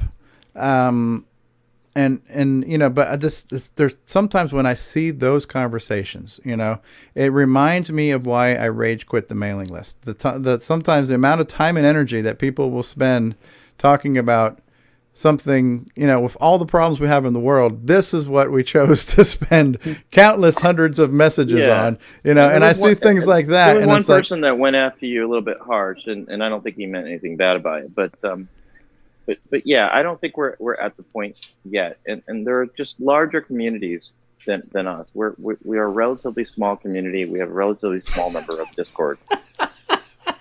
Ken Reichert says, "Can we get a sound chip for the Discord server?" Thank God Ken is in there trolling, because honestly, there's a few other trolls that haven't been as active on the chat lately, and Yeah, you bunch of amateurs. Well, Mr. Brain has been conspicuously absent. Well, although he chimed in a few times last week. Yeah, that's the thing with Jim's response. To me, I was like, listen, here's my suggestion on a few channels that would be easy to consolidate. But before we did it, does anybody want to salvage content before I did that? He had some type, and Jim's a very, he's got a razor wit, and so sometimes that razor wit comes with a sharp tongue too, and it did seem to cut a little bit with his little remark. But I didn't absorb the whole thing, but he was teasing you for being Switzerland. But what are you supposed to do? You're trying to be above the fray. Yeah, but he looked at it the other way. It's sort of like saying, okay, we're going to have a fair trial after we have our, and then after that we'll have the execution. We'll have a fair trial followed by an execution, huh? No, it's like in Russia they have a 98% conviction rate. It's very fair. Yeah, no, I understand that. So have we agreed to remove all the content we don't like? Well, my opinion only counts the most. So yeah. No, mine does. No. Nobody's wrong, but some people are more right than others. There you go. I'm the righteous. Have a heyday. My mom loves me. Yes. All right, so have we solved this one? Have we put this one to bed and beat it to death? Yes, I'd like to make a note that we talked so long about this that Nick Morentes is back on. Hey, it just went around the world, and it's a new day for Nick. So now he's 2 days ahead of us. I vote we start a new Discord channel called Ron's Garage. There you go. Right. I only is this show still on? Or hello? Hey, we were able to squeeze out a 4-hour show, and it's just now not quite midnight. So that starting 1 hour sooner allowed us to squeeze in a lot more non-essential content in the same amount of time. 4 hours for the price of 3. and maybe 20 minutes of it was really valuable. So I don't know. That butt banger comment alone was worth the whole show. Yeah. but Nick, trying to bring us back from the butt. In fairness, the butt was a topic at the very, very beginning. I think Stevie took us to the back early door. and early after dark, and the whole butt plug thing was dropped at one point. We are getting older, and that area is more a concern. I'm all about prostate awareness. And by the way, that's Dame Edna's. James Different Dapper says, "Make me an admin. I'll give people a fair trial, and then I'll execute them." Anyway, Nick, did you want to go over what you posted in the blog, what your blog for Gunstar, or are you? Well, just because you came back, I don't know. Well, is the show actually still on? Yeah, we're still live and on the air. Yeah. Are we still live? Yeah, we've gone from storage talk to floppy talk to serial talk to now Discord talk. So we're done. And we executed Richard Lorbieski. Absolutely great. Does he have an official core dump? Not really. No. Just say yes so we can. Just say yes all the time so we can. So we can play the segment. Like an aircraft flush. There's your prostate. No, I've got nothing. I mean, I don't want to talk about my game again. So, but go to the Gunstar blog and so let me, since you're back, Nick, I want to give you a pat on the back for a couple of reasons. So, you have been blogging. Well, I've been aware of your blogging since Popstar. I didn't know about your blogging before then. What I like about your blogs is that they're not super technical. They are, they're high level, and they're also very well formatted, very visually formatted. So they're easy to read and they're easy to look at. And that's exactly what I need. I need things that are, I need shiny objects. I need big pictures. I need color by numbers. So your blogs, for me as a non-hardware, non-programming, non-binary kind of person, they're nice. But they're still you learn from them anyways. It's not, I don't learn assembly from you, but I understand the process, right? So yeah. I love that about what you've been blogging now. And so I think you have a gift for packaging and presenting things. You've got this visual style, like your Popstar, the graphics and everything have been great. Going back to when we first started doing interviews, you had suggestions on how to make our interviews look better and focus more on the people and less on other things. And that became the template for CoCoTALK. So you've always had a lot of influence on design and style and looks of professional and polish. From the style king. That's yes, me. You're the style king. And so now you're kicking it up one more notch, but not only just having a nice looking blog with pretty pictures, but now you have these videos to go with them. And honestly, now when we're getting into you trying to explain how your scrolling works and how your multi-plane layers work, to be able to actually see that video. And again, with your same level of polish and professional and presentation, these videos are very well done. I just want to say, bravo and big round of applause to you because you do an amazing job on that. So thank you for that. Thank you. Well, my motto is for stupid people by a stupid person. Hey, thank you. This stupid person appreciates that. So. You have to assume, I guess, that the other person on the other end is, well, not necessarily stupid, but you got to assume that they don't know what you're talking about. And when you think that way, then you tend to think about how you're going to say it in such a way that they will. Mm-hmm. So you don't fall into this overly complex discussion. If you want to just if you want to go to the website, I've uploaded the latest blog today. So if you want to go to that, you can play the video. It only goes for 4 minutes. So if you want to play that on the show. All right, hold on. I got to do it's easeofuse.com, right? Ease of use. Ooh, somebody got that one? And what what blog number are we going to be on? Number 12. All right. Before we do that, we need to be official. This is a professional show. Oh, you We need have an to run introduction. the poo again. Yeah. The flush. It's time for a core dump with Nicholas Marentes, the programming thunder from down under. Take it away, Nick. See, we're going to have to change the name of this core dump, eh? Maybe. So it's number 12? Number 12, yeah, firing and the F-bomb. Interpret that any way you want. There we go. So it's a fairly short blog chapter this week. I figured since I've been working a fair bit and there's these blogs a bit coming out just about weekly, I figured, well, I'll just keep them short and leave most of the explanation to be done in the video itself. Like you said earlier, a picture or a video is worth 1,000 words. So I figured I'd just do that. So I really just cover it very short as to what I've done, why I've done it, blah, blah, for that particular chapter. And this chapter being where I had to change the paint job of the plane a bit, and also got the firing going as well. Other main things. And there's the video that tells it all.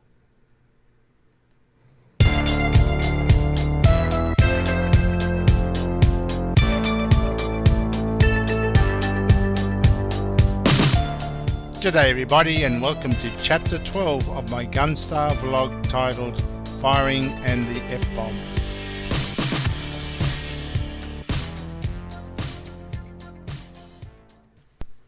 Okay, here we go. Now, as you saw in last month's video, I've got the Gunstar there, the background scrolling, score is rolling. You'll notice the spaceship, the new paint job. I've changed the colours on the nose of the Gunstar, and now when flying over grey areas, it doesn't blend in as much as what it used to. So it's much cleaner. Firing now, I have, as you can hear, it's got the sound effects. The game will have single firing like that initially, and then later on you'll be able to upgrade it to a 5-shot multi-fire, so you can go crazy over that. That's pretty fast. Eventually I also plan to have another mode whereby it's single shot, but it throws 3 missiles out at once, and it therefore covers a wider area. So that's going to have 3 different firing styles. I also have the F-bomb, fusion bomb. At the moment I've got a cheat mode in there so I can actually activate it. So if you look in the top right, the energy bar for the fusion bomb is empty. If I press my cheat button, it fills up instantly, and you can see the turret on the front of the Gunstar is now spinning, so you know that the fusion bomb is armed.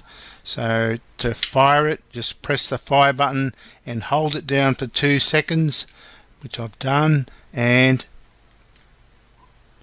if I press the right button, I'll do it again. So there you saw it flash. It made the sound effect for the fusion bomb, and if there were any aliens on the screen, it would have blown them all up as well.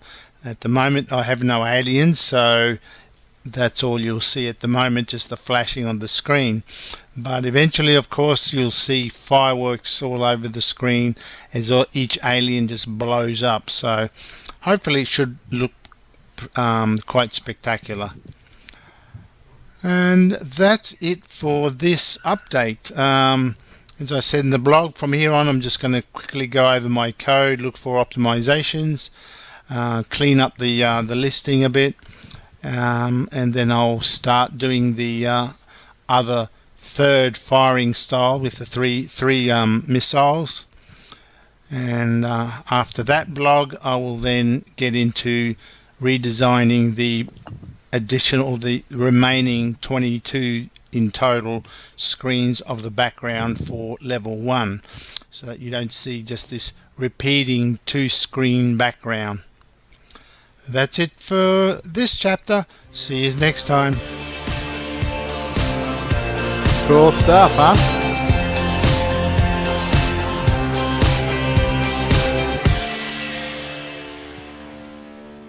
James Different says, "I got your F-bomb right here." So your game is good, but it needs more cowbell. More cowbell. I saw your comment about the cowbell. Yeah. I need the cowbell bomb. The cowbell bomb, huh? Yeah. So yeah, I figured I'll do that from now on. I like the doing these little videos, and gradually I'll get better at it as well. I've got to improve my speaking and all that sort of stuff. So there's a bit of self improvement going on as well. I can't wait to see the aliens blown up and their entrails in different colors. Yeah. Well, I should look at one. If they're all blowing up, I'm hoping I'll have enough speed in there to put as many aliens as I can on the screen. So when they do all blow up, it'll look fairly spectacular. Hopefully, we'll see. We're delving into the unknown now. Yeah. So, but yeah, that's the game so far, and see Good where it job. goes. I'm actually close to starting the next blog actually now. The firing is finished, and thanks to Steve yesterday, I actually showed Steve Strobridge here.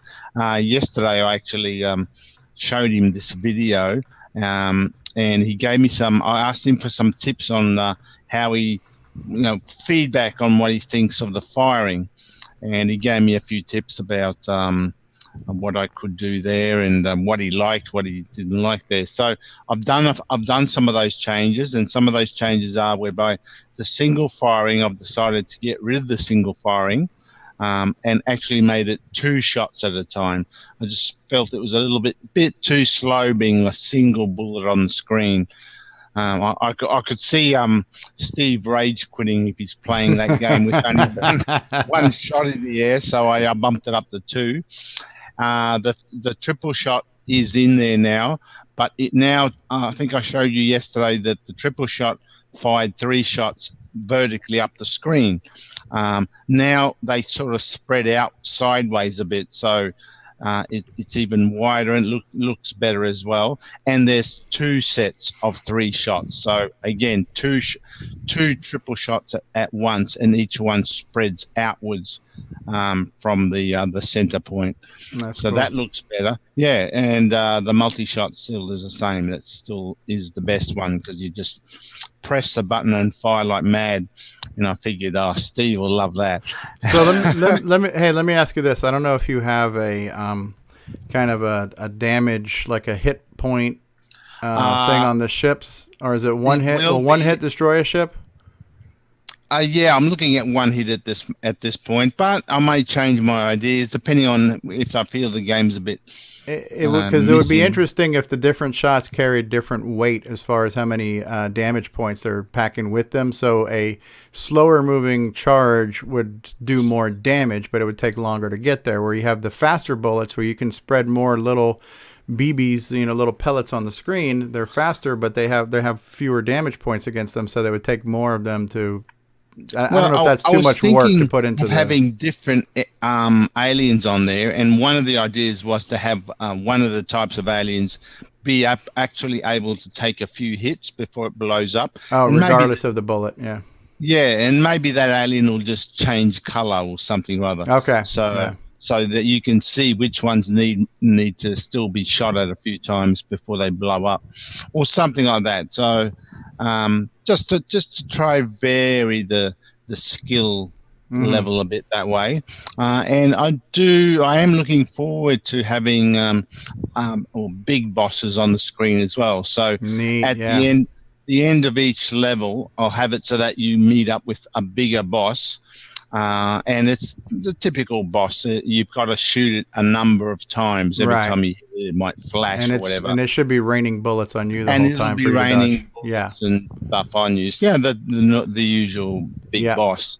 But I want that to be a bit bigger, and depending on how I go for speed, either it on its own or have aliens on the screen as well. I mean, I don't know. It all depends.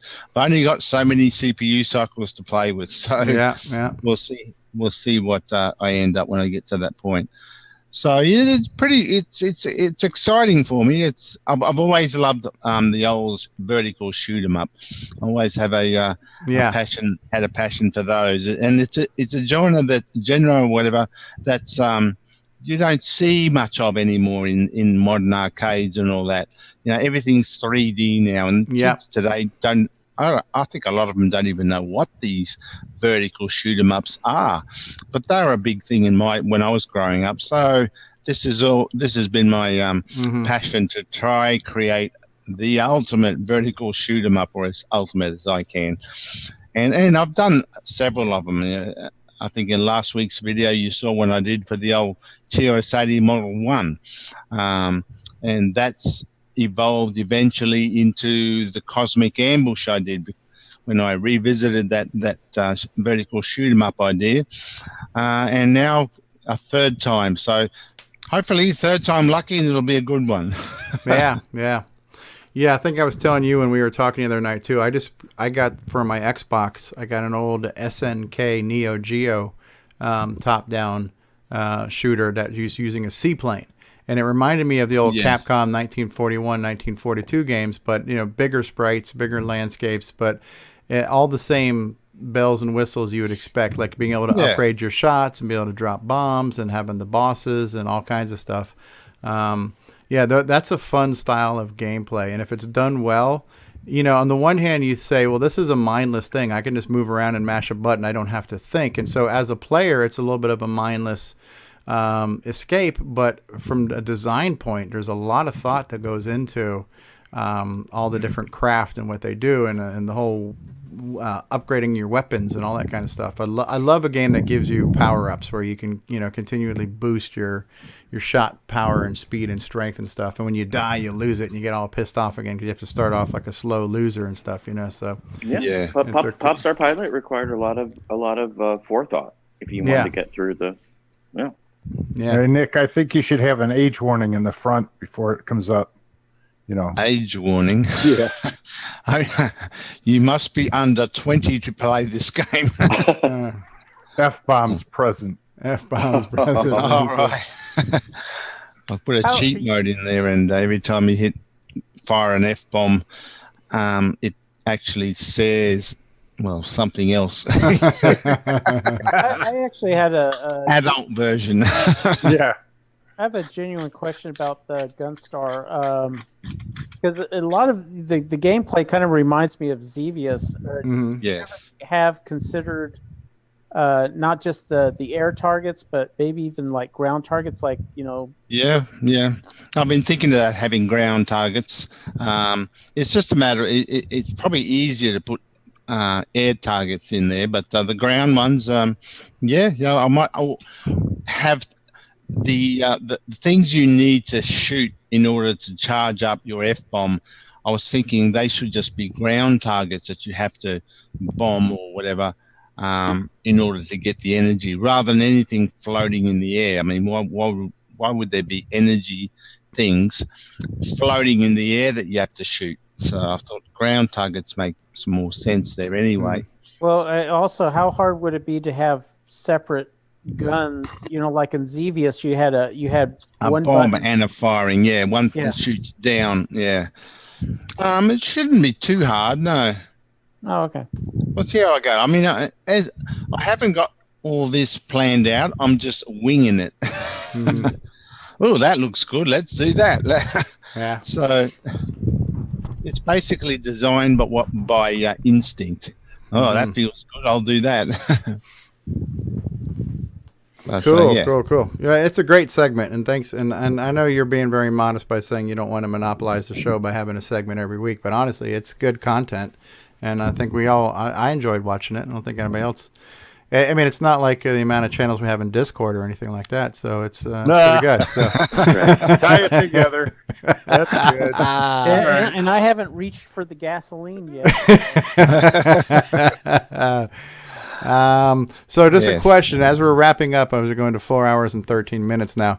Based on the 23 people who are still watching us live now after midnight my time, how is this time working out for you guys as the audience? And how of us here in the panel, especially I know we got a couple of Aussies on the show now too, which is always nice to have. Is this time working out good for you guys on the panel? Well, it's fine for me. It's just that I have to break sometimes, being in the middle of the day. Like a lot. That's why I had to log out. There's a few things I had to do. So, and I only just came back thinking, nah, they're not going to still be there, surely. And here they are. Don't call me Shirley. Actually, yeah. How's Brizza? Hey, Brizza, did you end up getting your keyboard fixed? Well, two of them. No, they're both busted. I'm both busted. Big fail. I'm gonna try using methylated spirits to clean them while I see what happens. Okay. As long as we have a longer than 7 hour warning, that would be my thing. Yeah. I do like when Nick and Bryza speak, because they can talk in their native tongue. no translation needed, right? Does it come across as pink noise when we speak? Does it? Like two aliens speaking. Yeah, we don't need subtitles. David O'Connor says this works better than I thought it would be. Where are you at, David? Are you what country, city, state, and planet? Curtis Boyle says this works for me on a normal Saturday. Okay, yeah, Curtis was traveling, returning home. I'm not sure where Curtis is in his return trip yet, if he is returned or if he's still in transit. James says I can't show up until after 8, and that's fine. You know, I mean, so 9 o'clock was an experiment in itself. Will this show work at night? Will we still have viewers? Will we still have a panel? And I think those first two 9 o'clock shows were a success as far as I'm concerned, as far as the number of live viewers we had, as the size of our panel. We had some great shows. The Facebook poll was, at 25 to 10 says we're in favor of the later time zone. Out of 35 votes, like 25 people were in favor of the later time slot. David says coming up on, David's in Australia too. Okay. So David O'Connor, another neighbor, Nick, say hi to him. Oh, there you go. I've got neighbors everywhere. Wave out your back window. He'll see you. When is next week going to be? Because we had Dennis, and Dennis is going to come on at 9 because that was the new time. Okay. Well, he can still come on. We need to reach out. You need to remind me tomorrow or something that I'll reach out to Marty. Yeah. So, I mean, we could still start the show at 8 and he could come on at 9. It doesn't matter. Okay. There was a handful of people that suggested to bump it back 1 hour earlier. Everybody says I like the nighttime better, but if we could start an hour sooner, that would be better for me. So a number of people had suggested that, like maybe 3 or 4. The way I figured is like, listen, if people are okay with coming in at 9 o'clock, if we start the show an hour early, the ones who can't be here at 8, they'll be here at 9. They'll catch it an hour into the show. The show's long enough what happened today. Yeah. Yeah. So, and I did notice the viewership went up at 9 o'clock. Like we were in the teens for the first hour, then we started getting into the 20s and the 30s for the second and third hour. So, but it's just, I guess it's just going to see. So whether or not people were prepared for that, what's the feeling now? That yeah, I think you were one of the ones who might have said, Bruce, too, that it'd be better if it started an hour sooner. I don't remember. So yeah, I was, and then I forgot it's. I jumped in. That's okay. So as long as we stick to it, I guess. Well, it's an experiment, right? This whole thing of changing the time is an experiment. So now we're just tweaking it a little bit to see is this better or worse? I would as long say as it runs 4 hours. We can join any old time, right? Yeah, yeah. So look at Nick. That's right. I came back thinking there's no way they'll still be going. Yeah. So with heavy breathing is strong with us at this point now. So yeah, I think we peaked at about 33 live viewers. So I still think we reached a good high. I think we've had an average number of viewers. Still had a decent sized panel. So I mean, the show was completely devoid of any relevant content, but that's besides the point. That's a sign. That's a normal. Yeah, it's a normal. This is a normal show. So yeah, when in doubt, let's just talk about MFM, RLL. This is like ESP. TTL, Are you going to call this episode the David Ladd special? No. So we will do. David O'Connor says, "Run it for another 8 hours, and anyone would be good at some point." So I wonder how many European people watch the show. I don't have I have an instinct, but only based on either people who have joined us in the panel or people who have commented live. Like we know that Davey Mitchell's been in the live audience. Richard Cavell has joined us from time to time. Simon Jonason has been on and off, who's also in the UK time.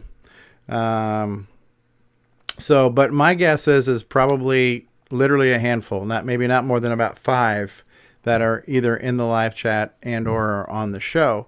So that is a smaller percentage of the rest of the people who are here. So, again, you want to be Switzerland, but you also have to be like, well, listen, we gotta play around here. We're never gonna make everybody happy on the time. It's just impossible. On a global scale, there is no perfect time. So, so we'll see. 11 o'clock in the UK compared to midnight, you give people an opportunity at least that they can join early if they want. Yeah. Let's start a Discord channel on this. All right. Well, yeah, really. Well, we need a discussion channel to discuss the fact of whether or not we want to create this channel on this. So let's create a channel to discuss any future channels that we'll create, and then a voting channel. I'll meet everyone in the grievances channel, which is a real channel now.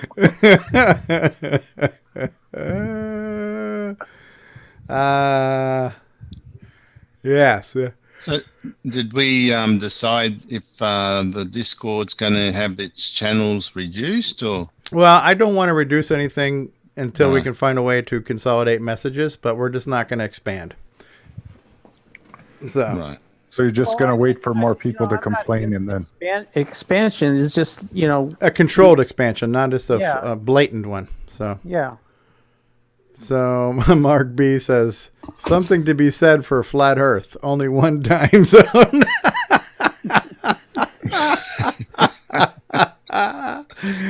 Oh, it's like the Phantom Zone that you remember in Superman, that big 2-dimensional thing. Everybody was in this big flat surface. Speaking of discussions, here's Curtis Boyle. We had discussed maybe having one show a month at a different time for our European participation. So we're gonna have one show a month. 8 hours show. I'm gonna say honestly. Here's my thought on that. Well, we don't have European participation, so we really haven't. We have not had. We've had a minority European participation. Now, what I have done to try to improve that is I put another message out in the Dragon group, just kind of reminding them, hey, we'd love to have you on the show. My opinion is this: if nobody reaches out to me, I'm not going to create a specific schedule for a specific show for 5 people that tune in.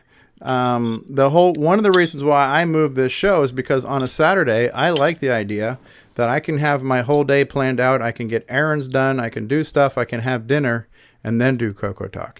And you know what, Steve? We could even do something where I do my famous now famous announcements at 8, and you even join the show at 9 and kind of take over. So there's a lot of things we can do with that extra hour. I wasn't saying move the show earlier just for the Europeans, because primarily our European guests have been Sexy Girl and Fart Whiff. So, but it did seem like there were other good reasons to move it back an hour. So I think this is probably a good sweet spot, and we can play around with it. Yeah, and then we're gonna do it again next week to see if the numbers are pretty consistent. If the live viewership is in the same ballpark, if our panel is about the same ballpark, and then the replays are going to be good. So my initial suggestion to the guys in the Dragon group was, listen, reach out to me and let's do some offline stuff. If you want to present a topic or a discussion or a segment, you guys can record it and send it to me, or I'll get with you and we can record it, and we can just record some Dragon segments, but I'd love to feature more Dragon content. And if it's pre-recorded, it doesn't matter when our show is. They can record it on their own time and on their own terms, and we can air it for them. And I'll be happy to help them record it themselves. If they don't know how to or don't want to, I'll just get on a call with them and we'll record it together. But I've thrown out the invitation and the request and the offer. If nobody takes me up on that offer, I don't see any point to create a special schedule for people who aren't that interested in participating. Because to me, if you're not participating and you're just in the live chat, I don't see why we should move a show for a few more people in the live chat. Just my opinion. Not being a selfish, I'm not being a dick. I'm not trying to exclude anybody either. So let's give them one more chance due to Brexit. Right, like James is saying, they can watch. Yeah, they can. Anybody can watch the video replay, but I want to include the Dragon machine in our show. I want to provide better coverage on the Dragon, or more coverage, even if it's once a month or once every 2 months. I would like to have a semi-regular segment to talk more about the Dragon machine and the community. I'm just not qualified to do it justice because I'm not that in tune with that. I'm asking for the help of the people who are more closer to that to help me provide this content, And if there's any Dragon people listening now, we're going to have some Dragon in the new rainbow. Oh yeah. So it's like I want to make it clear. I want Dragon on the show. I want Europeans on the show. I want them to be able to talk about the things they want to talk about, and I want to be able to include that as regular segments. But if nobody can help me do it, I can't stop the world for a handful of people. I need some people to work with me. So, anyways, good point. If nobody from there is going to join live, then no point in doing anything special. So, anyways, but all right, we've beat the show to death, haven't we? No, we want to go for a 5-hour show, don't we? 5-hour show? Nah, it's only 4.5. We could do it. Theme song? So instead of beating this to death, let's inject it with something. Let's see. What do we have here? Put it to sleep quick. CoCoTALK After Dark. Three more CoCoTALk After Dark. Welcome to CoCoTALK After Dark. I'm your host, Rob Inman. CoCoTALK After Dark. Oh yeah. Hey David, what you been up to lately? Oh, I'm much happier breaking stuff. CoCoTALK After Dark. Let's meet our panel. Oh, wait, they're all asleep. Or we can set it so that you can say something like CoCoTALK is a 2-hour show, and then it transitions into a After Dark, so we can go for another 2 hours. So that, I don't know. It's hard to squeeze in news and talking of storage technologies all in 2 hours, though. and it gives me plenty of time to start that dumpster fire.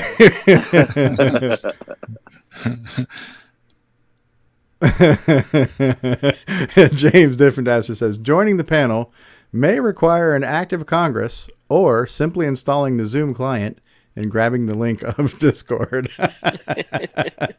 If you can one of the find two. it. If you can find Discord. it.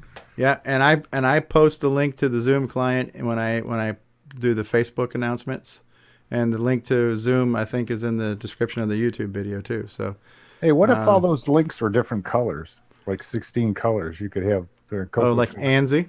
Yeah, CoCoTALK like a BBS would be blue. Yeah. Well, yeah. So let's now not only deliberate on how many channels we need. Let's start picking out colors. Yeah. And next will be wallpaper and drapes and doilies, and then you probably carpet. Go with the 256 color scheme. Right? What color? Why don't we have a Dragon specific show and advertise it? So well, next week so Dragon. let's get back to one of the things that Richard mentioned. There's a Discord channel out there called European Invasion. And why is that there?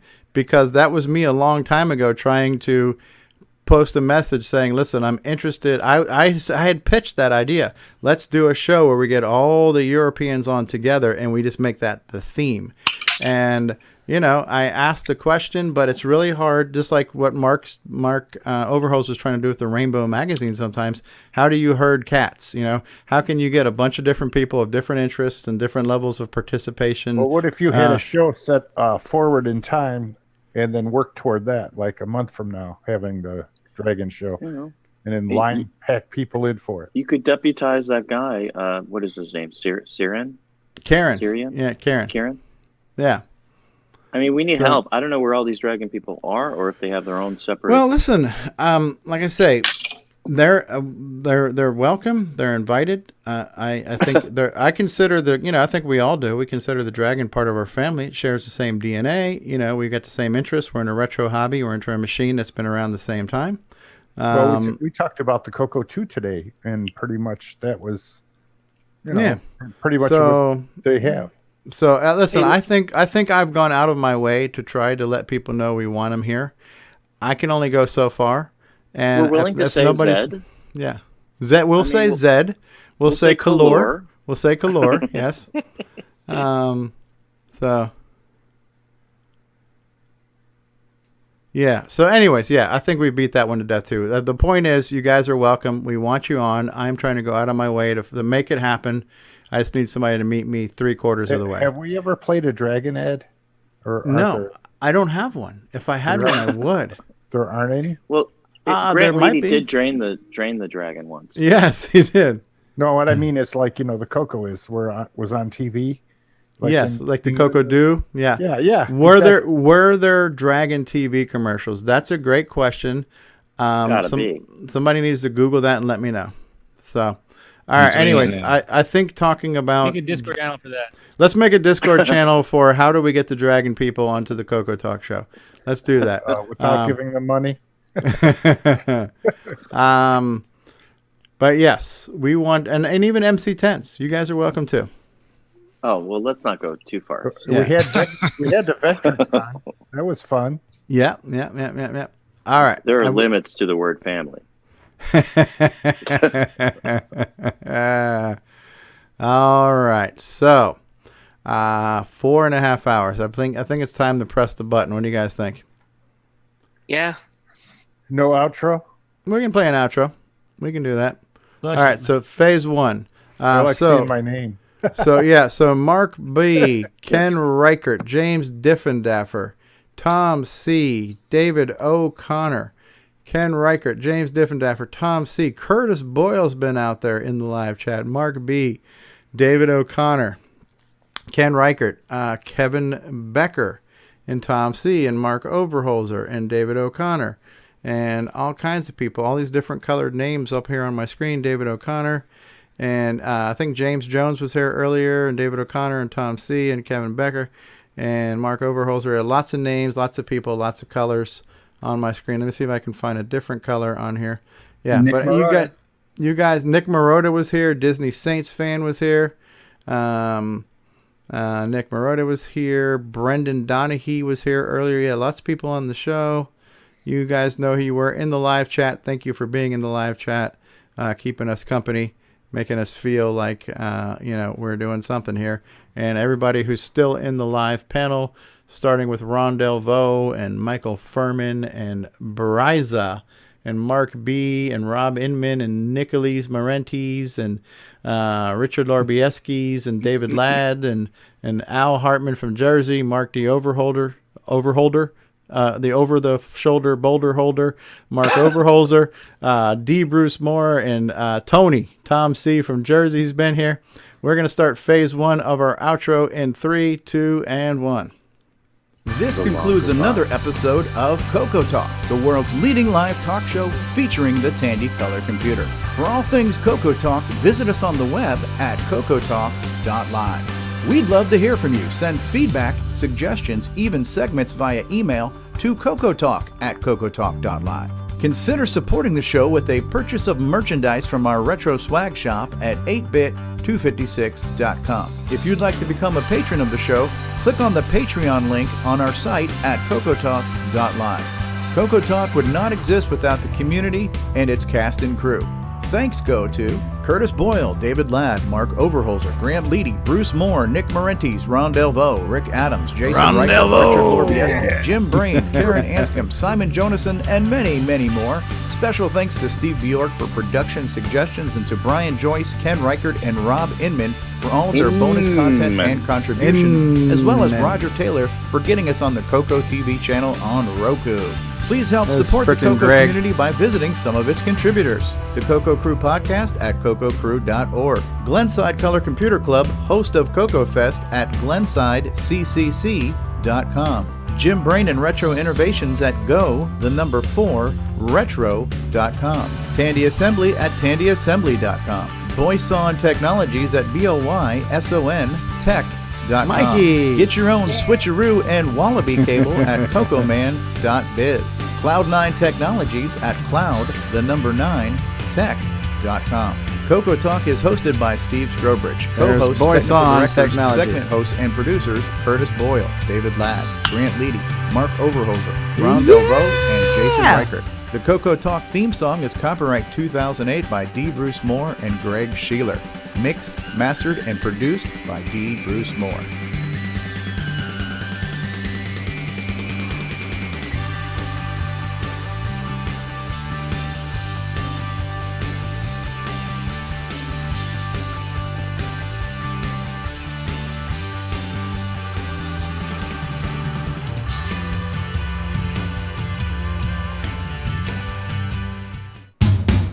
How does it feel? I'm still believing.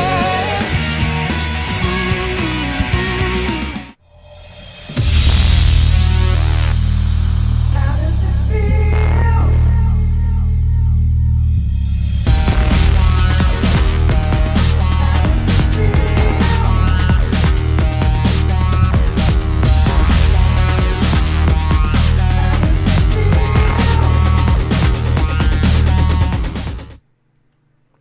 All right, that's the end of phase one of the Phase one closer. is done. Woo.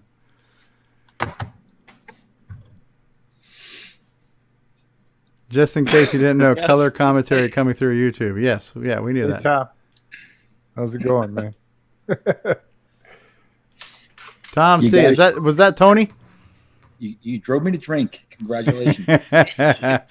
I'm all out of beer. Oh, but you know what? My wife made Jello shots last night, and there was a party.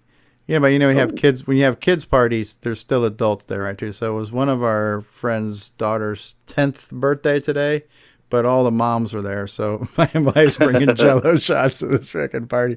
I think I've got a bunch of Jello shots left over still in the fridge. So that'd be my booze for tonight because I'm out of beer. So, yes. So that's it. Thank you guys. Well, welcome back, Stevie. Just glad to have you back. I'm glad we could share a few laughs today. Likewise. But listen, so I think we talked about this a little bit. You weren't with us on the call last night, Rob Inman. But Inman, yeah. I still like the idea. James Diffendaver says the show should be renamed to Coco Forever. That's perfect. accurate. I like the idea of having a handful of people able to stream this show, so it's not dependent on any one person. Like, you guys have done a great job spreading out the responsibilities, but right now it's kind of falling on Tom to be able to be the streamer. We have Grant, but Grant's not always available, so I would like a third person who has a halfway decent internet connection and PC that we can also set up as a backup streamer, because I think this show needs to happen every week. I mean, tonight's a perfect example. What would anybody have done with these past 4.5 hours had we not been here to provide this show for them? So, Hopefully, the same thing I would have done anyway. yeah, sleep, probably. Yeah. Speaking with the Mega Mini MPI. Yes. Yay! Which I did during the show. So I'm looking for another volunteer to help that I can help get your computer set up to be able to be a backup streamer. Just even though, like Tom can stream it. He doesn't have to be the host. I can have somebody else who, if you don't want to be the host and do the talking, if you just need to have a computer to stream the show so the show can go on, I like having these options, especially like if we're at Coco Fest and somebody can't be at Coco Fest, well, you could still stream a CoCoTALk, and I'm not taking back I already installed the software. Okay. It's just that I usually get home so late compared to your time that it's a little difficult for us to get together to kind of. Well, maybe tomorrow. I could stream it because I actually have enough bandwidth. I have like a 300K or 300 meg connection here. Okay. So, yeah, I can do it. Okay. Yeah, or tomorrow we could get together with Richard and both of us and try to Richard get the rest of it hosting set up. with a dumpster fire. Welcome to Dumpster Talk. Oh, it's going to be bad. Customer service. What do you want? Solder talk. All soldering all night long. The first topic is why my opinions matter and yours don't. You know what's going to happen 10 minutes in. Are we done? Yeah, followed by shut fire the burned fuck down the up. On to the next topic. What do you think about me? We're gonna have a Poison Tech commercial every 10 minutes. All boys in tech all the time. We're gonna have a Boys on Tech revision every 10 minutes. That's a lot of soldering. All right. Yeah, we can talk a little bit longer. It'll be just in time for the UK to wake up and join us. I think AM version. Yeah. I think today's show was the first one that Curtis wasn't actually on the panel. Yeah, might have been. I've been going through the old ones, and he's on every one since number 1 so far. Yeah, I can't think of too many times where he wasn't on. Yeah, that's probably why OS9 only got mentioned for 5 minutes. He's going to bring home bags of money. So yeah. And we had David Ladd with us for almost the entire time. David, you still with us? He can't be there. David Ladd. That's why it's a 4-hour show today. Yeah. You have to play his name. David Ladd. Oh yeah. David 2 hours Ladd, of alone. MC10, OG Stevie Stroh. Level missed 1. that. He must have fell asleep. Oh, I'm much happier breaking stuff. Who needs David Ladd when we've got? We play that, we have the same laughs every time. You haven't played a David Ladd commercial for a while. The one with blowing things up. Yeah, because YouTube is gonna piss on the copyright on it. So so freaking YouTube. Somehow the song became copyrighted at some point in time. So the soundtrack David to Ladd's out there copywriting stuff. Yeah. So, all right, we're going to press the button, guys. Thank you all. 4 hours and 41 minutes. I just want to say to everybody. Thank you. Yes, you're too kind. And thank you. All right, so we are pressing the button. Curtis Boyle says he has missed one or two before, but I try at least to show up and chat. How else would I and Nitrous 9 be verbally abused? So, all right. Any closing thoughts and any apologies? Do we need to apologize to the European Union or anything like that? Have we offended Her Majesty? Or are we okay? Mikey's saying press the button. All right, we good? Say goodnight, everybody. About 3 hours ago. Say goodnight, everybody. That's how it's going to be. Good night, everybody. All right. Good night, everybody. Bye-bye now. All right. Arizona.